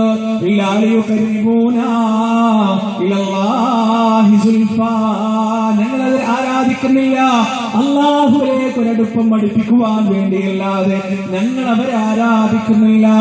പിന്നെ ചില ആളുകൾ പറയുകയാണ്, നിങ്ങൾ മൊയ്‌ദി ശൈഖിനെ വിളിക്കുമ്പോ മൊയ്‌ദി ശൈഖിന് സ്വയം കഴിവുണ്ടെന്ന് ഞങ്ങൾ വിശ്വസിക്കുന്നില്ല. ഞങ്ങൾ അജ്മീറിലെ ഖോജയെ വിളിക്കുമ്പോ അജ്മീറിലെ ഖോജക്ക് സ്വയം കഴിവുണ്ടെന്ന് ഞങ്ങൾ വിശ്വസിക്കുന്നില്ല. ഔലിയാക്കൾക്ക് സമദീയത്തിന്റെ സ്വയം കഴിവുണ്ടെന്ന് ഞങ്ങൾ വിശ്വസിക്കുന്നില്ല എന്ന് പറയുകയാണ്. എന്നാൽ സഹോദരങ്ങളെ, മുസ്ലിം റിപ്പോർട്ട് ചെയ്യുന്ന ഹദീസ് മക്കാമുശിരിക്കുകളുടെ ഹജ്ജിന്റെ സമയത്ത് അവർ ചൊല്ലിയ തൽബിയത്ത് എന്താണെന്ന് പറയുന്നുണ്ട്. മക്കക്കാർക്ക് തൽബിയത്ത് ഉണ്ടായിരുന്നു. റസൂൽ വരുന്നതിന്റെ മുന്നേ ഹജ്ജ് ഉണ്ടായിരുന്നു. ആ ഹജ്ജിന്റെ വേളയിൽ അബൂജഹലും അബൂലഹബും എല്ലാം ചൊല്ലിയ ഒരു തൽബിയത്ത് ഉണ്ട്. ആ തൽബിയത്ത് എന്താണ്? ലബ്ബൈക അല്ലാഹുമ്മ ലബ്ബൈക ലബ്ബൈക ലാ ശരീക ലക ഇല്ലാ ശരീകൻ ഹുവ ലക തംലികുഹു വമാ മലക. അല്ലാഹുവേ, നിനക്ക് പങ്കുകാരില്ല. പറയുന്നതാരാണ്? അബൂജഹലാണ്. അല്ലാഹുവേ നിനക്ക് പങ്കുകാരില്ല. ഇല്ലാ ശരീകൻ വലക തംലികുഹു വമാ മലക. ഏത് തരത്തിലുള്ള പങ്കുകാരല്ലാതെ ആ പങ്കുകാരെല്ലാം നിന്റെ അധീനതയിലാണ്. ആ പങ്കുകാരുടെ ഉടമസ്ഥതയിലുള്ളതെല്ലാം നിന്റേതാണ്. ആ പങ്കുകാരുടെ കഴിവെല്ലാം നീ നൽകിയ കഴിവാണ്. ആ പങ്കുകാരുടെ രാജാധികാരമെല്ലാം നീ നൽകിയ രാജാധികാരമാണ്. ആ പങ്കുകാരുടെ കറാമത്തെല്ലാം നീ നൽകിയ കറാമത്താണ്. നാദാ പറയുന്നത് ആരാണ്? മുസ്ലിമിന്റെ സഹിഹായ ഹദീസാണ്. നിഷേധിക്കാൻ ഒരാൾക്കും കഴിയില്ല. ഇത് പറയുന്നത് ആരാണ്? മക്കാ മുശ്രിക്കുകളാണ് പറയുന്നത്. അതേപോലെ തന്നെ കേരളത്തിലെ ജനങ്ങൾ ഇന്ന് പറഞ്ഞുകൊണ്ടിരിക്കുകയാണ്, ഞങ്ങൾ ഔലിയാക്കളെ വിളിക്കുന്നത് അവർക്ക് സ്വയം കഴിവുണ്ടെന്ന് വിചാരിച്ചിട്ടില്ല. ഞങ്ങൾ ഔലിയാക്കളെ വിളിക്കുന്നത് സ്വന്തമായി അവർക്ക് കഴിവുണ്ടെന്ന് വിശ്വസിച്ചിട്ടില്ല. അതുകൊണ്ട് ഞങ്ങളെ വിളിച്ച് ശാഖയില്ല എന്ന് പറയുന്നവരെ ഈ തൽബിയത്തിൽ എന്താണ് മുസ്ലിങ്ങളുടെ തൽബിയത്ത്? ലബ്ബൈക അല്ലാഹുമ്മ ലബ്ബൈക് ലബ്ബൈക ലാ ശരീക ലക ലബ്ബൈക അല്ലാഹുമ്മ ലബ്ബൈക് ലബ്ബൈക ലാ ശരീക ലക ലബ്ബൈക് ഇന്നൽ ഹംദ വന്നിഅമത ലക വൽ മുൽക ലാ ശരീക ലക. അല്ലാഹുവേ നിനക്ക് പങ്കുകാരില്ല. സകല സ്തുതിയും നിനക്കാണ്, സകല രാജാധികാരവും നിനക്കാണ്, സകല നിഅമത്തുകളും നിന്റേതാണ് റബ്ബേ. ലാ ശരീക ലക ലബ്ബൈക് നിനക്ക് പങ്കുകാരില്ല നാഥാ. ഈ തൽബിയത്താണ് റസൂലുള്ളാഹി സ്വല്ലല്ലാഹു അലൈഹി വസല്ലം മാറ്റി തിരുത്തിയത്. റസൂലിനെ പറഞ്ഞ പോലെ അള്ളാഹ് കൊടുത്ത കഴിവ് എല്ലാവർക്കും ഉണ്ടല്ലോ. എനിക്ക് അള്ളാഹ് കൊടുത്ത കഴിവുണ്ടല്ലോ, ഔലിയാക്കൾക്ക് അള്ളാഹ് കൊടുത്ത കഴിവുണ്ടല്ലോ. അതുകൊണ്ട് ആ തൽബിയത്ത് മാറ്റായിരുന്ന പോലെ സഹോദരങ്ങളെ, ആ തൽബിയത്ത് മാറ്റി. കാരണം അവരുടെ വിളി ശിർക്കായിരുന്നു. സഹോദരങ്ങളെ, ഒരൊറ്റ വ്യത്യാസം മാത്രമേ ഉള്ളൂ. അന്നവരെ വിളിച്ചത് ലാത്തയാണെങ്കിൽ ഇന്ന് നമ്മൾ വിളിക്കുന്നത് മൊയ്തീൻ ശൈഖ് തങ്ങളെയാണ്. അന്നവരെ വിളിച്ചത് ഉസ്സയാണെങ്കിൽ ഇന്ന് നമ്മൾ വിളിക്കുന്നത് മമ്പറത്ത് തങ്ങളെയാണ്. അന്നവരെ വിളിച്ചത് മനാത്തയാണെങ്കിൽ ഇന്ന് നമ്മൾ വിളിക്കുന്നത് അജ്മീറിലെ ഹോജയാണ്. അന്നവരെ വിളിച്ചത് ഹബലയാണെങ്കിൽ ഇന്ന് നമ്മൾ വിളിക്കുന്നത് ഉള്ളാളത്ത് തങ്ങളെയാണ്. ഈ ഒരു മാറ്റം മാത്രമേ ഉള്ളൂ. ശിർക്ക് തന്നെയാണെന്ന കാര്യത്തിൽ ഒരു സംശയവുമില്ല സഹോദരങ്ങളെ. എന്താണ് ശിർക്കിന്റെ ഗൗരവം? ഇന്നല്ലാഹ ലാ യഗ്ഫിറു അൻ യുശ്റക ബിഹി വയഗ്ഫിറു മാ ദൂന ദാലിക ലിമൻ യശാ വമൻ യുശ്രിക് ബില്ലാഹ് ഫഖദ് ضل ضلالا بعيدا. നിശ്ചയം അല്ലാഹുവിൽ പങ്കു ചേർക്കുന്നതല്ല പൊറുക്കുകയില്ല. മറ്റെല്ലാ പാപങ്ങളും അവൻ ഉദ്ദേശിക്കുന്നവർക്ക് അവൻ പുറത്തു കൊടുത്തേക്കാം. വമൻ യുശ്രിക് ബില്ലാഹ്, ആരല്ലാഹുവിൽ പങ്കു ചേർക്കുന്നുവോ ഫഖദ് ضل ضلالا بعيدا, അവൻ വിദൂരമായ വഴികേടിൽ തന്നെയാണ്. അതുകൊണ്ട് ശിർക്കിനെ സൂക്ഷിച്ചുകൊള്ളുക. മൂന്നാമത്തെ പ്രശ്നം, നമ്മൾ അല്ലാഹു അല്ലാത്തവരെ വിളിക്കുമ്പോഴുള്ള മൂന്നാമത്തെ പ്രശ്നം എന്താണ്? അത് ശിർക്കാണ് എന്നാണ്. അതിന്റെ തെളിവാണ് ഇത്രയും പറഞ്ഞത്. അല്ലാഹു സുബ്ഹാനഹു വ തആല മനസ്സിലാക്കാൻ നമുക്ക് ഏവർക്കും തൗഫീഖ് നൽകുമാറാകട്ടെ. സഹോദരങ്ങളെ, ഖൗഫും തമഉം അല്ലാഹുവിനോട് മാത്രം, പ്രതീക്ഷയും പേടിയും പടച്ച റബ്ബിനോട് മാത്രം. മറ്റൊന്നിനും നമ്മൾ ഈ ദുനിയാവിൽ പേടിക്കേണ്ടതില്ല. അനാവശ്യമായ പ്രതീക്ഷയും പേടിയുമാണ് പല ജാറങ്ങളെയും, പല തങ്ങന്മാരെയും, പല സിദ്ധന്മാരെയും, പല കള്ള നാണയങ്ങളെയും ഉണ്ടാക്കുന്നത് എന്ന് നമ്മൾ മനസ്സിലാക്കണം. രാവിലെ വീട്ടിൽ നിന്ന് ഇങ്ങനെ പുറത്തേക്ക് ഇറങ്ങുമ്പോ പുറത്ത് എന്തെങ്കിലും ഒരു കുപ്പി അല്ലെങ്കിൽ മുട്ടന്റെ മേലെ കുറച്ചെന്തൊക്കെ എഴുതിയിട്ട് അല്ലെങ്കിൽ ഒരു മുടിച്ചുരുള്, ഇതൊക്കെ കാണുമ്പോൾ പേടിച്ച് തകരേണ്ടതല്ല ഒരു മുസ്ലിമിന്റെ വിശ്വാസം എന്ന് നമ്മൾ മനസ്സിലാക്കി. വാട്സപ്പിലേക്ക് ഒരു മെസ്സേജ് വരിക, ആ മെസ്സേജ് ഇത് 10 ഗ്രൂപ്പിലേക്ക് ഫോർവേഡ് ചെയ്തിട്ടില്ലെങ്കിൽ നിങ്ങൾ അടുത്ത കുടുംബത്തിൽ ഒരാൾ മരിച്ചോ എന്ന് പറയുമ്പോൾ ആരും കാണാതെ നല്ല പരിചയമില്ലാത്ത ഗ്രൂപ്പിലേക്ക് ഇങ്ങനെ സെൻഡ് ചെയ്തിട്ട് നിർവൃതി അറിയുന്നവരാകരുത് ഒരിക്കലും മുസ്ലിങ്ങൾ. വലിയ പൈസ ഉള്ള വലിയ വിലയുള്ള വണ്ടിയായിട്ട് പോകുമ്പോൾ ഒരു കറുത്ത പൂച്ച ഇങ്ങോട്ട് പുറകെ ചാടിയാൽ വണ്ടി അവിടെ നിർത്തിയിട്ട് പഠിച്ചോ ഇനിയിപ്പോ എന്താ ചെയ്യാന്ന് പറഞ്ഞ് തലക്ക് കയ്യും കൊടുത്തിരിക്കുന്ന ആവരുത്. അങ്ങനെ ആവരുത് മുസ്ലിം സമൂഹം. ഖൗഫെല്ലാം അല്ലാഹുവിനോട്. ഇബ്രാഹിം നബി ആദ്യം പ്രഖ്യാപിച്ചത് അതല്ലേ? എന്താ ഇബ്രാഹിം നബി അലൈഹി സ്വലാത്തു വസ്സലാം പ്രഖ്യാപിച്ചത്? വലാ അഖാഫു മാ തുശ്രികൂന ബിഹി ഇല്ലാ അൻ യശാ റബ്ബി ശൈആ വസിഅ റബ്ബി കുല്ല ശൈഇൻ ഇൽമാ അഫലാ തതദക്കറൂൻ. എനിക്കൊന്നിനെയും പേടിയില്ല. അല്ലാഹുവിൽ നിങ്ങൾ പങ്കു ചേർക്കുന്ന യാതൊന്നിനെയും എനിക്ക് ഭയമില്ല എന്ന് ഇബ്രാഹിം അലൈഹി സ്വലാത്തു വസ്സലാം അങ്ങോട്ട് പ്രഖ്യാപിച്ചു. ആ ഒരു നിർഭയത്വമുണ്ടല്ലോ, പടച്ചോനെ മാത്രമേ എനിക്ക് പേടിയുള്ളൂ, റബ്ബിനെ മാത്രമേ എനിക്ക്. എന്തൊക്കെ കാര്യത്താണ് നമ്മുടെ ഉമ്മത്ത് പേടിക്കുന്ന സഹോദരങ്ങളെ. അടുത്ത കാലത്ത് തൗഹീദ് കിട്ടിയ ഒരു മനുഷ്യൻ അദ്ദേഹത്തിന്റെ വീട്ടിലേക്ക് കൂട്ടിക്കൊണ്ടുപോയി. എന്നിട്ട് സുന്ദരമായ കാണാൻ ഭംഗിയുള്ള നല്ലൊരു വീട്. ആ വീടിന്റെ അകത്ത് കയറിയപ്പോ ഭക്ഷണം ഇങ്ങനെ കഴിക്കാനിരുന്നപ്പോ സഹോദരങ്ങളെ കാണാം, അവിടെ ഒരു തൊള, ഇവിടെ ഒരു തൊള, അപ്പുറത്ത് കുറച്ച് വലിയൊരു തൊള, പെരിച്ചായിയുടെ മാള പോലെ ഒരു തൊളകൾ അവിടെ ഇവിടെ ഇങ്ങനെ ഇട്ട് വെച്ചിരിക്കാൻ. ഞാൻ ഇയാളോട് ചോദിച്ചു, നിങ്ങൾക്ക് എന്തിന്റെ കേടാണ് മനുഷ്യ? നിങ്ങൾക്ക് എന്തിന്റെ? നല്ലൊരു വെന്റിലേഷൻ വെച്ചാൽ പോലെ എയർ കയറാനാണെങ്കിൽ അവിടെ ഇവിടെ ഇങ്ങനെ തോളത്ത് വീട് വികൃതാക്കുക. അയാളെന്റെ തോളത്ത് കൈവച്ചിട്ട് ചെറിയൊരു നാണത്തോടെ അയാളെ പറയണം, എന്താ ചെയ്യാ, ജഹാലത്തിന്റെ കാലത്ത് ഒരു തങ്ങളെയും കൂട്ടിയിട്ട് വന്നതാണ്. അയാൾ പറഞ്ഞു, ഇങ്ങനെ ആയാൽ ശരിയാവൂല, ഇവിടെ പോക്ക് വരവിന്റെ പ്രശ്നം ഉണ്ടാവും, ഈ വീട്ടിൽ എന്തൊക്കെയോ അനർത്ഥങ്ങൾ നടക്കാൻ പോകുന്നുണ്ട്, അതുകൊണ്ട് വരാന്ത പൊളിച്ചിട്ട് അങ്ങോട്ടാക്കണം, അടുക്കള പൊളിച്ചിട്ട് ഇപ്പുറത്താക്കണം, റൂം പൊളിച്ചിട്ട് ഇപ്പുറത്താക്കണം. ഞാനാണെങ്കിൽ സാമ്പത്തികമായിട്ട് ഭയങ്കര തകർന്നിട്ടായിരുന്നു. ഞാൻ ആ തങ്ങളോട് പറഞ്ഞു, എന്താ ഇതിനൊരു പരിഹാരം, പൊളിക്കാതെ എന്തെങ്കിലും നിവൃത്തിയുണ്ടോ, ഞാനൊന്ന് ആലോചിക്കട്ടെ എന്ന് പറഞ്ഞു. 2 ദിവസം കഴിഞ്ഞ് തന്ന മറുപടിയാ, അവിടെ ഇവിടെ തോട. മൂപ്പര് വന്നിട്ട് മാർക്ക് ചെയ്ത് പോയി, ഞാൻ അവിടെ എടുത്ത് തോളിട്ടു. ഇതാണ് സംഭവം. ഇങ്ങനെ എത്ര വീടുകളിൽ തോള കാണാനറിയും? എത്ര വീടുകൾ? ഇന്ന് 2 ദിവസം മുമ്പ് ഒരു സഹോദരൻ മെസ്സേജ് അയച്ചു, എന്തോ ചൊവ്വാഴ്ചയോ ശനിയാഴ്ച ദിവസമോ പിന്നെ വീട്ടിൽ കയറാന്ന് പറഞ്ഞപ്പോ വിടുന്നില്ല, സമ്മതിക്കുന്നില്ല വീട്ടുകാർ. അമ്മോഷനും വിടുന്നില്ല, വാപ്പയും വിടുന്നില്ല. ഞാൻ പറഞ്ഞു, അന്നെ കാരണം, അന്നെ കാരണം. ചൊവ്വാഴ്ച ഒരു യാത്രക്ക്, ഇന്നും മുസ്ലിം സമൂഹത്തിലുണ്ടല്ലോ സഹോദരങ്ങളെ, ചൊവ്വാഴ്ച യാത്രക്ക് ഇറങ്ങാൻ പാടില്ല, ശനിയാഴ്ച വീട് കൂടാൻ പാടില്ല, നക്സിന് ദിവസം. എന്ത് നക്സറോ? ആരാ പഠിപ്പിച്ചത് ഈ നക്സ്? ആരാണ് ഈ ശകുനം പഠിപ്പിച്ചത്? റസൂലി പഠിപ്പിച്ചതിന് മാത്രം പഠിച്ചാൽ സഹോദരങ്ങളെ. ഇനി എങ്ങാനും അള്ളാന്റെ പരീക്ഷണം ഉണ്ടാവും. ചിലപ്പോ ചൊവ്വാഴ്ച വീട്ടിൽ കൂടാൻ പാടില്ല എന്ന് വീട്ടുകാർ മൊത്തം പറയും. ചൊവ്വാഴ്ച വീട്ടിൽ കയറി കഴിഞ്ഞാൽ പിറ്റേ ദിവസം എന്റെ മക്കളോ ഭാര്യ മരിച്ചോന്നിയായിരിക്കാം. എല്ലാരും എന്താ പറയാ, പറഞ്ഞതല്ലേ ചൊവ്വാഴ്ച കയറണ്ട. മുസ്ലിമിന്റെ മറുപടി എന്താ? അള്ള വിധിച്ചു, അങ്ങനെ സംഭവിച്ചു, ഇതിനായിട്ട് യാതൊരു ബന്ധമില്ല എന്ന് പറയാൻ കഴിയണം. അന്ധവിശ്വാസം വലിച്ചെറിയുന്ന സഹോദരങ്ങൾ, നമ്മൾ സകല പേരെയും നമ്മൾ വലിച്ചെറിയും. ആരെയും പഠിക്കണ്ട, അള്ളാനെ മാത്രം പഠിച്ചാൽ മതി. ഒരു ജിന്നിനെയും പഠിക്കണ്ട, ഒരു മലക്കിനെയും പഠിക്കണ്ട, ഒരു ശകുനത്തെയും പഠിക്കണ്ട, ഒരു കറുത്ത പൂച്ചയും പഠിക്കണ്ട, ഒരു സാഹിറിനെയും പഠിക്കണ്ട, ആരെയും പഠിക്കണ്ട. പേടി മുഴുവൻ അള്ളാഹുവിനെ, മുഴുവൻ അള്ളാഹുവിനോട് മാത്രം, പടച്ച റബ്ബിനെ മാത്രം പഠിച്ചാൽ മതി. അതാണ് യഥാർത്ഥ തൗഹീദ്. അനാവശ്യമായ പേടികളാണ് കള്ള നാണയങ്ങൾ ഉണ്ടാക്കുന്നത്, ഓരോ ജാലകൾ ഉണ്ടാക്കുന്നത്. വയനാട് നിങ്ങൾക്കറിയോ? വയനാട് കയറാൻ കുറെ ചുരങ്ങളുണ്ട്. നിങ്ങളൊക്കെ പോകുമ്പോൾ താമരശ്ശേരി ചുരം വരെയാണ് കയറുക. കുറ്റ്യാടി ചുരമുണ്ട്, പിന്നെ കണ്ണൂർ ജില്ലയിൽ നിന്ന് വരുമ്പോ പെരിയ ചുരമുണ്ട്, പാൽ ചുരമുണ്ട്, കുറെ ചുരമുണ്ട്. ഈ ചുരത്തിലൊക്കെ ഓരോ ജാലങ്ങളുണ്ട്. എന്താ കാരണം? ഈ ചുരത്തിലേക്ക് ഓരോ ജാലങ്ങളുണ്ട്. കാരണം എന്താ അറിയോ? പണ്ടൊക്കെ ചുരം കയറാന്ന് പറഞ്ഞ വലിയൊരു ടാസ്കാണ്. താമരശ്ശേരി ചുരത്തിനൊക്കെ ഒരുപാട് കൊലപാതകങ്ങൾ നടന്നിട്ടുണ്ട്. അത്ര ഗൾഫിൽ നിന്നൊക്കെ ആളുകൾ വരുമ്പോ കത്തിയൊക്കെ ആയിട്ടാണ് വരിക. ടാക്സി വിളിച്ചു വരുമ്പോ ടാക്സിക്കാരൻ തന്നെ ചിലപ്പോ കൊന്നിട്ട് കൊക്കയിലേക്ക് അങ്ങോട്ട് തള്ളിയിട്ട് സാധനങ്ങളൊക്കെ മോഷ്ടിച്ച് അങ്ങോട്ട് കൊണ്ടുപോകും. ഇങ്ങനെ വലിയ അപകടം പിടിച്ചൊരു ടാസ്ക് ആയിരുന്നു പണ്ട് വയനാട്. ഇപ്പൊ പിന്നെ താമരശ്ശേരി ചുരത്തിലൂടെ നിങ്ങൾ 1 മണിക്ക് പോയാലും ഇവിടെ ബ്ലോക്കാണ്. അതാണ് ഇപ്പോഴത്തെ അവസ്ഥ. പണ്ട് ആ ചുരം കയറാനുള്ള ഭയങ്കര വലിയ ടാസ്ക്. അതുകൊണ്ട് ആ പേടിയോടുകൂടി ആളുകൾ ഇങ്ങനെ വണ്ടി ഓടിച്ചു പോകുമ്പോ കുറച്ച് ഇപ്പുറത്തെ ഒരു ജാറ്, അവിടെ ഒരു 10 ഉറുപ്പിക ഇട്ട് കൊടുത്താൽ മേലെത്തിക്കാനുള്ള കൊട്ടേഷൻ തങ്ങൾ ഏറ്റെടുക്കുന്നതാണ്. അവിടുന്ന് ഇറങ്ങുമ്പോഴുണ്ട്. വൈദ്യുതി കഴിഞ്ഞ് കുറച്ചിങ്ങോട്ട് എത്തുമ്പോ ഇറക്കാനുള്ള കൊട്ടേഷൻ. എന്തിനാ?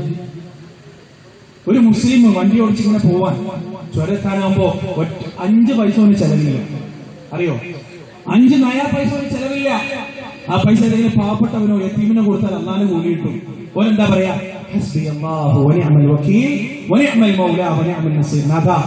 ഞാനിതാ പരമേൽപ്പിച്ചിരിക്കാൻ, എന്നെ രക്ഷിക്കണേ കാട്ടുമൃഗങ്ങളിൽ നിന്നും കൊള്ളക്കാരിൽ നിന്നും അപകടങ്ങളിൽ നിന്നും എന്നെ നീ കാത്തു രക്ഷിക്കണം അള്ളാഹിനോട് പറഞ്ഞ ഓന്റെ മനസ്സ് സമാധാനമായി. ഒരു പിന്നെ പേടിയില്ല.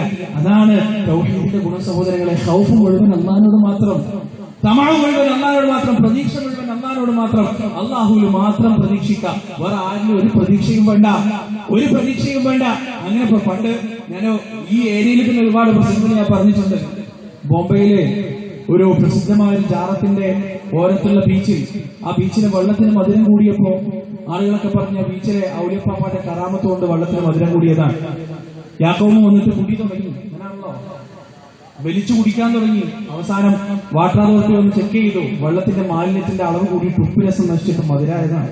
കുടിച്ചോനൊക്കെ ഹോസ്പിറ്റലിലായി. എന്നിട്ട് 2 ആഴ്ച വയറൊക്കെ കഴുകി ഹോസ്പിറ്റലിൽ കുറച്ച് പൈസ ഒക്കെ കൊടുത്തപ്പോ കറാമത്ത് എന്താണെന്ന് ശരിക്കാണ്ട് മനസ്സിലായി. അനാവശ്യമായ പ്രതീക്ഷ, എന്തൊക്കെയോ സംഭവിക്കുമെന്ന പ്രതീക്ഷ, എന്തൊക്കെയോ ഉണ്ടാകുമെന്ന പ്രതീക്ഷ. സഹോദരങ്ങൾ, നിങ്ങൾക്കറിയോ 50,000 രൂപ കൊടുത്തിട്ട് 50,000 രൂപ കൊടുത്തിട്ട് എന്റെ നാട്ടിലുള്ള ഒരു പാവം മനുഷ്യൻ, വൃദ്ധനായ മനുഷ്യൻ, അള്ളാഹനെ പേടിയുള്ള മനുഷ്യൻ, അദ്ദേഹം ജാഹിലാണ്, വിജ്ഞാനമില്ല, മതപരമായ അറിവില്ല. അദ്ദേഹം വാങ്ങിച്ചത് എന്താ അറിയോ? ഒരു എഴുത്താണ്. 50,000 രൂപ കൊടുത്തിട്ട് വാങ്ങിച്ചത് ഒരു എഴുത്ത്. ആ എഴുത്തെന്താ അറിയോ? ഈ എഴുത്ത് കൊടുത്തിട്ട് തങ്ങൾ പറഞ്ഞതാണ്, ഇത് നിങ്ങൾ മരിക്കുമ്പോ കബറിൽ വെച്ച മുൻകറിനെ ചോദ്യം ചെയ്യൂല. എന്തായാലും എഴുതിയത് അത് റജുൽ സാലിഹ് നല്ല മനുഷ്യനാണ് പല ഇഷ്ടം, അതുകൊണ്ട് ഇയാൾക്ക് ചോദ്യം പറ്റൂല. എന്നിട്ട് ഒപ്പ് ഔലിയപ്പാപ്പാന്റെ ഒപ്പ്, തങ്ങളുടെ ഒപ്പ്. ഇങ്ങനെ അനാവശ്യമായ പ്രതീക്ഷകളും അനാവശ്യമായ തമവും ആളുകൾ വെക്കുമ്പോ സഹോദരങ്ങൾ നമ്മുടെ തൗഹീദ് അവിടെ തകർന്ന് തരിപ്പണമാവുകയാണ്. നമുക്ക് ഖബറിൽ രക്ഷപ്പെടണോ? നമ്മുടെ റബ്ബുണ്ട്, ആ റബ്ബിനോട് പറഞ്ഞു. അല്ലാഹുവേ, റസൂൽ പ്രാർത്ഥിക്കാൻ പറഞ്ഞിട്ടില്ലേ, അല്ലാഹുമ്മ ഇന്നി അഊദു ബിക മിൻ അദാബിൽ ഖബർ വമിൻ അദാബിൻ നാർ വമിൻ ഫിത്നത്തിൽ മഹ്യാ വൽ മമാത് വമിൻ ശർരി ഫിത്നത്തിൽ മസീഹ് ദജ്ജാൽ. അല്ലാഹുവേ, ഖബറിന്റെ അദാബിൽ നിന്ന് എന്നെ കാത്തു രക്ഷിക്കണേ. ഖബറിന്റെ അദാബിൽ നിന്ന്, നരകത്തിന്റെ അദാബിൽ നിന്ന്, ജീവിതത്തിന്റെയും മരണത്തിന്റെയും ഫിത്നയിൽ നിന്ന്, ദജ്ജാലിന്റെ ഫിത്നയിൽ നിന്ന് അല്ലാഹുവേ എന്നെ കാത്തു രക്ഷിക്കണേ. ദുആ ചെയ്യാൻ റസൂൽ പഠിപ്പിച്ചു തന്നതാണ്. അല്ലാഹുവോട് ദുആ ചെയ്താൽ മതി, 50,000 രൂപ കൊടുക്കേണ്ട ആവശ്യമില്ല. ആ 50,000 വല്ല ദുരിതാശ്വാസ നിധിയിലോ വെള്ളപ്പൊക്കം കയറി വീട് നശിച്ചവർക്കോ യതീമുകൾക്കോ പാവപ്പെട്ടവർക്കോ കൊടുത്താൽ അവരുടെ ദ്വാരം കൂടി നിങ്ങൾക്ക് കിട്ടും എന്ന് മനസ്സിലായിക്കോ. അനാവശ്യമായ പ്രതീക്ഷ ഒരാളിലും വെക്കേണ്ടതില്ല സഹോദരങ്ങളെ. ഇനി കറാമത്തുള്ളതാണോ? തീർച്ചയായും ഉള്ളതാണ്. ഔലിയാക്കൾ ഉള്ളതാണോ? തീർച്ചയായും ഉള്ളതാണ്. ഔലിയാക്കൾ ഇല്ലാത്തതുമല്ല. അല്ലാഹുവിന്റെ വലിയകളുണ്ട്, അല്ലാഹുവിന്റെ ഔലിയാക്കളുണ്ട്. അവരെ ബഹുമാനിക്കേണ്ടതുണ്ടോ? അവരെ ബഹുമാനിക്കേണ്ടതുണ്ട്, ആദരിക്കേണ്ടതുണ്ട്. എന്താ ഔലിയാക്കളുടെ പ്രത്യേകത? പരിശുദ്ധ ഖുർആൻ പറയുന്നു, അലാ ഇന്ന ഔലിയാ അല്ലാഹ് ലാ ഖൗഫുൻ അലൈഹിം വലാ ഹും യഹ്സനൂൻ അല്ലദീന ആമനൂ വകാനൂ യത്തഖൂന. ലാ, നിങ്ങളറിയണേ, ഇന്ന ഔലിയാ അല്ലാഹ് ലാ ഖൗഫുൻ അലൈഹിം വലാ ഹും യഹ്സനൂൻ. അല്ലാഹുവിന്റെ ഔലിയാക്കൾക്ക് ഭയപ്പെടേണ്ടതില്ല, ദുഃഖിക്കേണ്ടതില്ല. എന്താ അവരുടെ പ്രത്യേകത? അല്ലദീന ആമനൂ വകാനൂ യത്തഖൂൻ. അവർ വിശ്വസിച്ചവരാണ്, സൂക്ഷ്മത പാലിക്കുന്നവരാണ്. പള്ളിമിനാരങ്ങളിൽ നിന്ന് ബാങ്കിന്റെ തൊടികൾ വരുമ്പോ ബാന്റെ അക്ഷരമല്ല ഹയ്യാലിസ്ലാം കേൾക്കുമ്പോ കടയുടെ ഷട്ടർ താത്തിട്ട് ധൃതിയിൽ പള്ളിയിലേക്ക് നടന്നു പോകുന്ന ഒരു മനുഷ്യനെ നിങ്ങൾ കണ്ടോ?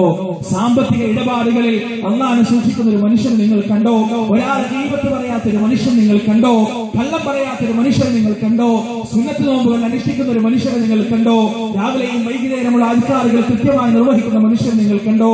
അള്ളാഹന്റെ മുന്നിൽ മാത്രം സങ്കടം പറയുന്ന മനുഷ്യൻ നിങ്ങൾ കണ്ടോ? നിങ്ങൾ അറിയുക, അതാണ് അള്ളാഹുവിന്റെ വലിയ, അതാണ് അള്ളാഹുവിന്റെ വലിയ. ജടപിടിച്ച മുടിയുമായി ബാങ്ക് കേൾക്കുമ്പോൾ പള്ളിന്റെ എതിരെ നടക്കുന്നവൻ അള്ളാന്റെ വലിയല്ല, അവൻ ശൈത്താന്റെ വലിയാണ്. അവൻ ശൈത്താന്റെ, അവനും വലിയാണ്, ശൈത്താന്റെ വലിയാണ്. ശൈത്താന്റെ ഔലിയാക്കളാണ്. അള്ളാന്റെ ഔലിയാക്കൾ ബാങ്ക് കേട്ടാൽ അവർക്ക് വേറെ എവിടെ നിൽക്കാൻ കഴിയില്ല. പള്ളിയിൽ പോണവർക്ക് അവർക്ക് സുന്നത്ത് നിസ്കരിക്കണം, അവിടെ നിന്ന് അള്ളാനോട് കരഞ്ഞ് പ്രാർത്ഥിക്കണം, ഖുർആൻ ഓതണം. എന്ത് കഷ്ടപ്പാടുണ്ടായാലും എന്ത് ഇടപാടുകളുണ്ടായാലും അള്ളാന്റെ ഔലിയാക്കൾ പള്ളിയിലേക്ക് പോകും. ഇവരാണ് അള്ളാഹുവിന്റെ ഔലിയാക്കൾ. ഈ ഔലിയാക്കൾക്ക് കറാമത്തുണ്ടോ? തീർച്ചയായും ഉണ്ട്, തീർച്ചയായും ഉണ്ട്. ഈ മറിയം ബീവിയുടെ കറാമത്ത് നമ്മൾ അറിഞ്ഞതല്ലേ. മഹാനായ റസൂലുള്ളാഹി സ്വല്ലല്ലാഹു അലൈഹി വസല്ലം, മഹാന്മാരായ സഹാബികൾക്ക് പല കറാമത്തുകളും ഉണ്ടായിട്ടുണ്ട്. തുഫൈൽ ഇബ്നു അംർ റളിയല്ലാഹു അൻഹുവിന്റെ കറാമത്ത് ഉണ്ടായിട്ടുണ്ട്. അദ്ദേഹത്തിന്റെ സമുദായത്തിലേക്ക് ദഅവത്തുമായി പോയപ്പോ തുഫൈൽ ഇബ്നു അംർ റളിയല്ലാഹുവിന്റെ മുഖം ഇങ്ങനെ പ്രകാശിച്ചു എന്നാണ്, വല്ലാത്തൊരു പ്രകാശം. എന്നിട്ടും ആ ജനത വിശ്വസിച്ചിട്ടില്ല. അദ്ദേഹത്തിന്റെ ചാട്ടവാറും ഇങ്ങനെ പ്രകാശിച്ചു എന്നാണ്. കറാമത്ത് അല്ലാഹുവിന്റെ, കറാമത്ത് നിഷേധിക്കാൻ കഴിയില്ല. പക്ഷെ ഒരു കറാമത്ത് നമ്മൾ നേരിട്ട് കണ്ടാൽ എന്താ അതിന്റെ വിധി? അതിന് ഖുർആനിൽ ശരിക്കും അധ്യാപനമുണ്ട്. ഖുർആൻ പഠിപ്പിച്ചത് എന്താ ചെയ്യേണ്ടത്? മറിയം ബീവിന്റെ മുറിയിലേക്ക് സക്കറിയ നബി അലൈഹി സ്വലാത്തു വസ്സലാം ഇങ്ങനെ വരികയാണ്. അവിടെ ഇങ്ങനെ കാണാണ്, ശൈത്യകാലത്ത് കിട്ടുന്ന പഴവർഗ്ഗങ്ങൾ മുഴുവൻ ചൂടുകാലത്ത് മറിയം ബീവിയുടെ മുറിയിലുണ്ടാവും. ചൂടുകാലത്ത് കിട്ടുന്ന പഴവർഗ്ഗങ്ങൾ മുഴുവൻ ശൈത്യകാലത്ത് മറിയം ബീവിയുടെ മുറിയിലുണ്ടാവും. ഈ നാട്ടിലെവിടെയും കിട്ടാത്ത പഴവർഗ്ഗങ്ങളും ഫ്രൂട്ട്സുകളും എല്ലാം മറിയം ബീവിയുടെ മുന്നിൽ അങ്ങനെ ഉണ്ടാവും. ഒരിക്കൽ സക്കറിയ നബി ചോദിച്ചു, അന്നാലക്ക് ഹാദ, അല്ല മോള്, നിനക്ക് എവിടുന്നാ ഇതൊക്കെ കിട്ടുന്നത്? എങ്ങനെയാണ് നിനക്ക് ഇവിടെ ഇതൊക്കെ കിട്ടുന്നത്? എന്താ മറിയം ബീവിയുടെ മറുപടി? അള്ളാഹുവിന്റെ അടുത്ത് നിന്നാണ് കിട്ടുന്നത്. കറാമത്ത് കണ്ടു, നേരിട്ട് കണ്ടു.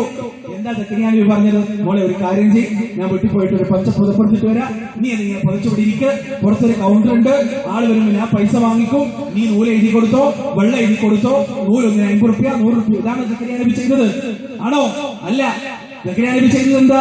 മറിയം ബീവി, മോളെ, എന്റെ കാര്യം എനിക്കൊരു, സക്കറിയ നബി വയസ്സായി, കുട്ടികളുണ്ടായിട്ടില്ല ആ സമയം വരെ, വലിയൊരു സന്ദർഭം വരച്ചാണ് നിൽക്കുന്നത്. മോളെ, എനിക്ക് കുട്ടിയില്ല, കുട്ടിയെ കിട്ടാൻ എന്തെങ്കിലും മാർഗമുണ്ടോ എന്ന് മറിയം ബീവിയോട് പറഞ്ഞോ? ഇല്ല. സക്കറിയ നബി ചെയ്തതെന്താ? പരിശുദ്ധ ഖുർആനിൽ പറയുന്നു, ഹുനാലിക ദാ സക്കറിയ റബ്ബഹ ഖാല റബ്ബി ഹബ് ലീ മിൻ ലദുൻക ദുർരിയതൻ തയ്യിബ ഇന്നക സമീഉദ് ദുആ. അല്ലാഹുവേ, ഈ കറാമത്തിന്റെ സ്രോതസ്സായ, ഈ കറാമത്തിന്റെ പ്രഭവകേന്ദ്രമായ ഈ കറാമത്തിന്റെ യഥാർത്ഥ ഉടമസ്ഥനായ അല്ലാഹ് റബ്ബി ഹബ്ലി മിൻ ലദുൻക ദുർരിയതൻ ത്വയ്യിബ, എനിക്ക് നല്ലൊരു സന്താനത്തെ നൽകണമേ. ഇന്നക സമീഉ ദുആ, നീ പ്രാർത്ഥനകളെല്ലാം കേൾക്കുന്നവനാണ്. കറാമത്ത് നേരിട്ട് കണ്ടപ്പോ സക്കറിയ നബി അലൈഹിസ്സലാത്തു വസ്സലാം ചെയ്തതെന്ന അള്ളാഹുവിനോട് അങ്ങോട്ട് പ്രാർത്ഥിച്ചു.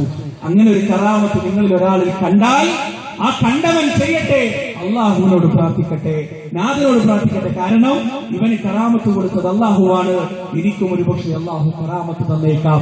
അതിനുവേണ്ടി അള്ളാഹിനോട് പ്രാർത്ഥിക്കാണ് ചെയ്യുന്നത്, അല്ലാതെ അയാളോട് തേടല്ല ചെയ്യുന്നത്. അയാളോട് തേടുന്നത് പച്ചയായ ഷിർക്കാണ്. വേണമെങ്കിൽ ഒന്ന് നമുക്ക് പറയാം, കൈപിടിച്ചിട്ട് അള്ളാഹിനോട് ദുആ ചെയ്യണം, എന്റെ കാലം റബ്ബിനോട് ദുആ ചെയ്യണം. അതിന്റെ അപ്പുറം എനിക്ക് ഇങ്ങനെ പ്രശ്നങ്ങളുണ്ട്, എന്തെങ്കിലും പരിഹാരമുണ്ടോ? പാടില്ല. ദുആ ചെയ്താൽ മതി അള്ളാഹുവിനോട്. സഹോദരങ്ങളെ, അതുകൊണ്ട് മനസ്സിലാക്കുക, ഖൗഫും തമഉം മുഴുവൻ അള്ളാഹുവിനെ പേടിയും പ്രതീക്ഷയുമെല്ലാം അള്ളാഹുവിൽ സമർപ്പിക്കുക. സങ്കടം വരുമ്പോൾ അള്ളാഹിനെ വിളിക്കുക, അള്ളാഹിനോട് മാത്രം തേടുക, അള്ളാഹുവിനോട് മാത്രം ദുആ ചെയ്യുക. സഹോദരങ്ങളെ, നന്നാവും നമ്മൾ, നമ്മുടെ ജീവിതം പച്ചപിടിക്കും, നാം നന്നാവുകയും ചെയ്യും. അല്ലാഹു സുബ്ഹാനഹു വ തആല ജീവിതത്തിൽ എന്തൊക്കെ പ്രയാസങ്ങളും പ്രതിസന്ധികളും ഉണ്ടെങ്കിലും അല്ലാഹുവേ എന്ന് മാത്രം വിളിക്കുന്ന മഹാഭാഗ്യവാന്മാരുടെ കൂട്ടത്തിൽ നമ്മെ ഏവരെയും ഉൾപ്പെടുത്തുമാറാകട്ടെ. നമ്മുടെ ഈ സംസാരവും വിരുദ്ധവും അല്ലാഹു സുബ്ഹാനഹു വ തആല നമ്മിൽ ഏവരിൽ നിന്നും സ്വീകരിക്കട്ടെ. നാഥ, ഞങ്ങൾ ഈ കൂടിയിരുന്നത് പോലെ നാളെ ജന്നാത്തുൽ ഫിർദൗസിന്റെ താഴ്വരകളിലും പൂന്തോട്ടങ്ങളിലും ഒരിക്കൽ കൂടി കൂടിയിരിക്കാൻ ഞങ്ങൾക്ക് നീ തൗഫീഖ് നൽകണേ അല്ലാഹ്. മരിക്കുന്നതുവരെ ലാ ഇലാഹ ഇല്ലല്ലാഹ് എന്ന വഹ്ദാനിയത്തിന്റെ കലിമത്തിൽ ഉറച്ചു നിൽക്കാൻ ഞങ്ങൾക്ക് നീ തൗഫീഖ് നൽകണേ അല്ലാഹ്. അല്ലാഹുവേ, മരിക്കുന്ന സമയത്ത് ഹൃദയം കൊണ്ടും നാവ് കൊണ്ടും ലാ ഇലാഹ ഇല്ലല്ലാഹ് എന്ന് ചൊല്ലി മരിക്കാൻ ഞങ്ങൾക്ക് നീ തൗഫീഖ് നൽകണേ അല്ലാഹ്. അല്ലാഹുമ്മ ഗ്ഫിർ ലിൽ മുഅ്മിനീന വൽ മുഅ്മിനാത്ത് വൽ മുസ്ലിമീന വൽ മുസ്ലിമാത്ത് അൽ അഹ്യാഇ മിൻഹും വൽ അംവാത് ഇന്നക മുജീബു ദഅവാതി യാ ഖാദിയൽ ഹാജാത്ത്. റബ്ബനാ ളലംനാ അൻഫുസനാ വഇൻ ലം തഗ്ഫിർ ലനാ വതർഹംനാ ലനകൂനന്ന മിനൽ ഖാസിരീൻ. റബ്ബനാ ആതിനാ ഫിദ് ദുനിയാ ഹസനة وفي الآخرة حسنة وقنا عذاب النار. ربنا تقبل منا إنك أنت السميع العليم وتب علينا إنك أنت التواب الرحيم. وصلى الله عليه وعلى آله وصحبه وسلم، وآخر دعوانا أن الحمد لله رب العالمين. هذا والله أعلم. سبحان الله وبحمده، سبحانك اللهم وبحمدك، أشهد أن لا إله إلا أنت، أستغفرك ونتوب إليك. والسلام